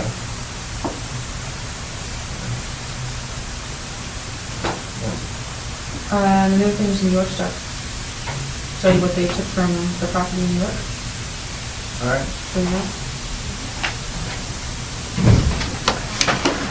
This is the list. some of it's pretty, kind of generic in terms of the description of what these wrote, but actually the old property. Wow. You're going way back, huh? What stuff? All this stuff. Anything from New York, you're going way back. When's the last time you were there? Well, I was there just a year or so ago, but living there, I haven't been there since. You like stayed there in a... You went by there Just in aside from 2011, camping. though, during the earlier time. Oh, yeah. Every time I'm back there, I go by, but I mean, all the stuff that's there is, it's like childhood memories. Did you live there for a period of time? Yeah. How long? A little less than a year. 7, 8 months. In 97, I think, right? Yeah. 97. Does it look the same? I'm surprised the road is still there. There's a lot of, on one side it's missing a lot of shingles. I mean, which of these pictures show. Yeah, I thought, last time I was there, I thought the roof was falling in one spot. But there's some other pictures, and apparently the basement, well, I got some pictures. The basement's got quite a bit of water in it. Oh, here you can see it better. That's the indoor swimming pool. Yeah, you can see it. That high groundwater? Yeah. So this is the main house? Because there's a bunch of buildings. There's a few There's like buildings an on the old garage and an old shed, yeah. Okay. And then here's the indoor swimming pool.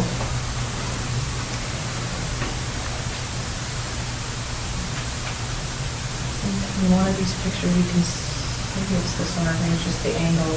One of the support beams is coming down, and so it's not super stable. How did they were able to get down there? That's through the window. Oh. You came down, put a ladder down through the window. Okay. You go down that way. Yeah, those stairs don't pretty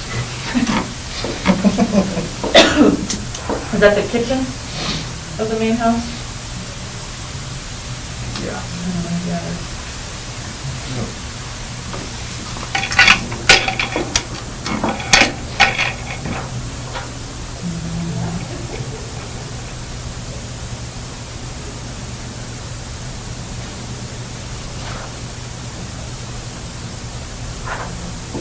Have there been other people staying there that you know of? Is that what all this stuff is from? This is a close-up of that. Or was that how it was when you were there? Last time I was there, it looked like there had been hunters or campers hanging out in there. But Just spent some time there? yeah. Because there was a mattress on one of these floors too. It's not in these pictures. It might be just opposite side here. There's a mattress in the kitchen area. Yeah.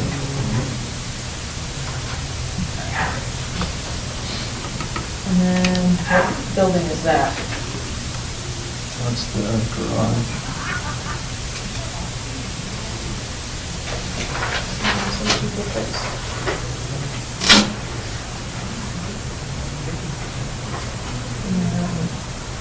Yep. There was no running water? There was, yeah, there was an indoor bathroom too. Oh, there was? Okay.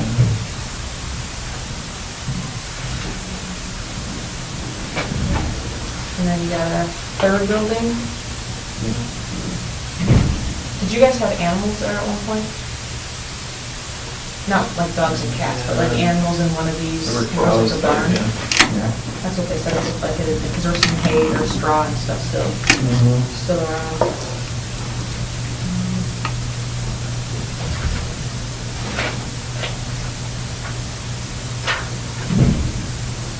This was a box, there's that first sheet. There's a receipt on there, you can't really see it in the picture.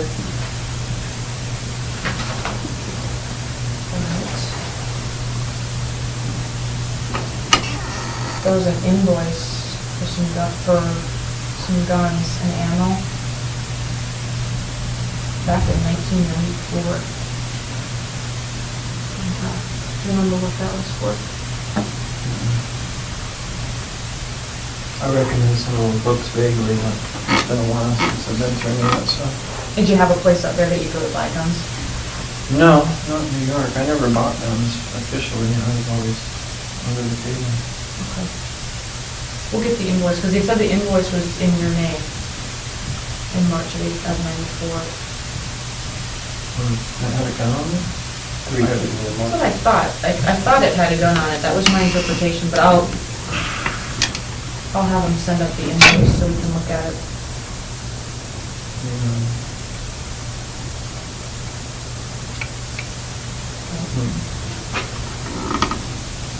Bunch of maps. Those yours?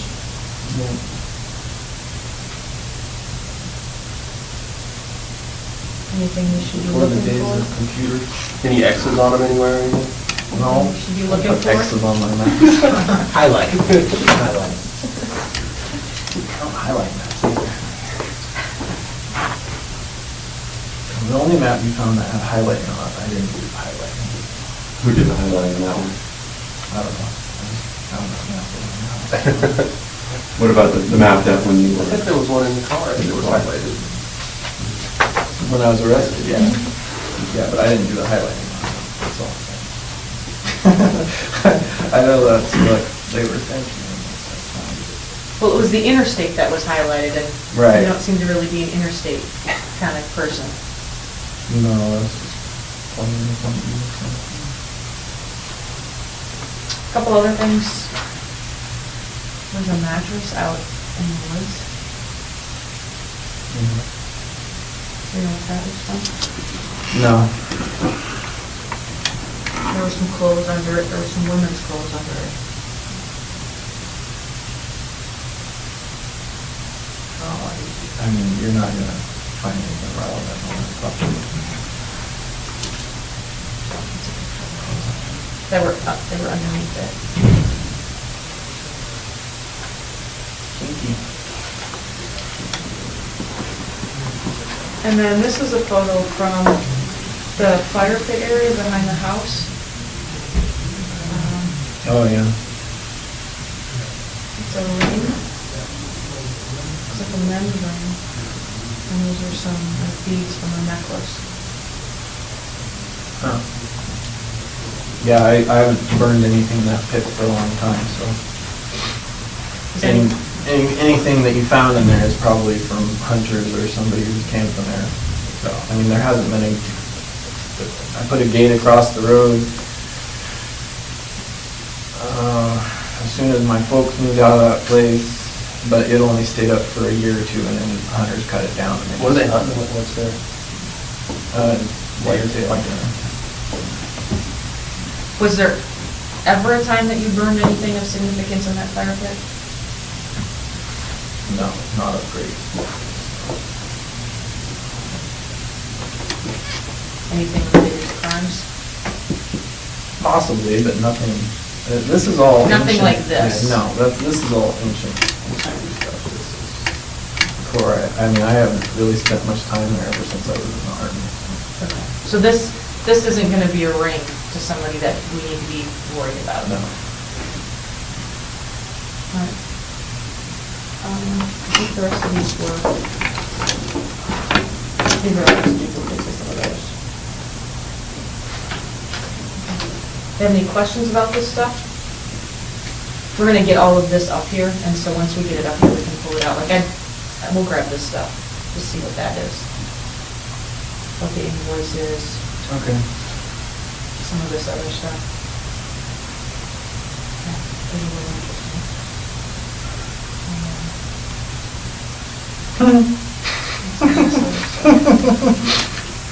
You know who's that belongs to? Oh, yeah. We'll bring it in when we get it. Sure.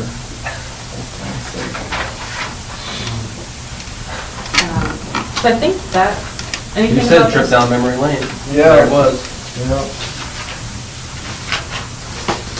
Okay, anything? I didn't even realize I still had anything in there. I'm Yeah, guessing all that's that stuff was in the garage or something? Or? It was spread out. I think the box was in the garage. I don't remember where some of the other, like the road, you know, some of the other specific stuff, but I know the box, pretty sure the box was in the garage. Huh. And I think, Let me jump into this. Quick, just I have this stuff laid out to show you. Is this place look familiar? Yeah. I think we maybe even showed you these before. I don't know No, if we I did saw or the not. ones that we done. Okay, yeah, Was these that were, as they found it? yeah. They might have pulled something away. Just so or- you could see where, about where it was. Yeah. I was gonna say, I thought I kind of camouflaged it. Yeah, that was, so like walking up on it, you can see Okay. it. We got a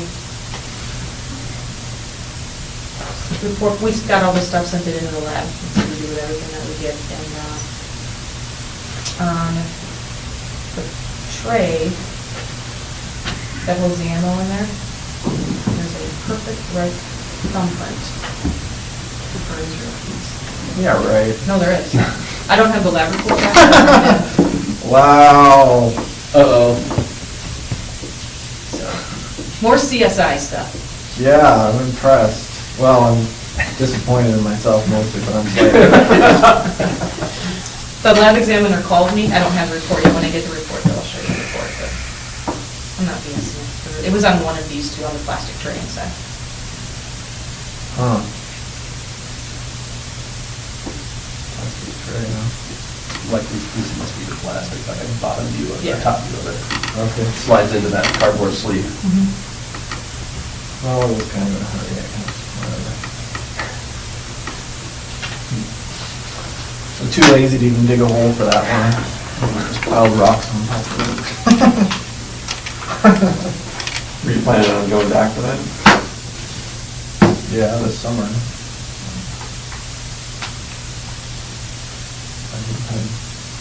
That would have been a good trip.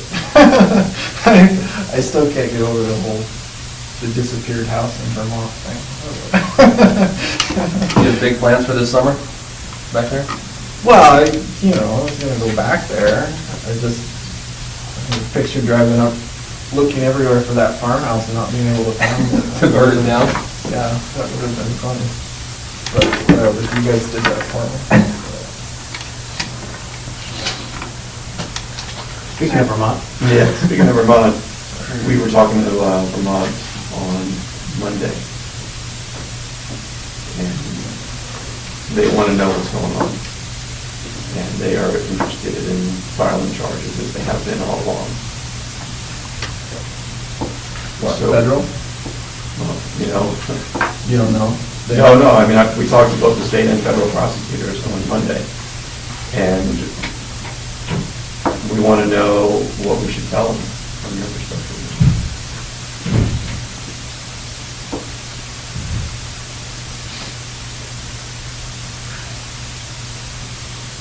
Well, it's a little hard to talk about my general overall perspective right now, for obvious reasons, so.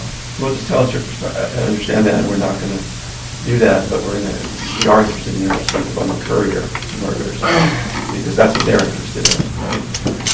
And They're also interested in, your cooperation on other crimes and where that stands and whether you intend to follow through on some of that. And so that's the kind of thing, that they're looking for from us.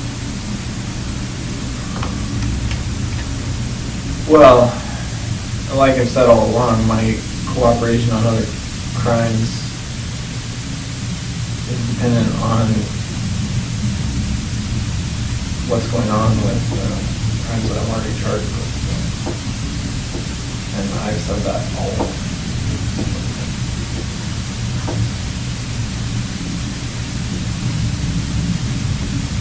As far as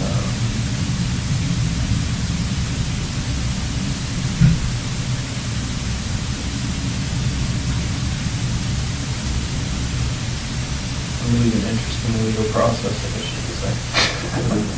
well, you've known, and we've talked about this quite a bit, that Vermont is willing to be patient if they think that there's forward momentum on solving other crimes, And I know that you don't care about that from the perspective of families of other victims, but Vermont does. And so there's a way to meet in the middle by giving something that they can then have. No, they don't need to know the details of it, but they need to know we've gotten some details so that they can continue to hold on.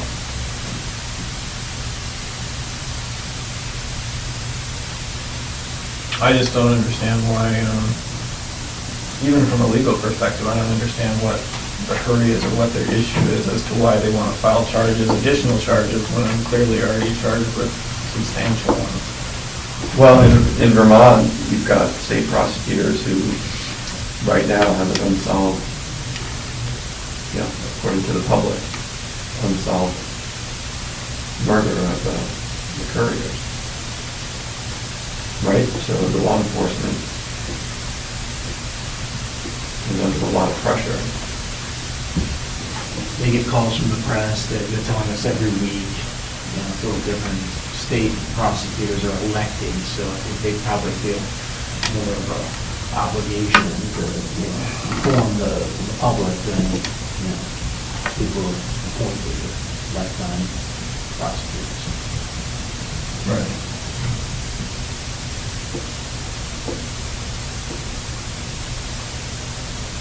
But since they called off the search for the bodies, as far as the public knows, they can't even definitively say that it was a homicide. I know they already told everybody it was. They know that. Vermont knows that.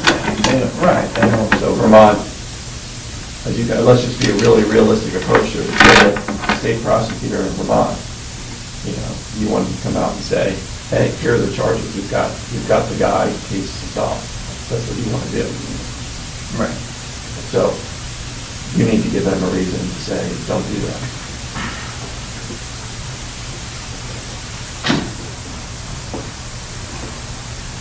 If you don't want me to do that, if that's the... Well, like I say, my perspective at this point is they're asking for a reason, for me to give them a reason not to do that, and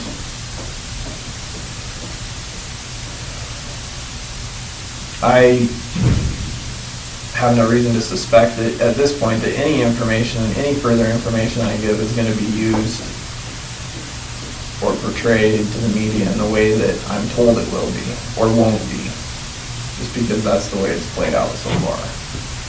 So if they're saying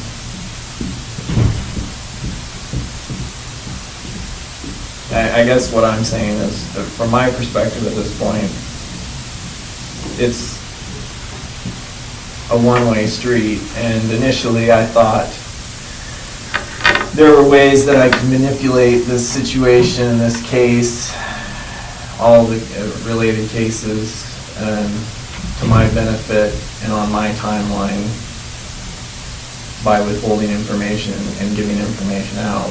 And obviously, over the last few months, I came to the realization that I can't do that, not realistically. So, is that the real reasoning? Yeah. I think we talked about for a while, an idea of this whole resolution on the Courier case, being able to kind of structure that disposition around some of your demands. And, we touched upon that, and I know that, we can't talk about the other case, but, right. It seems to me that, if you give us a list of demands in connection with federal case on the Couriers, that we can try to at least start meeting those demands. And at least say, to Vermont State that there's an expression of an intent to continue cooperation in exchange for these types of things. Yeah, I understand what you're saying. The problem is I don't have any typical demands, or there's not anything you can offer me at this point. And I realize that now. I realize that there's more to these cases than the people who sit in this room, and we're not the ones who pull all the strings on this. I'm realistic about that now. So. And because of things that have happened over the last couple months, I just feel like there's a lot of information that I've given out to date that 20/20 hindsight I wouldn't have given out, because I feel like now, no matter what I do, it's going to become public anyway. Whereas if I hadn't given it out, it wouldn't have, because you wouldn't have it, the information to give out in the first place. Well, I mean, from our perspective, we've done a lot to respect your wishes about keeping the publicity low on this case, and I think if you recall, you told us that yeah, you understand that we've done that. Now over time, as things have slowed down and we haven't learned about the crimes, then the FBI and authorities around the country have to take certain steps. Right? I think the search warrant is an example that they said, hey, look, give us a reason to tell their bosses why they didn't need to do a search warrant to release house. They didn't need to report, but they didn't have any reason. So I think you can see that we can have a lot of control when we have some information from you and cooperation from you. If we don't, then we all lose control. And even Vermont's letter that I recall, they had this letter about, all right, you provide this, and we just kind of sit back and we don't get involved. And that was the thrust of that letter. And I think what happened in Vermont after that was sort of a function of, we're sort of not going along with that deal. And so I think that's what ended up happening there. I understand your perspective, but at the same time, I think there is a way to structure a deal around the couriers to satisfy some of your goals. Maybe not every one of them, but we can't do that unless we sort of have an exchange for future cooperation. Here's what I want to happen in the courier case. If we have that, I think that's a little bit more concrete to that. The only reason the courier case has even become an issue is because of me wanting to keep control of that situation before it became a situation. That's why we talked about it in the first place. The loose ends, whatever you want to call it. That was my concern. As far as long-term, clearly the whole situation is going to turn into longer term than I anticipated, even from my perspective.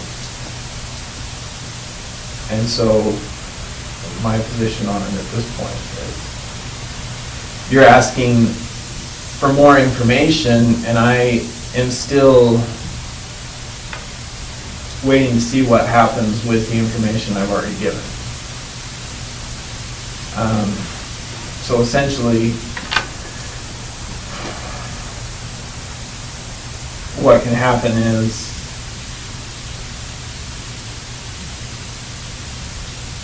it becomes a one-way street until I see what comes out the other end on some of these other issues. Well, we're also looking at from what you expressed earlier, the time frame. You all said, are we going to be sitting here a year from now? And this was going back 4 months or 5 months. So we're getting a lot closer, I think, to the year from now because we've also talked about the way that Vermont initially came out. We were all kind of hadn't fully prepared for what could happen in Vermont, right? You've said it, we've said it, and we've learned things from how we dealt with Vermont that would not necessarily be repeated in other jurisdictions. So, we have information about if it's in another jurisdiction, we can approach them without even giving them any details. I hear what you're saying, but at the same time, I feel like there's been several,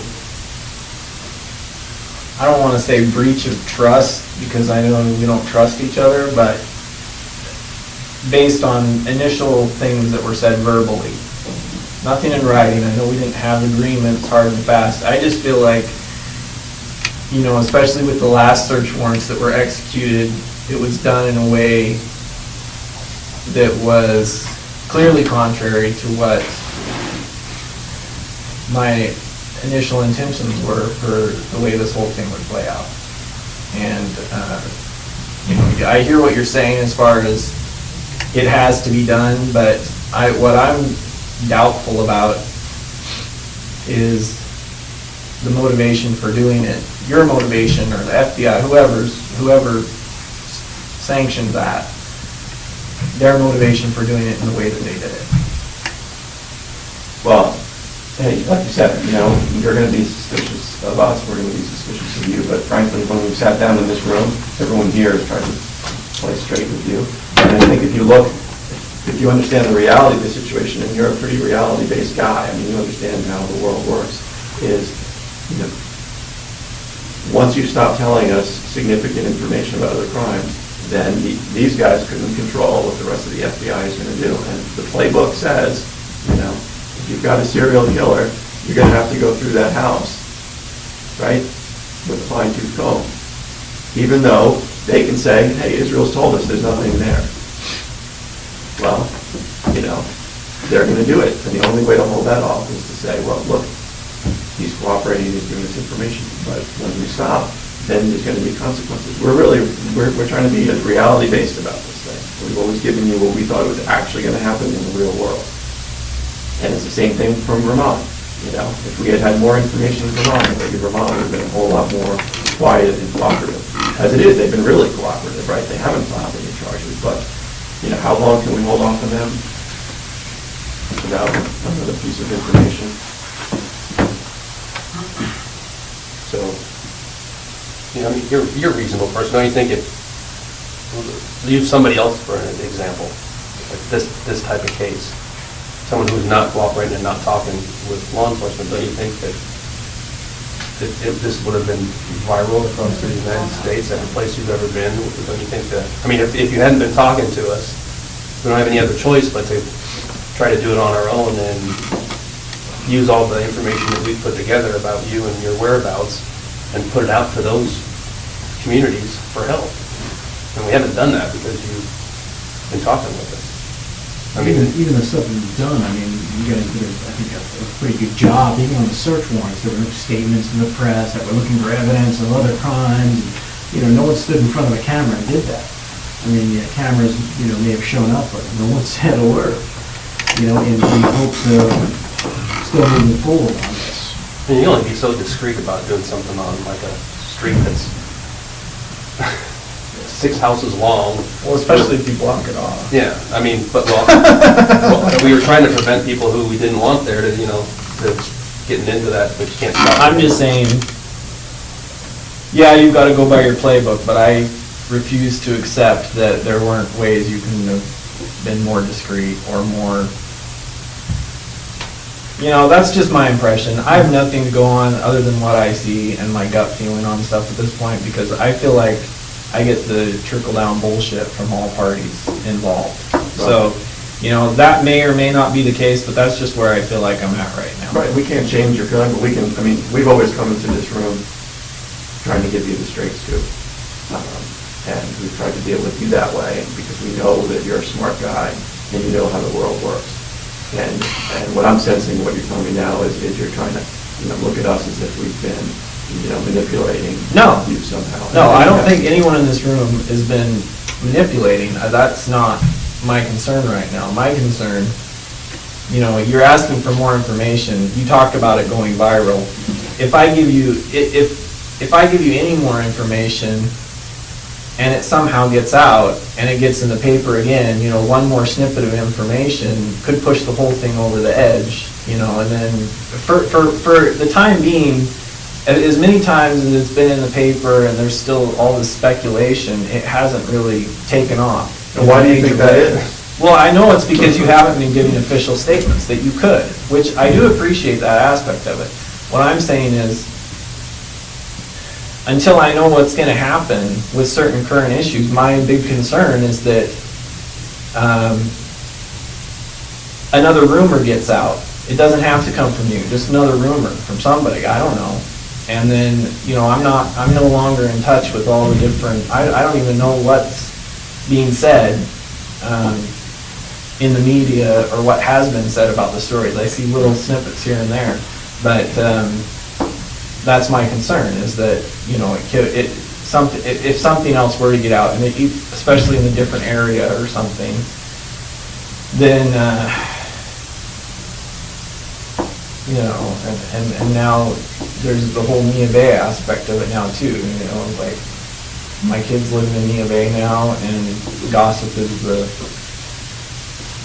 is the town pastime, so that's my concern right now is it doesn't even have to be, I feel like at this point, it wouldn't even have to be something that was confirmed, it could just be a rumor, and Well, you're not gonna get rumors coming out from us, and you haven't so far. The stuff that's come out is when when the people outside of this room feel like that you're not being forthcoming. Right, I know. And we can be advocates for how we want to pursue this case, but we need something, we need material, we need currency, we need something to advocate with. And that's what that's exactly what we've told you for the last 6 months or more. Yeah, I understand that. So, What about, just the idea of, and I'm just thinking along the lines of what, tell Vermont, just stand down, even just a clue that doesn't give up anything from your perspective, but at least gives everybody something to work with behind the scenes, nothing that we, have to kind of go and publicize to the world, but a clue about, one of the past murders that's really not going to reveal anything. So you're not playing any cards, but at least where then going back to these guys' bosses and to Vermont and saying, look, you've given us a clue in exchange for this sort of discretion for everybody to kind of stand down, so to speak. Well, first of all, I don't know.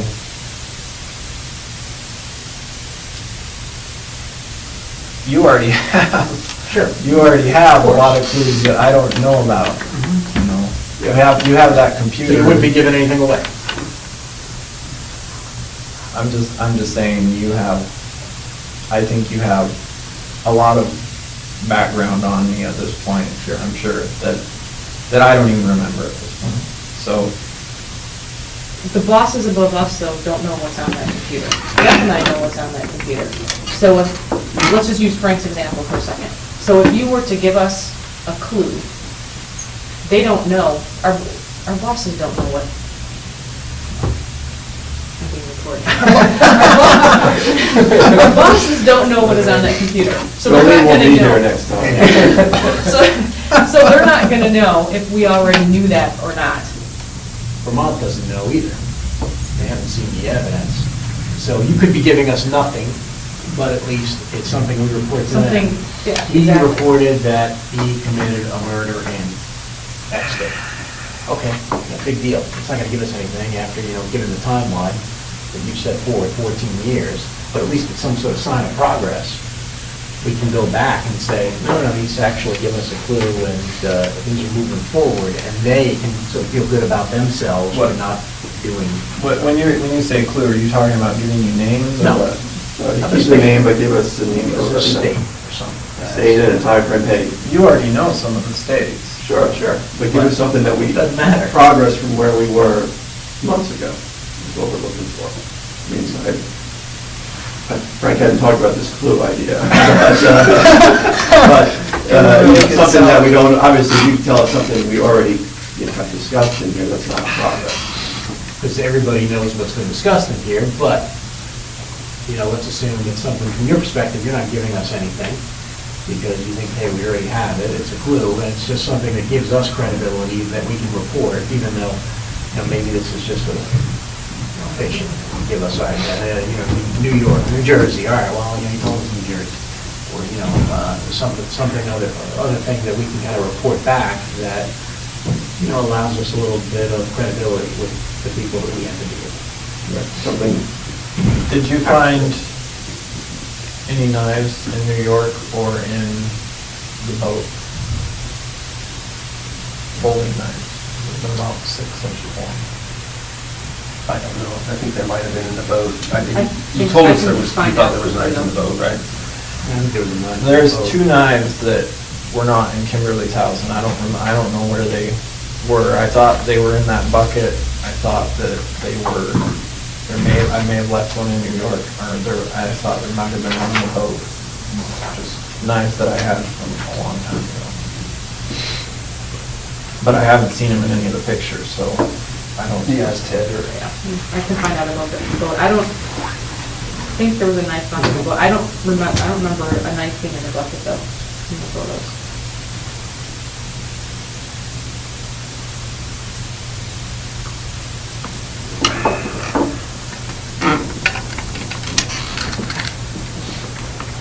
The knife that was well, there was a folding knife. And why is that knife important? Well, it's a folding knife, so I don't know. You took it apart, you might. Would there be blood on the knife? Well, there might not on it, but maybe inside. Is the kind that has the handles are actually bolted or screwed to it or something, it's not a solid piece, nothing you could disassemble it in some manner? Yeah, it's like riveted to me. Would the blood be from a long time ago or just the knife? No, the blood's not from a long time ago, but I haven't carried it for a while, so I couldn't remember where I left it. Any other places where it might be? No, I don't. Well, it was in the boat, it was a long time ago. Well, 2005. right. Yeah, I mean, they're both knives that I got before that. So. And would those be associated with the Washington murder? Yeah.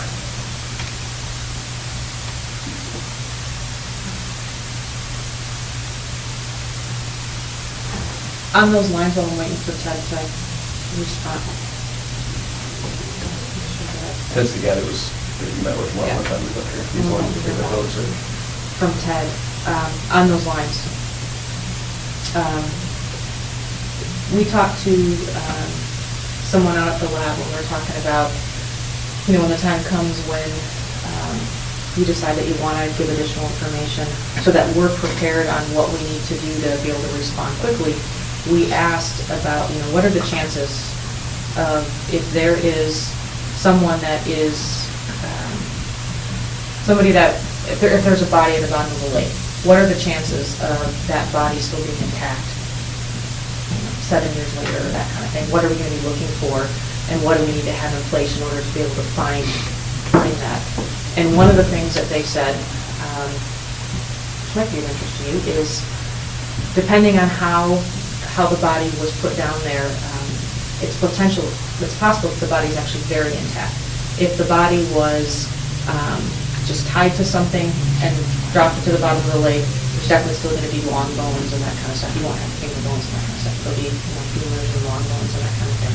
If the body was contained in something, even a bag of some sort, it's very possible that the body could still be intact, depending on the depth of the lake. All of that determines the kind of equipment that we would need in order to locate the body. And so, obviously not asking for details about where and who and all that kind of stuff. But in terms of the Washington bodies, were they contained in something, or were they just tied to the milk jugs? I mean, is it something where we might possibly actually still get it intact? No. No. And that's helpful for them to know, because that's a whole different type of search that it would have to be than a different type of equipment. Let me just try to call him. Let's step out and try to call him. This is not answering his question. And do you, I guess, because I'm kind of getting a different vibe now, do you still envision in the future us working together to the point where we can get this information? Yeah, I don't see how we're going to get anything else done. I just, I know you're waiting for, whatever you're waiting for to find out. But yeah, I have concerns with current issues, but, I can definitely foresee down the road, there's going to be a lot more that can be resolved. And that's good. By going about it in a different manner. Okay. Well, but that's good information, because we'll be able to pass that on. That Yeah. You're still open and you're still No, I haven't. My outlook on this, as far as the ultimate end result, hasn't really changed. It's just has more to do with timelines, expectations, I guess. But, and, you know, and the balancing game that we're talking about doing is we're just trying to keep everybody happy the best we can till we get to that point. And that's kind of a difficult balancing act for us. Right. And it sounds like you're holding on to some of this stuff to trade in for something you might need later. True? Well, yeah, because we don't have much else to... Well, I mean, that's the thing, is, you know, this whole clue idea, you know, might give us a little short-term solution to kind of keep this thing moving the way we want it to move. And maybe even gets you something in the short term, you know, if you're thinking about, like, I don't know, you know, you come, you give a clue, and, you know, you want lunch or something like that. I mean, that's something that can be worked out. You need a candy bar. I know, that's what I think, you know, I don't know if he feels guilty about it, but... If you had a cigar, you'd probably pass out if you had a cigar right now. But I mean, the notion of this whole idea is, you know, hey, you come over, we keep things going, you know, at least on a smaller scale. You're not giving up anything in terms of trading value, but you're giving us credibility with other people we have to deal with. You're not giving us any useful information really, other than, all right, well, we got, you know, a night in Washington. It's not like we're going to solve the clue game on that, like, you know, Professor Plum in the library and that kind of thing. But it gives us a little bit of, you know, stuff to go back with people and buy time and buy what we need to buy. And, you know, in the short term, you know, if you have short-term needs that you think, you know, might be fun to have sushi. That's something that, you know, can be arranged. We're not talking about, you know, huge clues here.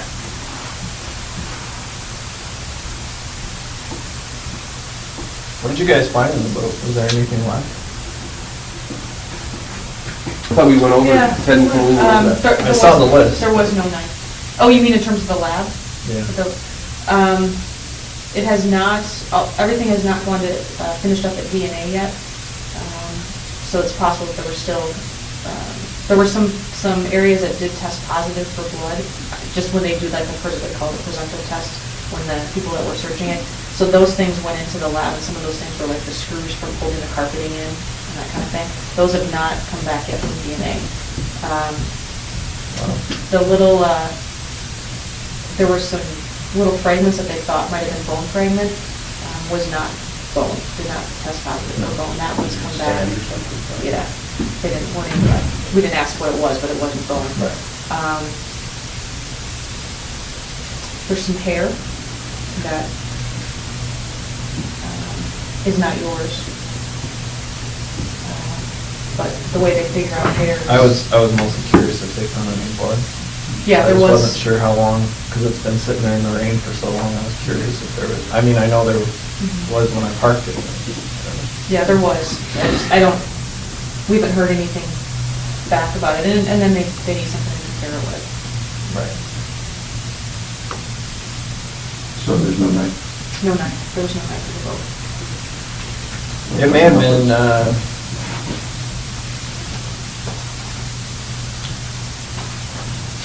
I don't know what happened to that night. It was a Tonto, cold steel Tonto. How big? Like, was it just? It had it was a 4.5 inch folding blade. And I think I bought it at Walmart. Do you remember what color any of it was? It looks very similar to the one that I had on me when I was arrested. Just a different blade style, same company and everything, I think. So if I'm correct about that, that was the murder weapon for one of the Washington murders. Well, it was involved. It was involved. I think we talked about before when we were asking about federal jurisdiction about guns. Yeah. Were either of those victims shot? No. Strangled?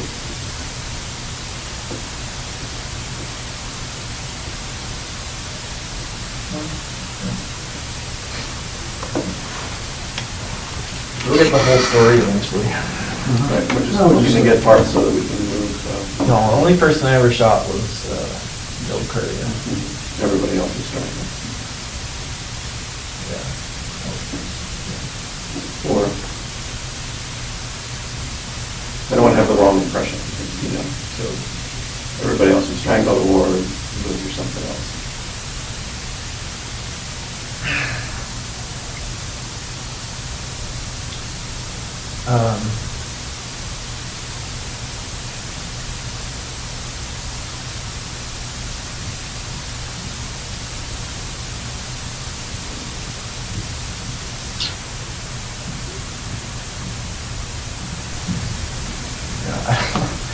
So one of the Washington things that was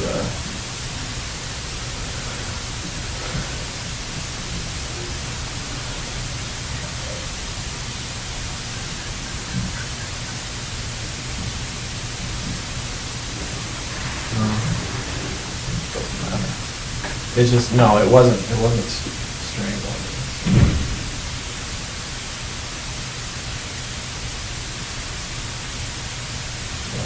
I hit somebody in the head, so.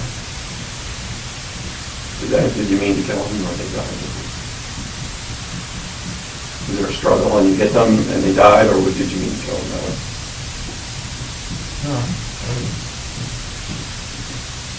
wasn't trying to kill him, I just took him out of action. I think we read that in one of those letters, which was the male and the female couple. Yeah. I sort of, I don't know. Rich mentioned that they gave you all that stuff. I should have asked them to give me a copy so I know which ones you have. We could go over that together and we could fill in the blank at some point in time. Well, we know in I Washington. didn't realize they were allowed to take stuff out of my shoulder while I wasn't manual. That was pretty good. Well, we know for that there was a couple in Washington State, a male female couple. We read that in the Are those the same couple from that you took to the boat and dumped in the lake? Or are there others? Well, they went in that hole. No. Yeah. They were buried.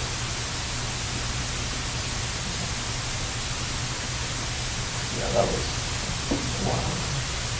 That was a long time ago. Right after the military, is that right after the military? You told me once, right after the military, after you got out of the military. It was before I got the boat. And you were told this one time that, you know, it wasn't long when you got out of the military that you killed somebody, and it was that sort of feeling that you needed to do something that was hard to resist.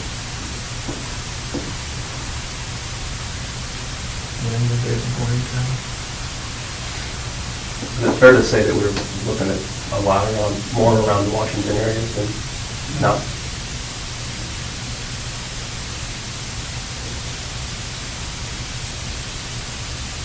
Just the two in Washington? No, there's a couple. There's a couple in Washington, and then the two. Is that right?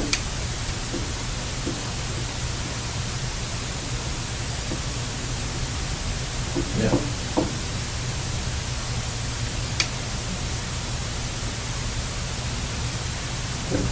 So if we can't find this knife, I guess unfortunately that doesn't give us much to go on.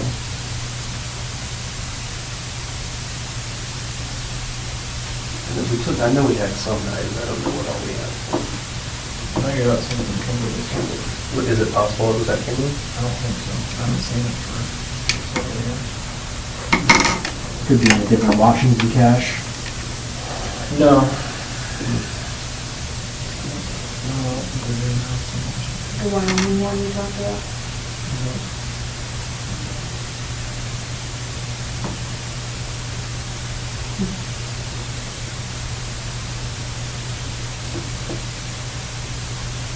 couple of husband and wife, you know? I'm not gonna talk about this. What about other caches, like another cache?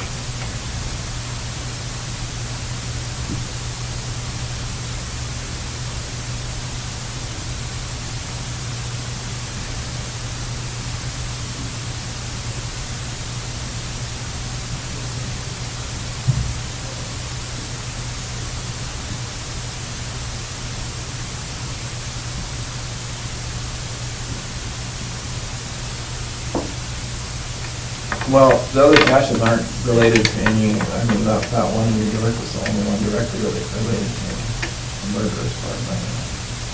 The guns, some of the guns were stolen. Well, that would give us something to go on if there was a cache that they could go and retrieve.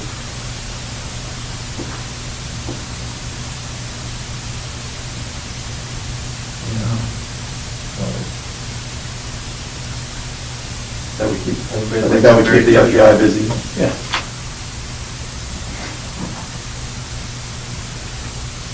I'll have to think about which ones I'm willing to part with.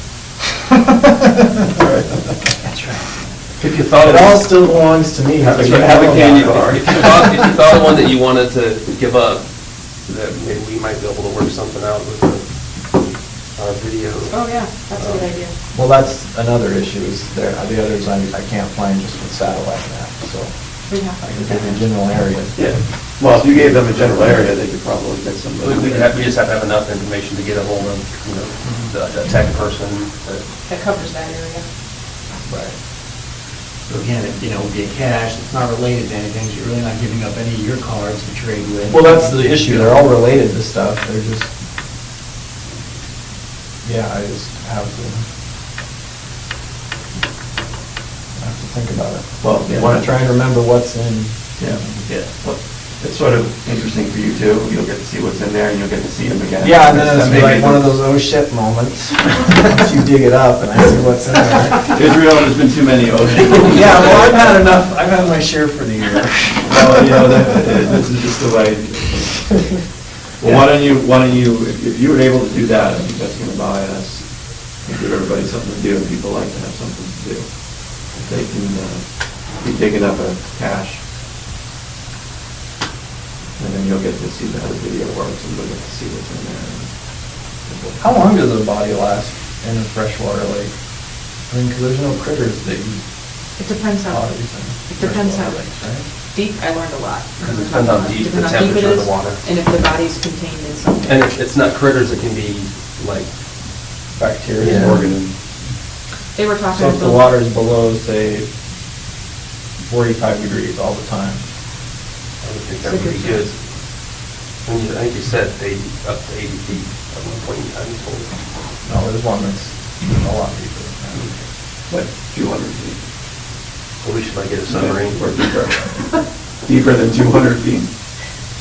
You guys know about Lake Crescent in Washington? How deep is it? I think that lake is 500 to 700 feet deep.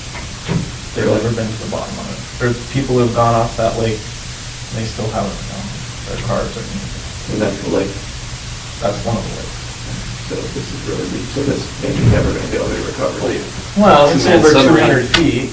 I said 500 feet. That's the deepest part, but I'm saying, I don't know how deep it was. I know the general area, and I had a fish finder, but it didn't register how deep it was. I just know it was over 100 Maxed out feet. at 100 feet. Oh, is that your fish finder goes over there? I think, I don't remember. I just know, if you've been to the lake, you would see what I'm talking about. It drops down like a V, so.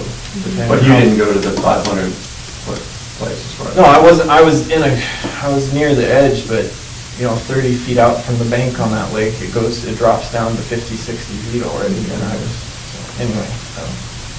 the lab was talking about a case recently, actually, where they recovered a car that had been submerged in water. I don't know how deep it was even in, but it was a relatively cold lake, and because it had been submerged and water still got in, but critters and other things weren't able to get in the car, and that was in the 40s, in the 1940s, and part of the body was still intact, because the person was protected by the car. So there's a lot of factors that go into it. But there will definitely, even if there wasn't skin or things like that, long bones can be recovered. They're just being missing small bones.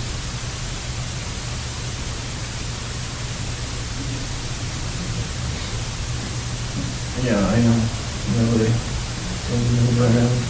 But if there's other specifics in terms of things that you know of depths and temperatures and that kind of stuff, you can certainly make some phone calls and find out what. Well, that, I figured you would have guessed that, like, that was pretty obvious.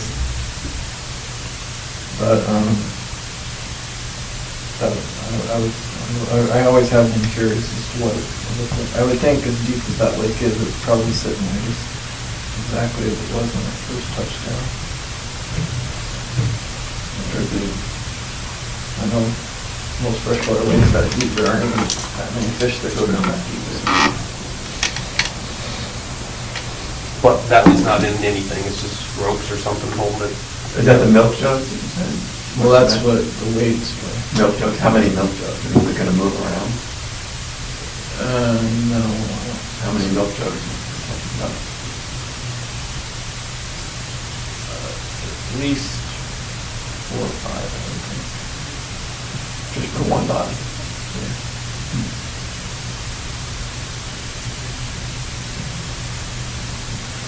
Well, what about a cache that they can work on for next week?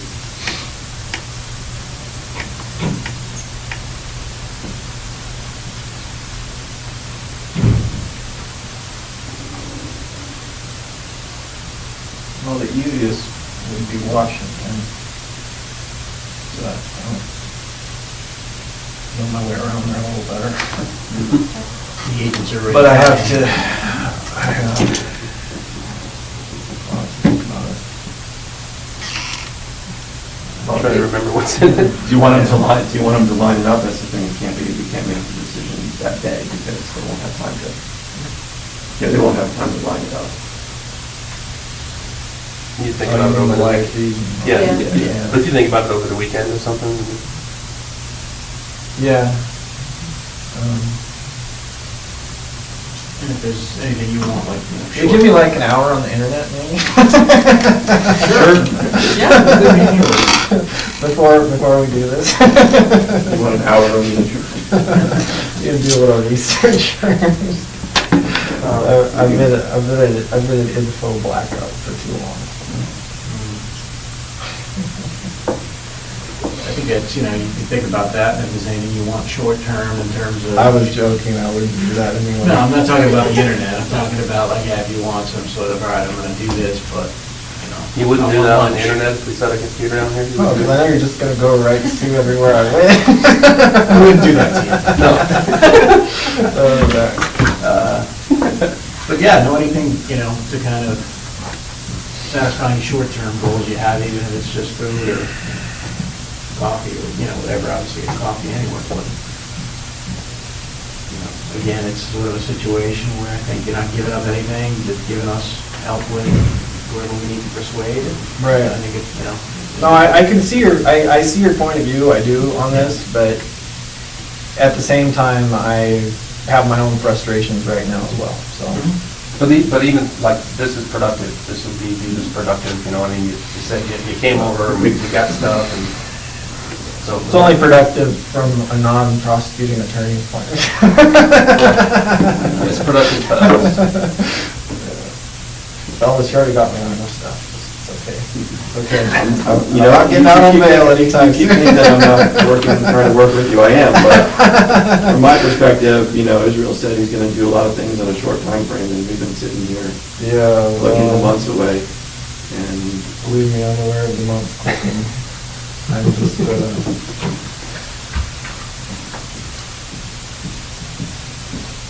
I have a new appreciation for things being done at a different speed, that's all. So let me just make sure I'm clear on the cache. Do you have a general area now that you can give us, or do you want to think about it? Washington, right? But I mean, even there's the two it's a big districts. state, and we have offices in a bunch of places, so we have to figure out which office we're working with.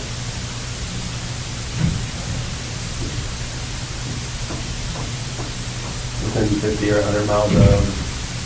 Is there anything close to Nia Bay or Up Well, in that yeah, area? yeah, not near Neo Bay, but in that.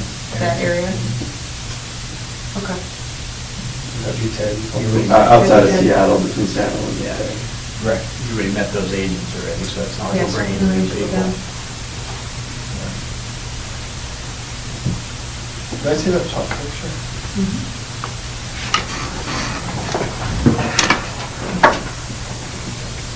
There's more pictures from this too, I didn't grab them all. I can print them all out and have them for you next time.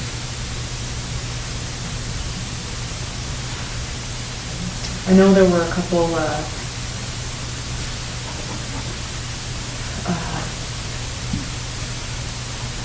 blood and gun parts and pieces, but I don't go into the notes in this one.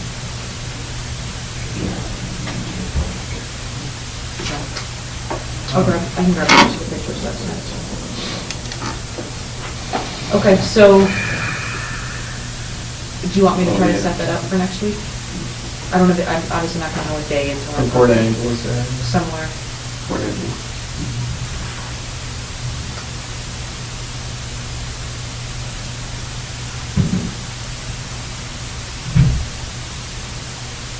Yeah, don't set up a time yet. I gotta try and remember. Why don't you get the computer, you can look right now if you want.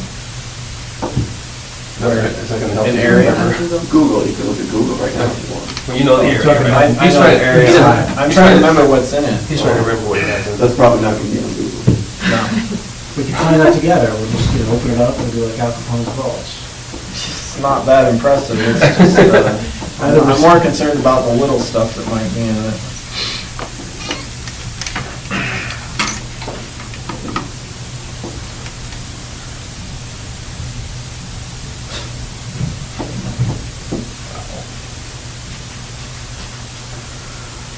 Well.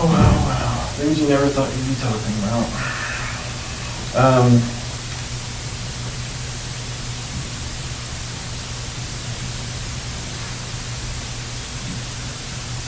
And then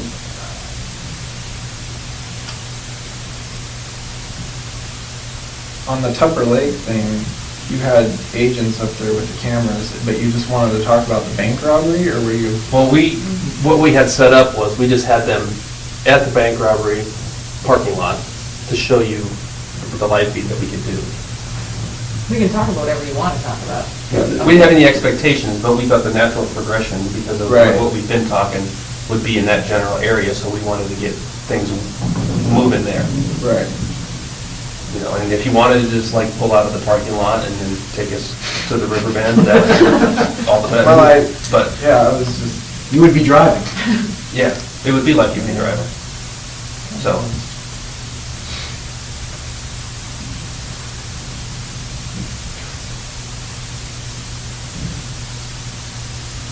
Because we thought maybe that's how it's going to have to be eventually, maybe is that you might have to be in the driver's seat, so to speak, to see, landmarks or whatever you need to see. Yeah.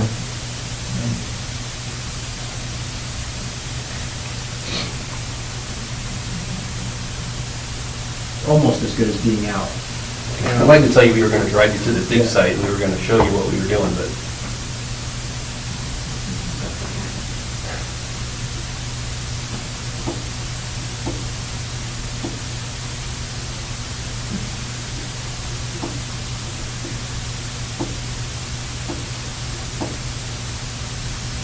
I'm having a harder time remembering roads in Port Angeles when I wasn't. I'm sure I can figure it out. well, you need that computer for an hour or two to refresh your. No, I just haven't driven this road.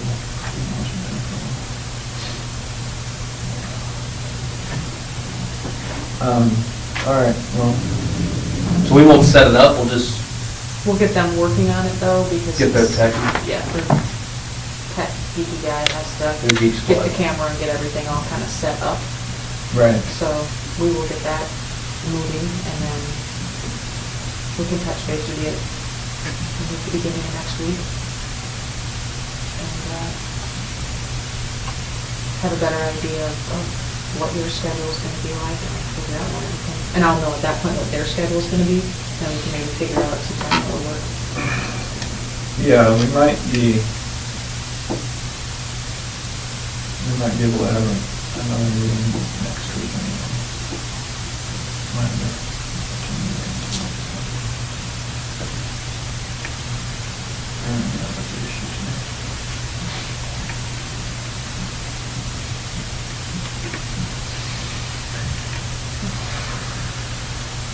All right, what we may do then, Jeff and I may come by the jail and just figure out that piece that we were just talking about the timing, and then we can go from there.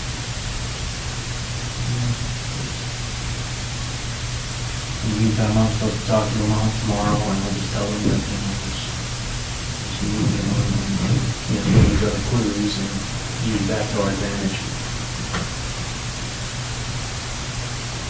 Yeah, I don't really understand the role we're not going to play out.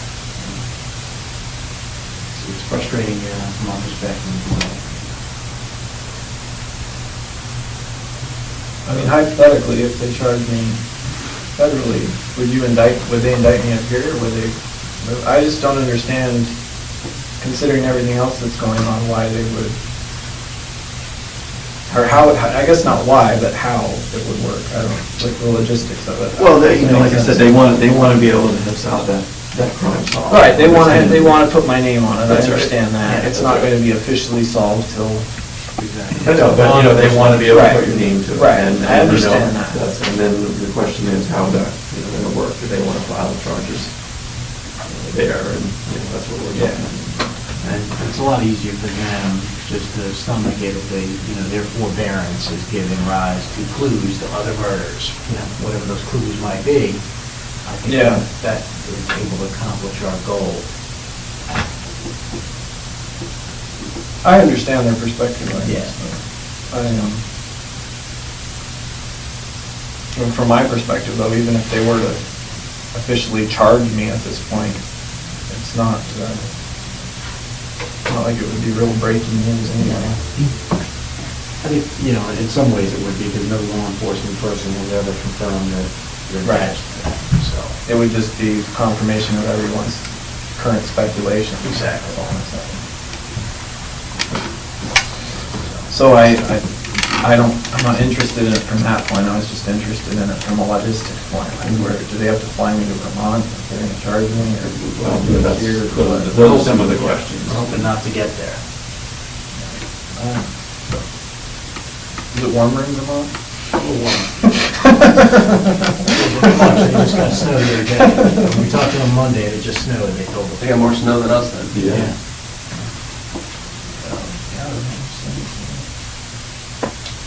Got a quota for last year.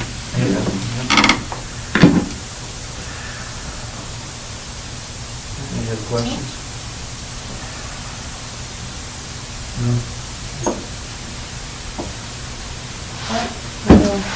You gotta take a leak or anything for me? No, I'm all right. You're not gonna eat this? No, I'm good, thank you. You sure? Yeah, I'm sure.